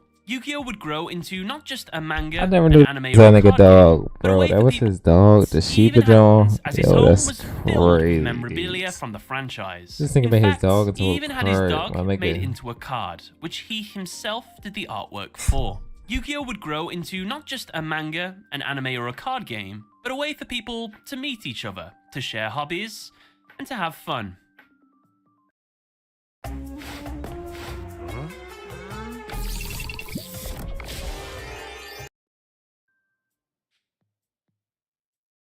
Sadly, on the 6th of July, 2022, Kazuki Takahashi passed away. While his story may seemingly end there, the legacy that he had built and the incredible amount of lives his work has helped will forever live on. I'd like to end this video with Kazuki Takahashi's final notes to his readers on the last page of the Yu-Gi-Oh manga. For 7 long years, I've traveled with Yu-Gi-Oh! I think I've been able to draw the themes I've wanted to express, but as I end the series, my main concern is whether I've transmitted my message to my readers. From the moment Yugi put together the Millennium Puzzle, the other self appeared in his heart. The time needed to explore the 2 main characters turned this into a long series. In our daily life, we never get to see ourselves except by standing in front of a mirror, but even a mirror won't reflect our hearts. The main characters of this work won the courage and strength of will to face each other's hearts. As we go about our lives, we touch people. We see people, interact with them, and in doing so, we feel and think many things. Sometimes we make others happy. Sometimes we hurt them. We sympathize and we disagree. In the midst of this, we learn that people's thoughts and feelings are not a one-way street. You may say that something's very basic and natural, but what I wanted to draw and write in this work was just that interaction between people. And in order to do that, I used games. The games that the characters played were not played facing monitors, but facing other people. The opponent they played were the mirrors that reflected their hearts. In a basic sense, they fought each other's spirits. Because this was a manga, it was deeply coloured by the battle between good and evil. But I think the basis of the game was to clarify what lies between people. I think this was the reason that the Yu-Gi-Oh card game became so successful all over the world. In my mind, Yu-Gi-Oh has been completed.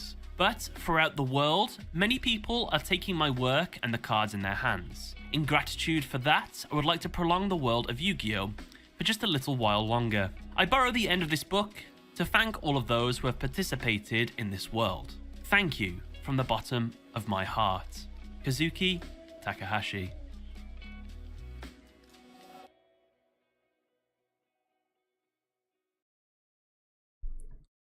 Joan with Dragon Duelist Girl. Dragon Duelist Girl was actually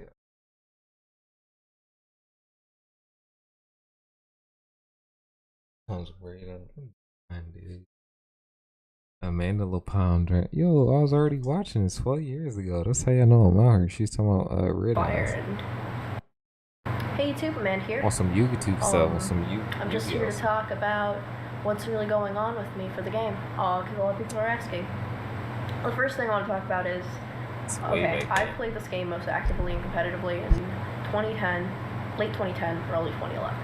That's when I went to regionals and I topped at regionals and I did all that stuff. I didn't really get to go to YCSs. I think I went to 2 YCSs that entire time. And it was really different. You know, Yu-Gi-Oh was my thing. And I mean, I don't think I'd be alive right now without the game. And I'm not trying to exaggerate here. Yu-Gi-Oh was the hobby I had that kept me going through a hard time. So, and dragons, of course. I don't care if you guys say all girls play dragons. I don't fucking care. Just Aster Dragon was my shit, and I rocked it. So fuck you guys. But when I moved in 2011, I just couldn't play the game as much as I wanted to. I moved to Michigan, and there were no locals in that area in a 30-minute radius. And the locals that is all the way in fucking Detroit, and that's just. It wasn't flying for me. This is really OG stuff. Shout out to Amanda LaPound, man. I used to go literally every day. I kid you not, I went to that locals every day in South Florida. I even to the point where I got hired and I started working there because I basically lived there. We would stay there until like 4 in the morning, play testing and just having a good time at Cool Stuff South Florida. And I loved it. And I was really missing that when I was in Michigan because I didn't get to do anything as nearly as much as I wanted to. I kind of fell off the map with the game completely. The times that I did get to go to events, like when there was a YCS, I'd go to the YCS, but it's like, when you don't play the game at all, I mean like no locals or anything, and then go to YCS, you're kind of just like, well fuck. Especially if you're playing a game, a deck like Disaster Dragon, because you have to be really... Amanda LaPound on Psycho Rolling Show. She's telling about Psycho Rolling. This was 12 years ago. Shout out to Amanda LaPound, Hey Core YouTube, TCG. Amanda here with Core TCG, here to bring you the latest updates in the world of the Yu-Gi-Oh! Trading card game. Today, I'm going to start off by talking about YCS Toronto. Now, the event was the day of the ban list, so we would expect people to have some sort of disorganization and not really know what to 12 play. years ago, But as it Psychics, turns out, plenty of the decks that got hit by the ban list are still very much Psychics. playable and very much alive, despite people's disbelief. Rescue Rabbit. That's right. Rescue Rabbit. Ton of Yo, it's wind-up crazy. stuff. Wind up Rabbit. We also saw Dark World's Heroes, the new Geargias that are out, Right. and a few other decks This in is the mix. way back The one then. that This is sticks out the nostalgic. most, of course, is Jeff Jones' Psychic build. I would like to cover a Shout out to ton Jeff of Jones. rulings on these specific cards that are being played in the deck that can really make the difference between winning and losing against it. Now, the first aspect I would like to cover in the deck is the most important one, and her name is Serene Psychic Witch. This is the crutch of the deck. Now, here's a few key deck standard cards that you can use against this card in order to throw these plays off. The first card I want to talk about is Leviair, and a Leviair versus Esper Girl ruling. You can Leviair your opponent's banished Esper Girl. You will remove the top card of your deck from play face down, and when that Esper Girl leaves the field, you do add that card to your hand, despite it being an opponent's controlled Esper Girl. And it's more than often a key to make a play like that when your opponent does go to banish for Serene Psychic Witch, because if you actually have played the deck, you'll realize how much that will cripple you as the Psychic player. Next, Torrential Tribute. Now we have this card at 2, and this is a very exploitable card for when you can optional effects. Serene Psychic Witch is an optional when you can effect. With that being said, you can put anything on Chainlink 1, like if you summon Tour Guide from the Underworld and activate her effect, or you So that's activate an amazing, bro. MST, She's definitely or a top anything, tier anything most Chainlink female 1, chick out of then you all put the these Torrential Yu-Gi-Oh Tribute at chicks, man. Chainlink 2. It's just Now Torrential so- will resolve and destroy the Witch, Chick and at rules. this point, Witch can't activate, so we have to resolve Chainlink 1. Once we resolve Chainlink 1, Serene Psychic Witch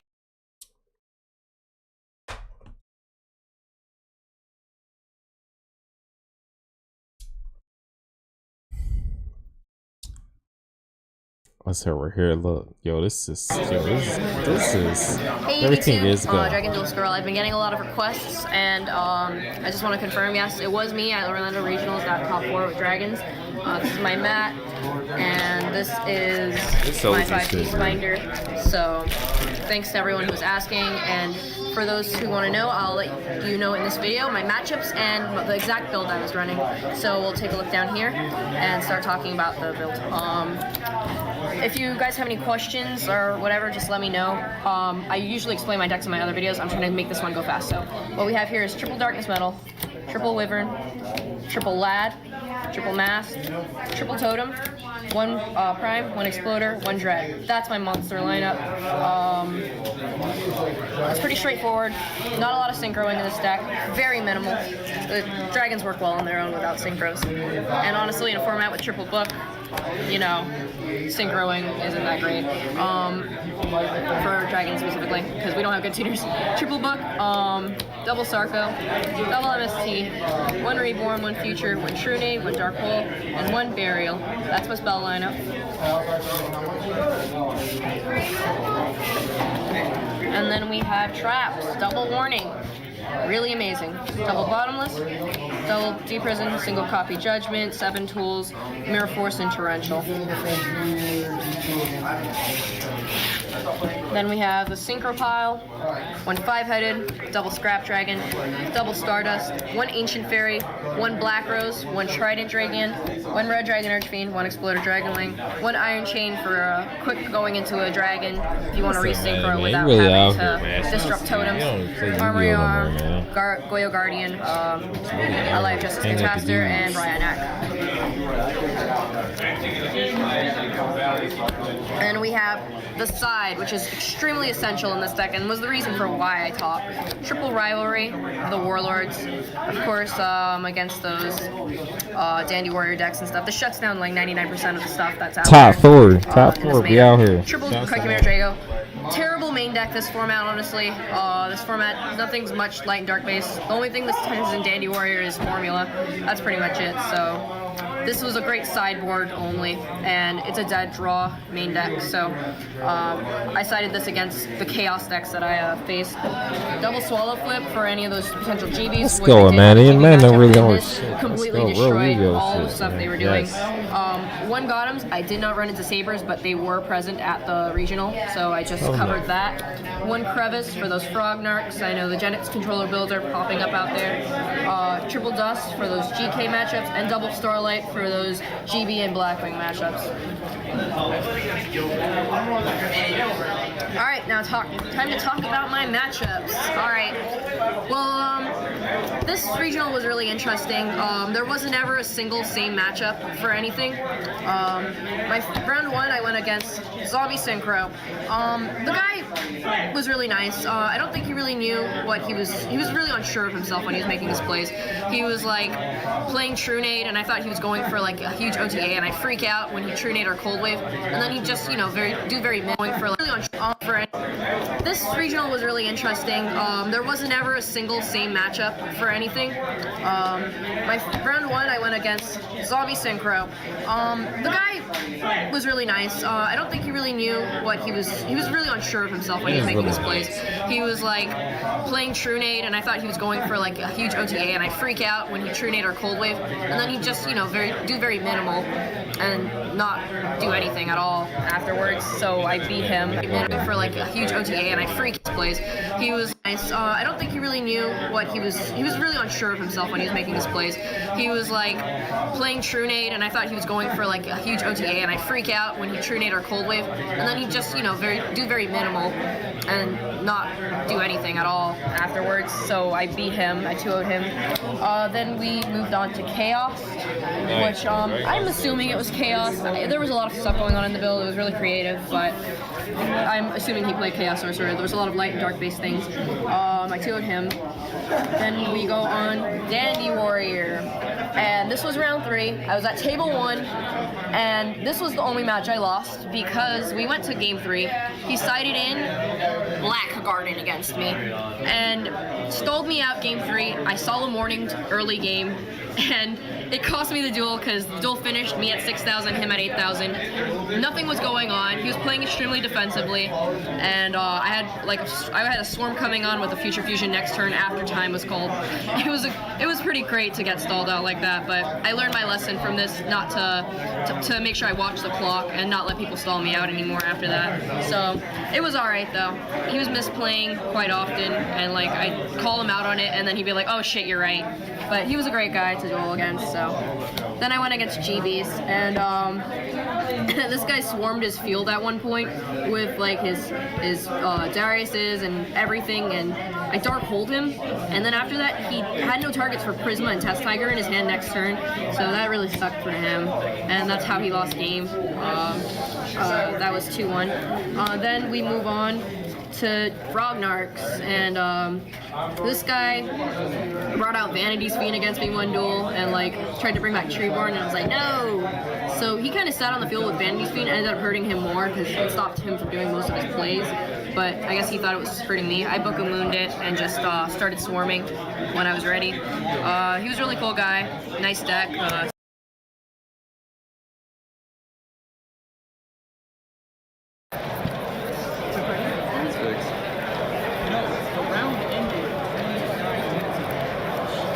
Wow. I lost. It's at 1, right? Yeah, it's at 1. And this is at 1 too. All the 1-up. How do I get away? Go for it.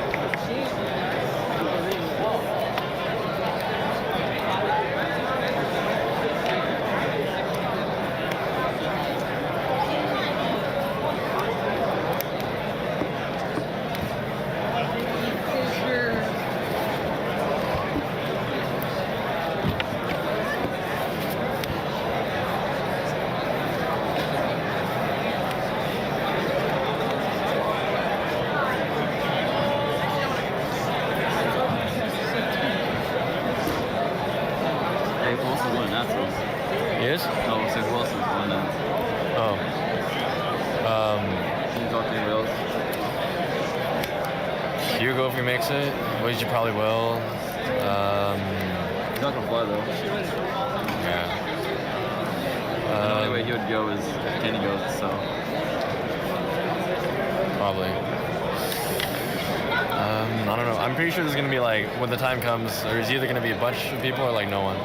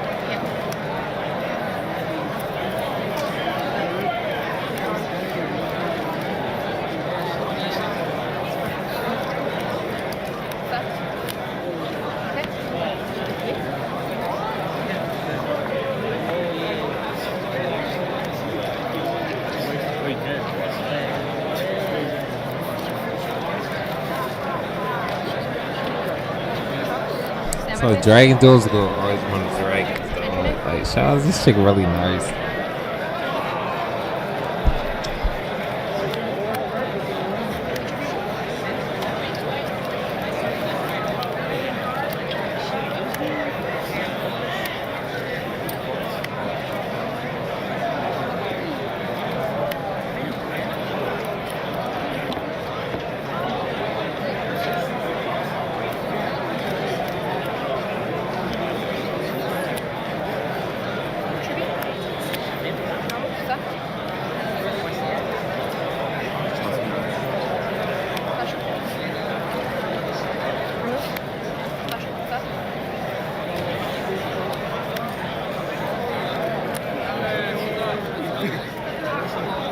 Yo, this I ain't seen this in so long. This is good though, yo. I ain't seen this in so long. How long is this?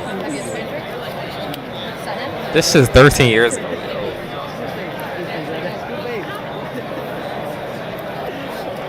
She's really on a tear right now. Okay, dexterity. That shit was unbanned at the time. Red House Darkness Metal. Graveyard. What was the response right there? Set 4?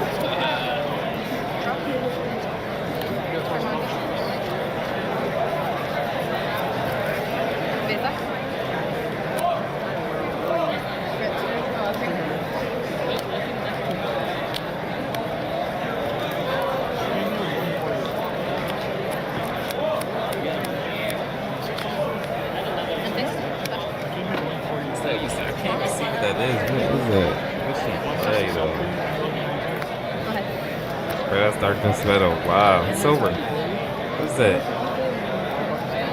Level 3. Don't matter. Effect color.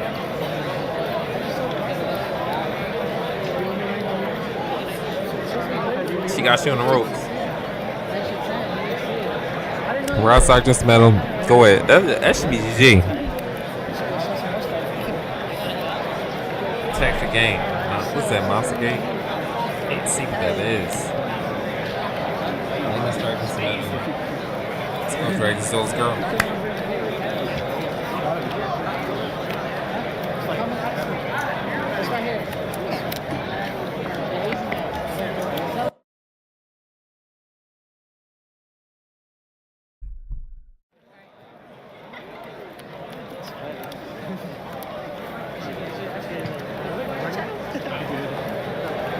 Still say my name on my face.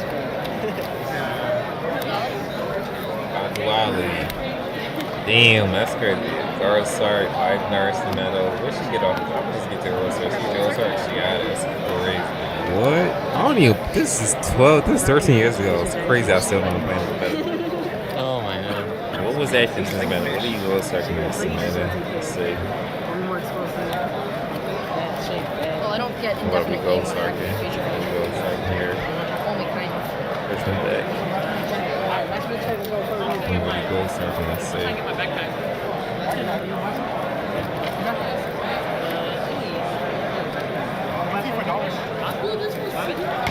Let's see what she getting, Yay. Mass Dragon, another Mass Dragon.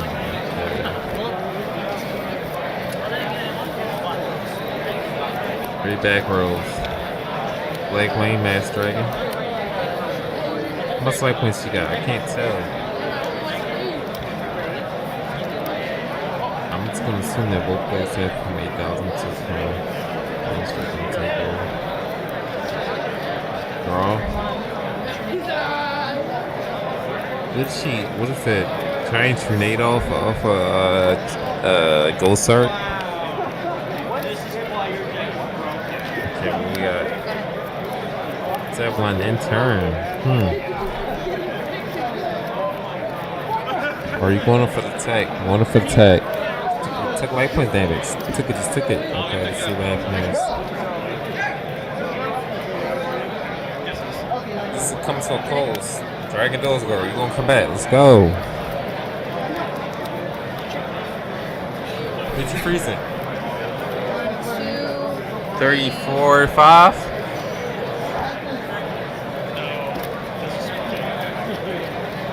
I think she came back, yo. She finally came back.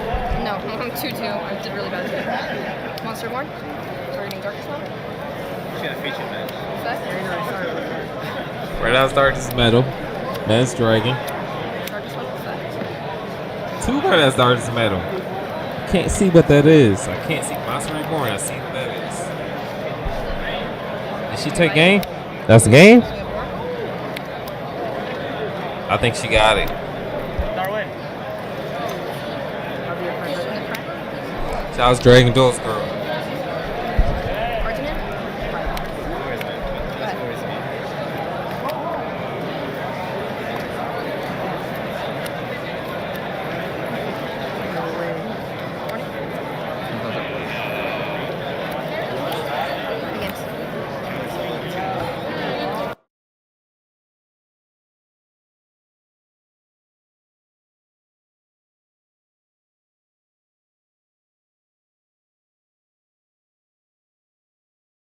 See you later, Mom. I'm going to Nads. I'm gonna wake up extra early.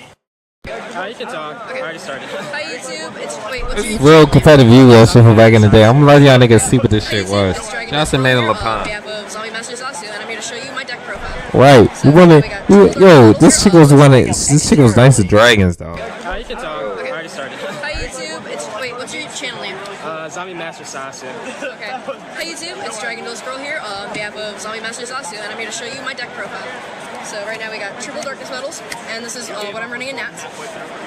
Triple Match Dragon, these are all my standards, nothing really changed here. And the star players of today, Koikimura Drago, they stopped Sheehan, they stopped Librarian, they stopped Formula, Gores, so many things right now. In back then's meta, and back then meta, like this chick is really like, yo, man, really know her stuff on the meta from back then, from 13 years ago. You can talk. I already started. Hi YouTube, what's your channel name? Zombie Master Sasu. Okay. Hi YouTube, it's Dragon Duels Girl here on behalf of Zombie Master Sasu, and I'm here to show you my deck profile. So right now we got triple Darkness Metals, and this is what I'm running in Nats. Triple Match Dragon, these are all my standards, nothing really changed here. And the star players of today, Koikimura Drago, they stopped Sheehan, they stopped Librarian, they stopped Formula, Gores, so many things right now, things that are like extremely commonly seen today, especially now that, you know, the Librarian is out, so. I have triple Totem Dragons. This helps get around the Drago if you want to bring out your own Darkness Metal. It also is a graveyard setup for Delta Flyer if you want to go into Ryanak, and it's also a setup for Light Darkness Dragon. So, double Light Darkness Dragon. This is really, really important right now. There's a lot of ignition effects going on in the format. It helps slow down your opponent and bring them to their tier level, you know, because this is not tier 1, but you can definitely slow your opponent down in all sorts of ways, and this is one of them. Double Dodger, triple Drago. I really almost went down to 1, but it's because of the fluctuation of things you can potentially be matched up against. You know, you want Dodger against heavy back row when you want to go Black Rose, or you want to go Swarm, and then you really need the Koikimura Dragos and almost everything else. So I went double Dodger today. Double Delta, a lot more versatile than the Dread Dragon. So nostalgic. Yu-Gi-Oh! Is not played like this no more. Shout out to Dread. Double Wyvern, 3 can get Cloggy sometimes, and 1 Prime Material. Moving on to spells, gotta pop it out, let's stay in Dark Hole, it's wrong, the guard side, right now is because man, it's so nostalgic. Slow right now for the speed of the format. You know, everyone's drawing millions of cards off of Formula and TG Librarian, and you're sitting here waiting 2 turns for 1 card. So I definitely went down to 1, and it's been working out really well. 1 Monster Reborn and 1 True Name. Then moving on to traps, double Warning. 1 Tools, 1 Oppression, another amazing card that slows down your opponent, brings you down to your level so that, you know, you can keep pace for those ridiculous swarms. 1 Solemn Judgment, 1 Torrential, 1 Burst Breath. Again, this helps clear fields when people are swarming and about to synchro. The nice thing about it is it comboed up with Wyvern, because Wyvern is 1800 attack on the dot, which means, and TG Librarian is 1800 defense on the dot. So when your opponent goes Tengu, Glow Bulb / Spore, and they end their field and they're about to synchro to draw for the Librarian, and they have Librarian, Tengu, and Spore or Glow Up, you Burst Breath and they lose everything. So it's a very good card. And then Blackhorn, because of course a lot of synchroing going on right now. This won me a game against my last matchup against Samurais. It's basically the warning without the 2000, but it doesn't stop effects that start chains, but it still gets rid of those synchro summons and inherent summons. And one-dimensional prison. I went down, no mirror forces, and just 1D prison right now because at this point in the format, everyone's doing things in main phase 1 to plus, and by the time they enter battle phase, you've already lost out so much because they plus so hard. So I'd rather focus on cards that get rid of that threat to begin with instead of waiting for them to plus. So 1D prison right now, and that's my main. We can go on to side. Double Veiler, Monarchs, Plants, etc. Double Bottomless, Anti-Meta, GBs, Blackwings, etc. Double Malevolent Catastrophe, GKs, Anti-Meta. Triple Rivalry, very, very warranted right now. Again, lots of plants running around. This is about 60% of what we're seeing right here at this event. So I went back up to by one. Then we have double T-King, Fairies, Gravekeepers, Samurais, very good card. Double Morphing Jar number 2, when you're going second against Samurais and you want that extra edge, this gets rid of synchros off the field at no cost to you really, so it's a really good card. And a nice tech that I decided to use. One Twister, because there's a lot of dimensional fissures going on around here. Almost everybody that can main D-Fissure is maining D-Fissure, not even citing it. So game 2 and 3, they're going to want to keep those in against me, and I want to have something other than Catastrophe that can get rid of this. So the Twister is one of those cards. Also good against Gravekeepers and Dragoon 80s. And 1Z Prison to slide back in if my opponent is playing something that's more on my pace, like Gemini Beat and Anti-Meta. And that's pretty much it. So what's your record right now? X1 right now. This happens at almost all the events I do well at. You know, I'll lose round 1, and then I'll end up having a good score at the end of the day. So hopefully I can keep up my record right now. After my first loss, I've only won my next 2 matches. So I'm going to see how that ends up happening, and hopefully I can take the deck far because the deck is very capable. And my one loss was actually due to my own misplay. So the deck is very capable. It's a really good deck, and it's been doing really well against the tier 1 decks right now. Alright, YouTube, this is I, Master Sasu out. Take care.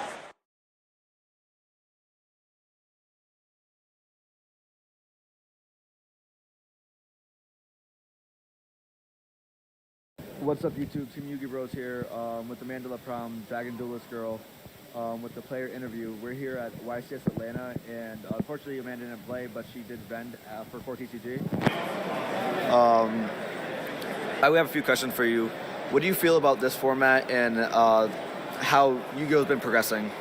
I hate to be one of the stereotypical people that complain, but this is one of those degenerate formats where, yes, there's obviously always skill involved, but some formats more so than the other. This is one where you can pick up a deck and kind of just pilot it, and it plays itself for you. Yes, you can play it better than certain players, but it doesn't make as much of an impact. Dog, this shit's not just pretty, man. Formats. So right now, everyone's talking about, man. This chick really know Yu-Gi-Oh, man. Shout out to man. Some Buchins, and I'm seeing a lot of Mermails, and there's not enough variety, not in a sense of decks themselves, because that's obviously a variety, but not enough variety in decks that give you a lot of options because it's so straightforward. So I'm not too happy about this format right now. I think last format was really good, and that's why a lot of the average player was tired of it, because as much as E-Dragons were annoying and boring, it got played out after a while. It was a format where like only the really good players were going to keep consistently doing well, because it forced them to be able to play a deck that you have to have some resource management with and really know what you're doing, because if you just play everything out and not know exactly what you're doing and think a few turns ahead, it'll set you back and you'll lose the game. Next up, Primal Origins, because it's going to be this format technically, but I mean, it's hard to call these things formats, because in the middle of formats, that's what come out that changes the format. So post Primal Origins, I'm really looking forward to, because the Sylvan stuff is coming out, and the deck is really strong, but it's one of those powerful tier 1 decks that in the right hands, it's even stronger to an extent that like good players will start consistently tossing. So yes, Sylvans are going to be really good. I like the deck a lot. It's really reminiscent of old school plants. The deck does have some instabilities, but that's what's fun about it, because it has a lot of. This chick really is talking about back then, man. Standard with them, and I'm just excited to play that. Yeah. Well, what my teammates have been noticing that certain players have developed over that last format and have proceeded to succeed in this format as well. Like Tamid, I don't know his last name, Gaetan, and Patrick Hoban. He's always been doing well, but Yeah, but like he just as recently have been doing like every event just top. Like he hasn't missed a top, I think, since the Dragon Ruler format. I don't think. I'm not sure. Yeah, but he also hasn't been attending every event. Yeah. But yeah, for sure. And he's been doing a lot of the air achievements. What would you think is the best deck at the format, or is there a best deck? Right now? Yes. I hate saying best deck, absolute best or not, because I mean, when something is the best, there's always something that you can do to take advantage of it being the best. Like when Dragons were the best, everyone started catching on with Vanity's emptiness, and then people were like playing 3 of that in their deck. And people were starting to main deck like Iron Balls. Right. So there's always something to exploit when there's an absolute best. Right now, because I saw such a variety at the event, I kept going over to the top tables just to see what's going on. I did see a vast variety of, like I said, Mermails, Fujins, Fire Fists. I saw a few Monarch decks actually at the top tables. I'm not sure how far those went. And just a few other things scattered about. So the format's actually allowing for some ingenuity. So I wouldn't say that there's 100% the best deck. And there's a lot of mixed feelings about players with Fire Fists. Some people absolutely love it, some people absolutely hate it. I think it's a really straightforward deck. It can be piloted well, but I wouldn't say it's the absolute best because it's so limited in your options. Right.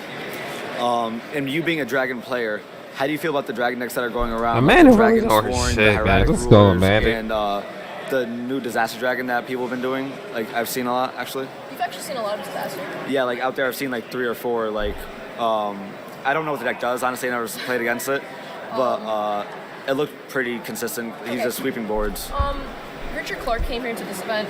He's like the innovator of the original Disaster Dragon, the first deck to run 3 Quick Chimera Dragons. I know he was one of the only Disaster players that was playing Disaster themselves. I've seen some Chaos Dragon players. I've seen a lot of Hieratic players. But the thing about Hieratics is, I mean, I'm a Disaster Dragon player. I know a little bit about the other Dragon decks, but my main thing is just Disaster specifically. I also did a lot with Lee Dragons. But Hieratics, another degenerate deck that I just don't want to talk. We've been selling a lot of Seal of the Ashes, but I don't really have an opinion on that deck because that deck to me is just like any other deck. It's not really like Dragons to me because, like I said, Disaster is my thing. My thoughts on Disaster. Ironically, Richard was playing 2 Blizzard Dragons, I believe, in his build, and the only things he lost to were, sorry, I'm totally losing my train of thought. It's okay. Georgias. Yeah. And like the whole point of Blizzard was to freeze the Georgia armor and stop them. So I thought that was kind of funny. He kind of like destroyed everything else. So I'm not sure what was really special about the build that was able to do that. I was surprised myself, even as a Disaster player. But Richard Clark is a really good player. So if you look at that deck list, if you show that deck list to the average player, they'll look at it and just be like, what the fuck is this? This looks like something off of a Yu-Gi-Oh! Wiki deck list. Right. So I thought that was pretty funny. I will always love Disaster, but I wouldn't say this is the ideal format for it. Disaster's formats are always the best. I'm sorry, I'm rambling so much. But no, it's fine. Disaster formats are always the best when there is a light or dark deck that special summons a lot to take advantage of, because Koi Chimera Drago can take a lot. Yes. So, yes, they can be played, but it's not ideal for me right now. And as for, what was the other deck, I'm sorry? Chaos Dragon? Chaos Dragons, Hieratic Rulers, and what is the last one? I think that was it. Chaos Dragon, Hieratic Rulers. Rulers, good deck, but like I said, not my forte. Chaos Dragons, also not my forte, but I actually saw quite a few people playing them. Our teammate actually is too. The only problem with Chaos Dragons is right now this is a format where there's a lot of floating going on, a lot of searching, like Prophecies and the Fire Fists. And the thing about Chaos Dragons is they don't really have that much for themselves. They just have big beaters and they usually hold on to it, play a grind game, and then get ready for an OTK when they're ready. Right. But you can't really do that anymore with that deck in the format, so that was the one drawback. It's still really good. And if we get some of the new Lightsworn support that is out in Japan right now, like Raiden's amazing, and Raiden will completely change how that deck works. You could play a Twilight Lightsworn version with him, and it's actually really, really strong. Right. So if Raiden gets announced, I have a deck list already ready to be played and built, and it's really super consistent and good. That's cool. So going off of that, you haven't played in a while, unfortunately. But do you think when you know we might be coming back to the game, and if you will? I'm actually planning on, I say this all the time and never pull through, but I'm really feeling it with Sylvans right now, and when Primal Origin comes out, I think that's the deck that I want to pilot, because I already pretty much have a complete engine fixed up and ready to play for it, and it's really consistent. All right. And I have really So. All right. Thank you for your time. Thank you. I have one question. Are you going to do cosplay, right? Yeah, I do Are you going to cosplay. PAX this year? PAX East? PAX East, yeah.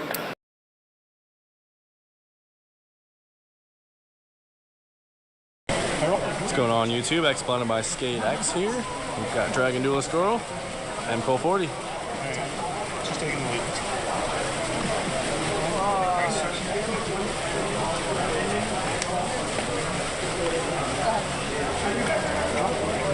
Ready my set?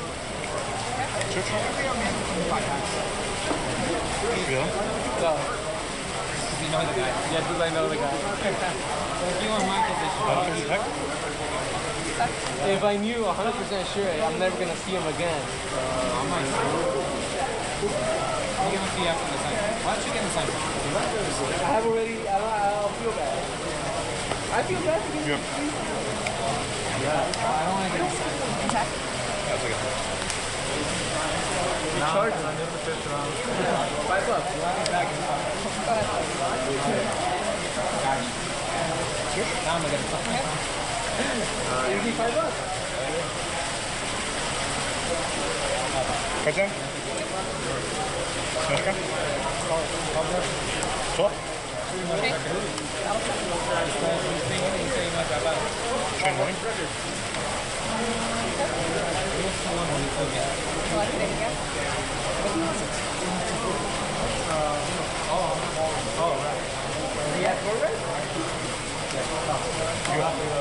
I can't see anything.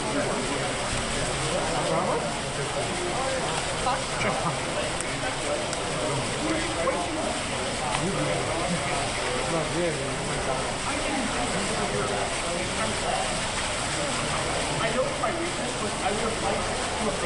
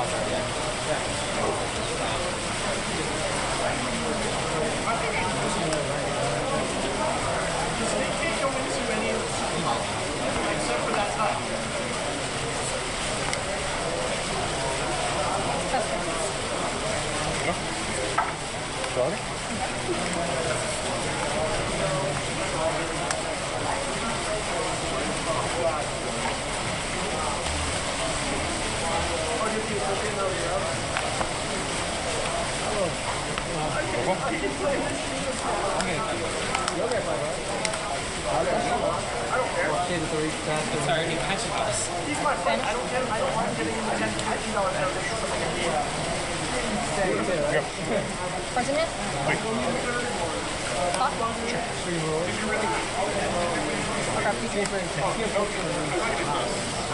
I was worried.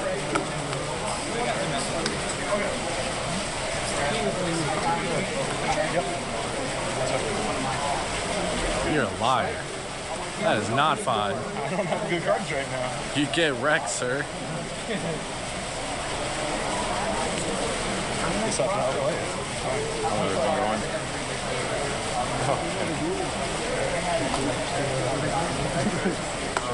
Dragons in They're gonna mention it. He's right here.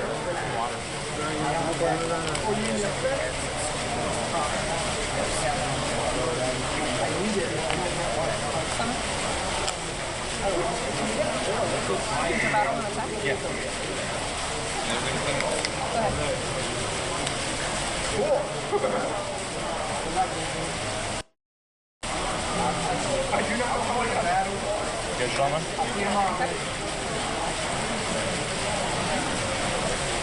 That could be the name of your website. Okay, Shauna. Gadget Online.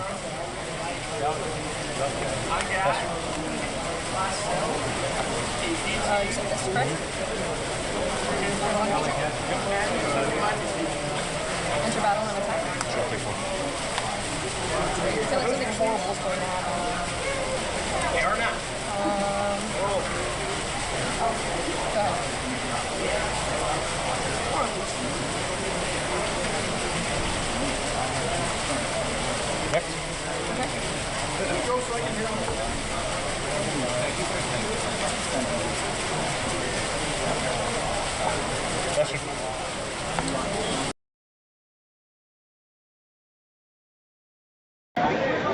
Hey, what's up, YouTube land? It's me, your boy 87 showing up, sitting here with the lovely Amanda LaPalme.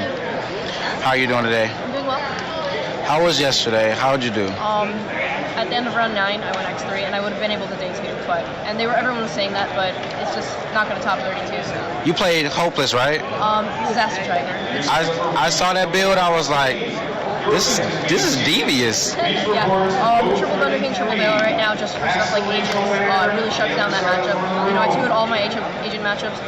My 3 losses were to my own displays, so I was really upset at myself because I had the chance to top and represent the deck for this YCS, but next YCS hopefully, because it has a lot of potential and it can go really far with Dragons, so especially right now. How do you feel about the whole Dark World takeover? Far overhyped. I don't think it's that big, especially since once you know you're playing Dark Worlds, it's easy to play around it. They run drag downs, you set everything, and they don't have any like momentum for the deck. Chaos Trapple is getting rid of the Grappas basically from their grave, allows them absolutely nothing to bounce back off of because that's their only really real win condition and that's their only real defeat stick. So I basically played around it by just getting rid of Grappas, not letting them have active drag downs, and that's how I won my games against them. How do you feel about the whole, I heard the rumor about certain judges allowing your Orcas to be legal in duels? Yeah. They are tournament legal as far as a lot of Konami standards. The only issue with the Orcas is individual judges sometimes might not want it just because they're a little paranoid. So. Amanda, let me answer this ruling real quick, okay? No problem. YouTube, follow me into the ruling. What? Can Thunder King negate Black Soldiers as spell summon? Always. Why wouldn't it be able to? Because it was from movie. Inherent summon. It's an inherent summon. Got it. How I feel about Orcas. Well, mine isn't really an Orca. It's just I paint on the card. I paint on the card. I don't really a lot of Orca.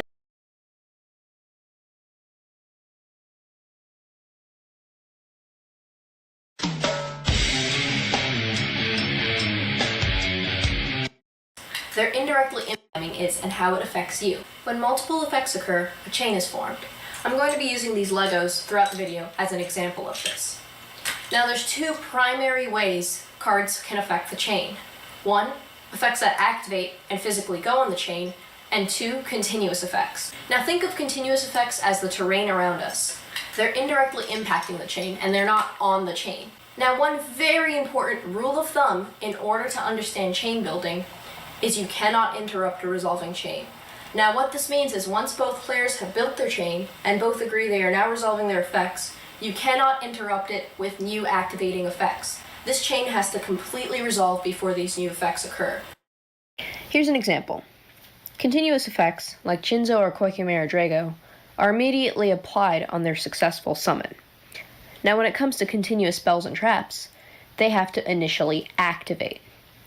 Now keep in mind, some continuous spells and traps may not have a continuous effect. There's a difference between the card being a continuous spell or trap and it having a continuous effect. The little infinity sign on the card only means that that card remains face up on the field after activation, so it's important to not confuse those two. Let's take a card like Call of the Haunted for example. Its most updated text says, target 1 monster in your graveyard. Special summon that target in face-up attack position. Now this is the effect that occurs on activation. So once activated, Call of the Haunted is going to target a monster in order to special summon it. Now this part of the effect attempts to occur on activation of the card. Now the next 2 sentences, when this card leaves the field, destroy that target, and when that target is destroyed, destroy this card, are continuous effects. So if I summon a Gravekeeper Recruiter under Necro Valley, its attack change occurs as soon as the monster is successfully summoned. That means it can be Bottomless Trap Hold. If you summon a tour guide from the Underworld under Skill Drain isn't going to start a chain in response to tour guide, trying to negate it, like an activated effect would. On resolution, if Skill Drain is still face up on the field to be applied to tour guide, it will negate tour guide's effect. For Call of the Haunted, if it's destroyed, no matter where on the chain link, that monster attached to it is immediately destroyed as well. These are how continuous effects work. And if you're ever having a hard time trying to figure out what effects are and are not continuous, you can always look this information up. It's readily available to you just by Googling the card name. Now that this is established, we can get into chain building. I summon Tour Guide from the Underworld. I activate her effect that triggers upon summon, and ask my opponent if he has a response. Passing priority, now called fast effect timing. This means my opponent now has a chance to respond with a spell speed 2 or higher effect, or pass and allow me to do the same. Tour Guide is Chainlink 1 as represented here. He responds by activating Torrential Tribute. Now this Lego will represent that. This is Chainlink 2. Now remember, Tour Guide has not special summoned a monster yet, and the Torrential has not destroyed anything yet either. He passes priority. I respond by chaining a set MST, targeting another face down card he set. This Typhoon is Chainlink 3, as represented by the Lego here. I pass priority. My opponent responds by chaining the card targeted by MST, it being a Call of the Haunted. He selects his target. His target is a Light Pulsar Dragon in the grave. This is now Chainlink 4, represented here. Remember, the monster isn't summoned yet, and the chain isn't over until both players agree it is. Also remember that nothing has been destroyed or summoned yet. He has no further responses, nor do I, and now the chain can begin to resolve. So now we know how to build a chain. It's like climbing a ladder. You have your Chainlink 1, someone goes on to Chainlink 2, which is the next step, and then Chainlink 3 is the next step, and then it keeps building upwards until both players agree that they're done building the chain. At this point, we resolve the chain. Now how do you climb down a ladder? You don't climb down it by climbing up it a second time. You have to start climbing down each step. So now this is where the concept in a chain building upwards and resolving downwards comes in. So the first effect we resolve is Call of the Haunted. Now Call of the Haunted special summons Light Pulsar Dragon.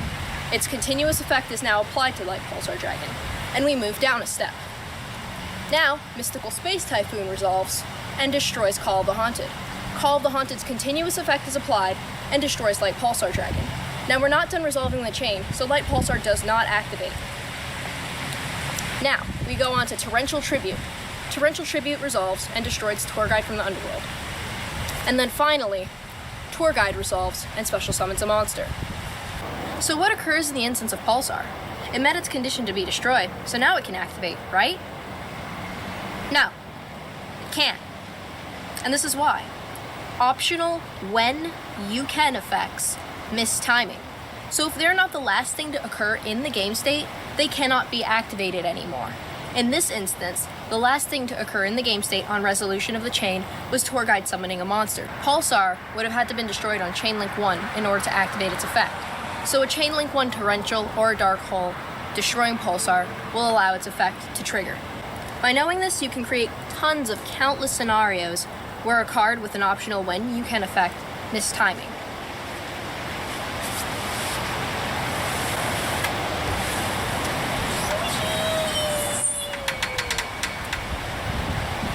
Alright, onward to the next example of a monster that misses timing. Elemental Hero the Shining. He has an optional when you can effect. So if you summon him to the field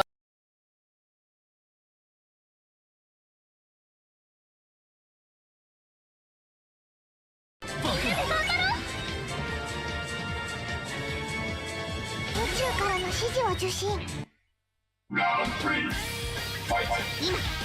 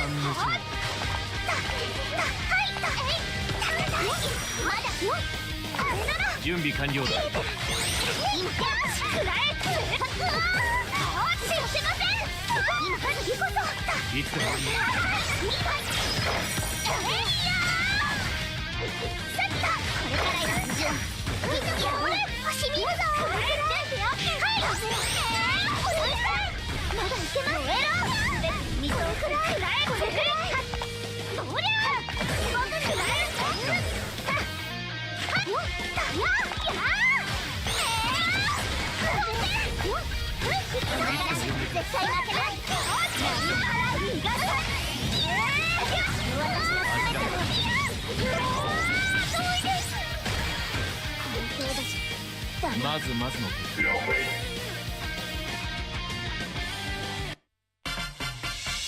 我が名は天上の豪華アラストールのフレームヘイズ、円発着眼の打ち手シャナ。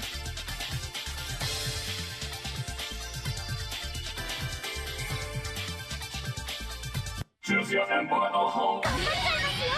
辛いかもしれないけど一緒に全国大会目指して。我はゼロなり。俺たちやるからには本気でいく。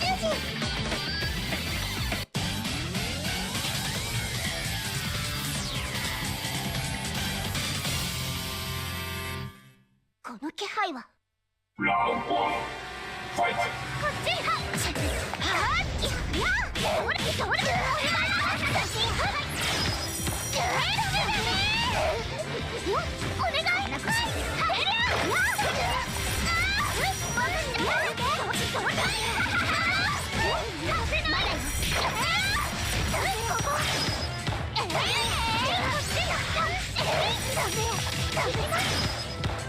いいますよ。全力でいきますよ。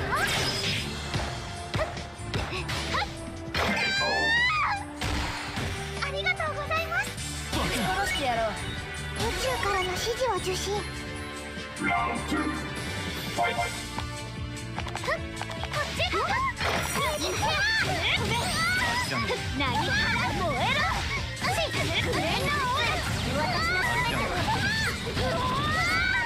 兵器だ。準備完了。何や出番がさ今クレーンの王だ。やれ今いつでも呼んでくれ。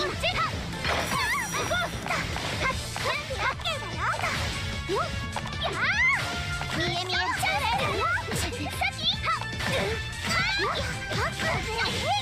いますよ。出番だな。これからやるんだ。ほらな、くらえろ。うっしょ。頑張ってました。今。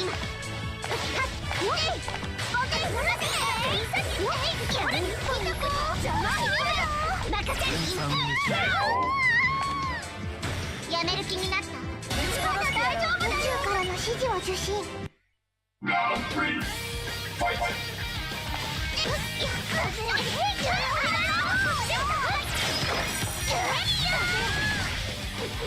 はい、まだいるよ。準備よ。ジャマル審判。いける。いとこ。ミストディスパート。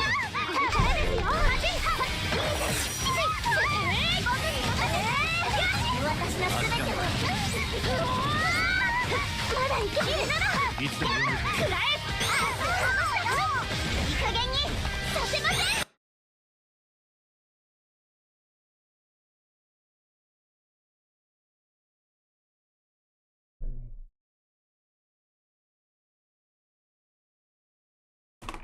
That real long.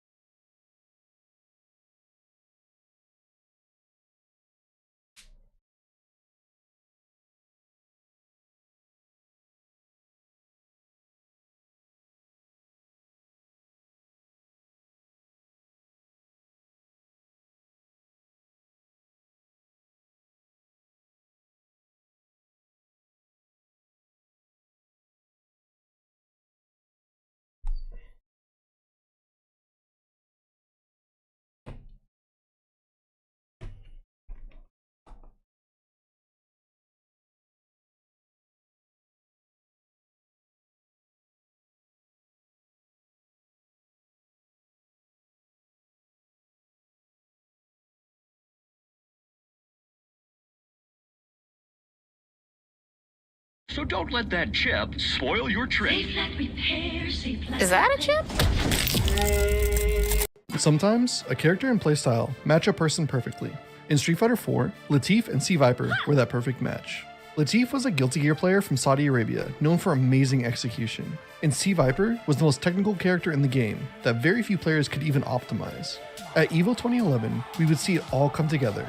But the question is, How did a Guilty Gear player from Saudi Arabia take on the world's best with the hardest execution character in the game?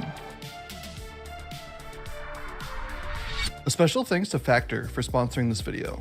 There's more to Factor than just lunch and dinner. From easy breakfasts and smoothies to a midnight snack, Factor has over 60 add-ons to keep you fueled and focused 24/7. And with a plethora of flavors, you will never get bored.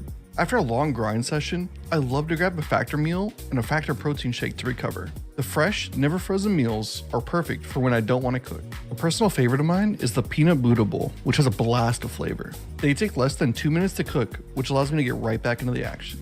One of my favorite parts of Factor is having the ability to keep my fridge stocked with smoothies or juices for when I need a quick snack between gaming sessions or work meetings.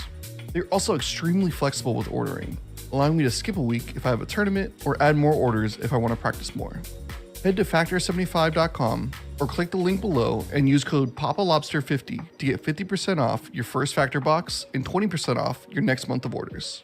That's code PAPALobster50 at factor75.com to get 50% off your first box, plus 20% off your next month of orders. Latif grew up in Saudi Arabia, but moved to Texas in 2007 to study English. He quickly made his name in the scene by winning Guilty Gear at Final Round 11 and competing at Japan's premier tournament, Super Battle Opera. He initially found Street Fighter 2 slow, but while watching EVO 2010, two players changed his mind about the game. Dashio and Uryo were Japanese Sea Viper players, and they looked like they were playing a different game than everybody else. With a character that called to him now, he started grinding 8 to 9 hours a day. He truly felt he could tame the beast that was Sea Viper. But what makes Sea Viper so hard? She has a unique mechanic in Street Fighter 4, which is being able to cancel her special moves, called feinting. This allows her to create immense pressure on her opponent and also be incredibly tricky. She can feint her Thunder Knuckle special and her Seismo Hammer special. To do it, you must press the button again within a specific timing to cancel the special move. Not only does it allow you to trick your opponent into thinking you're going to do a special move, it actually unlocks new combo routes and pressure sequences to mix up her.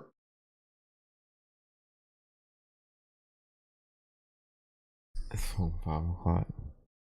I think I'm gonna get up out of here, you feel me? Have to.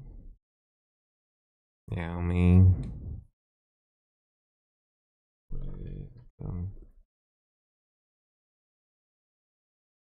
yeah,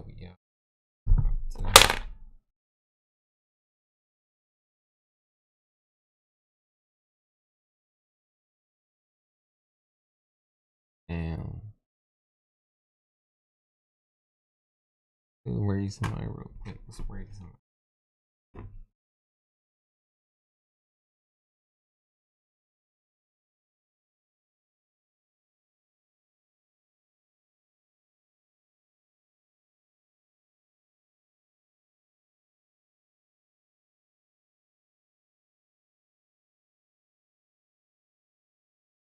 But yeah, I was about to do food chat. I'm hollering at you.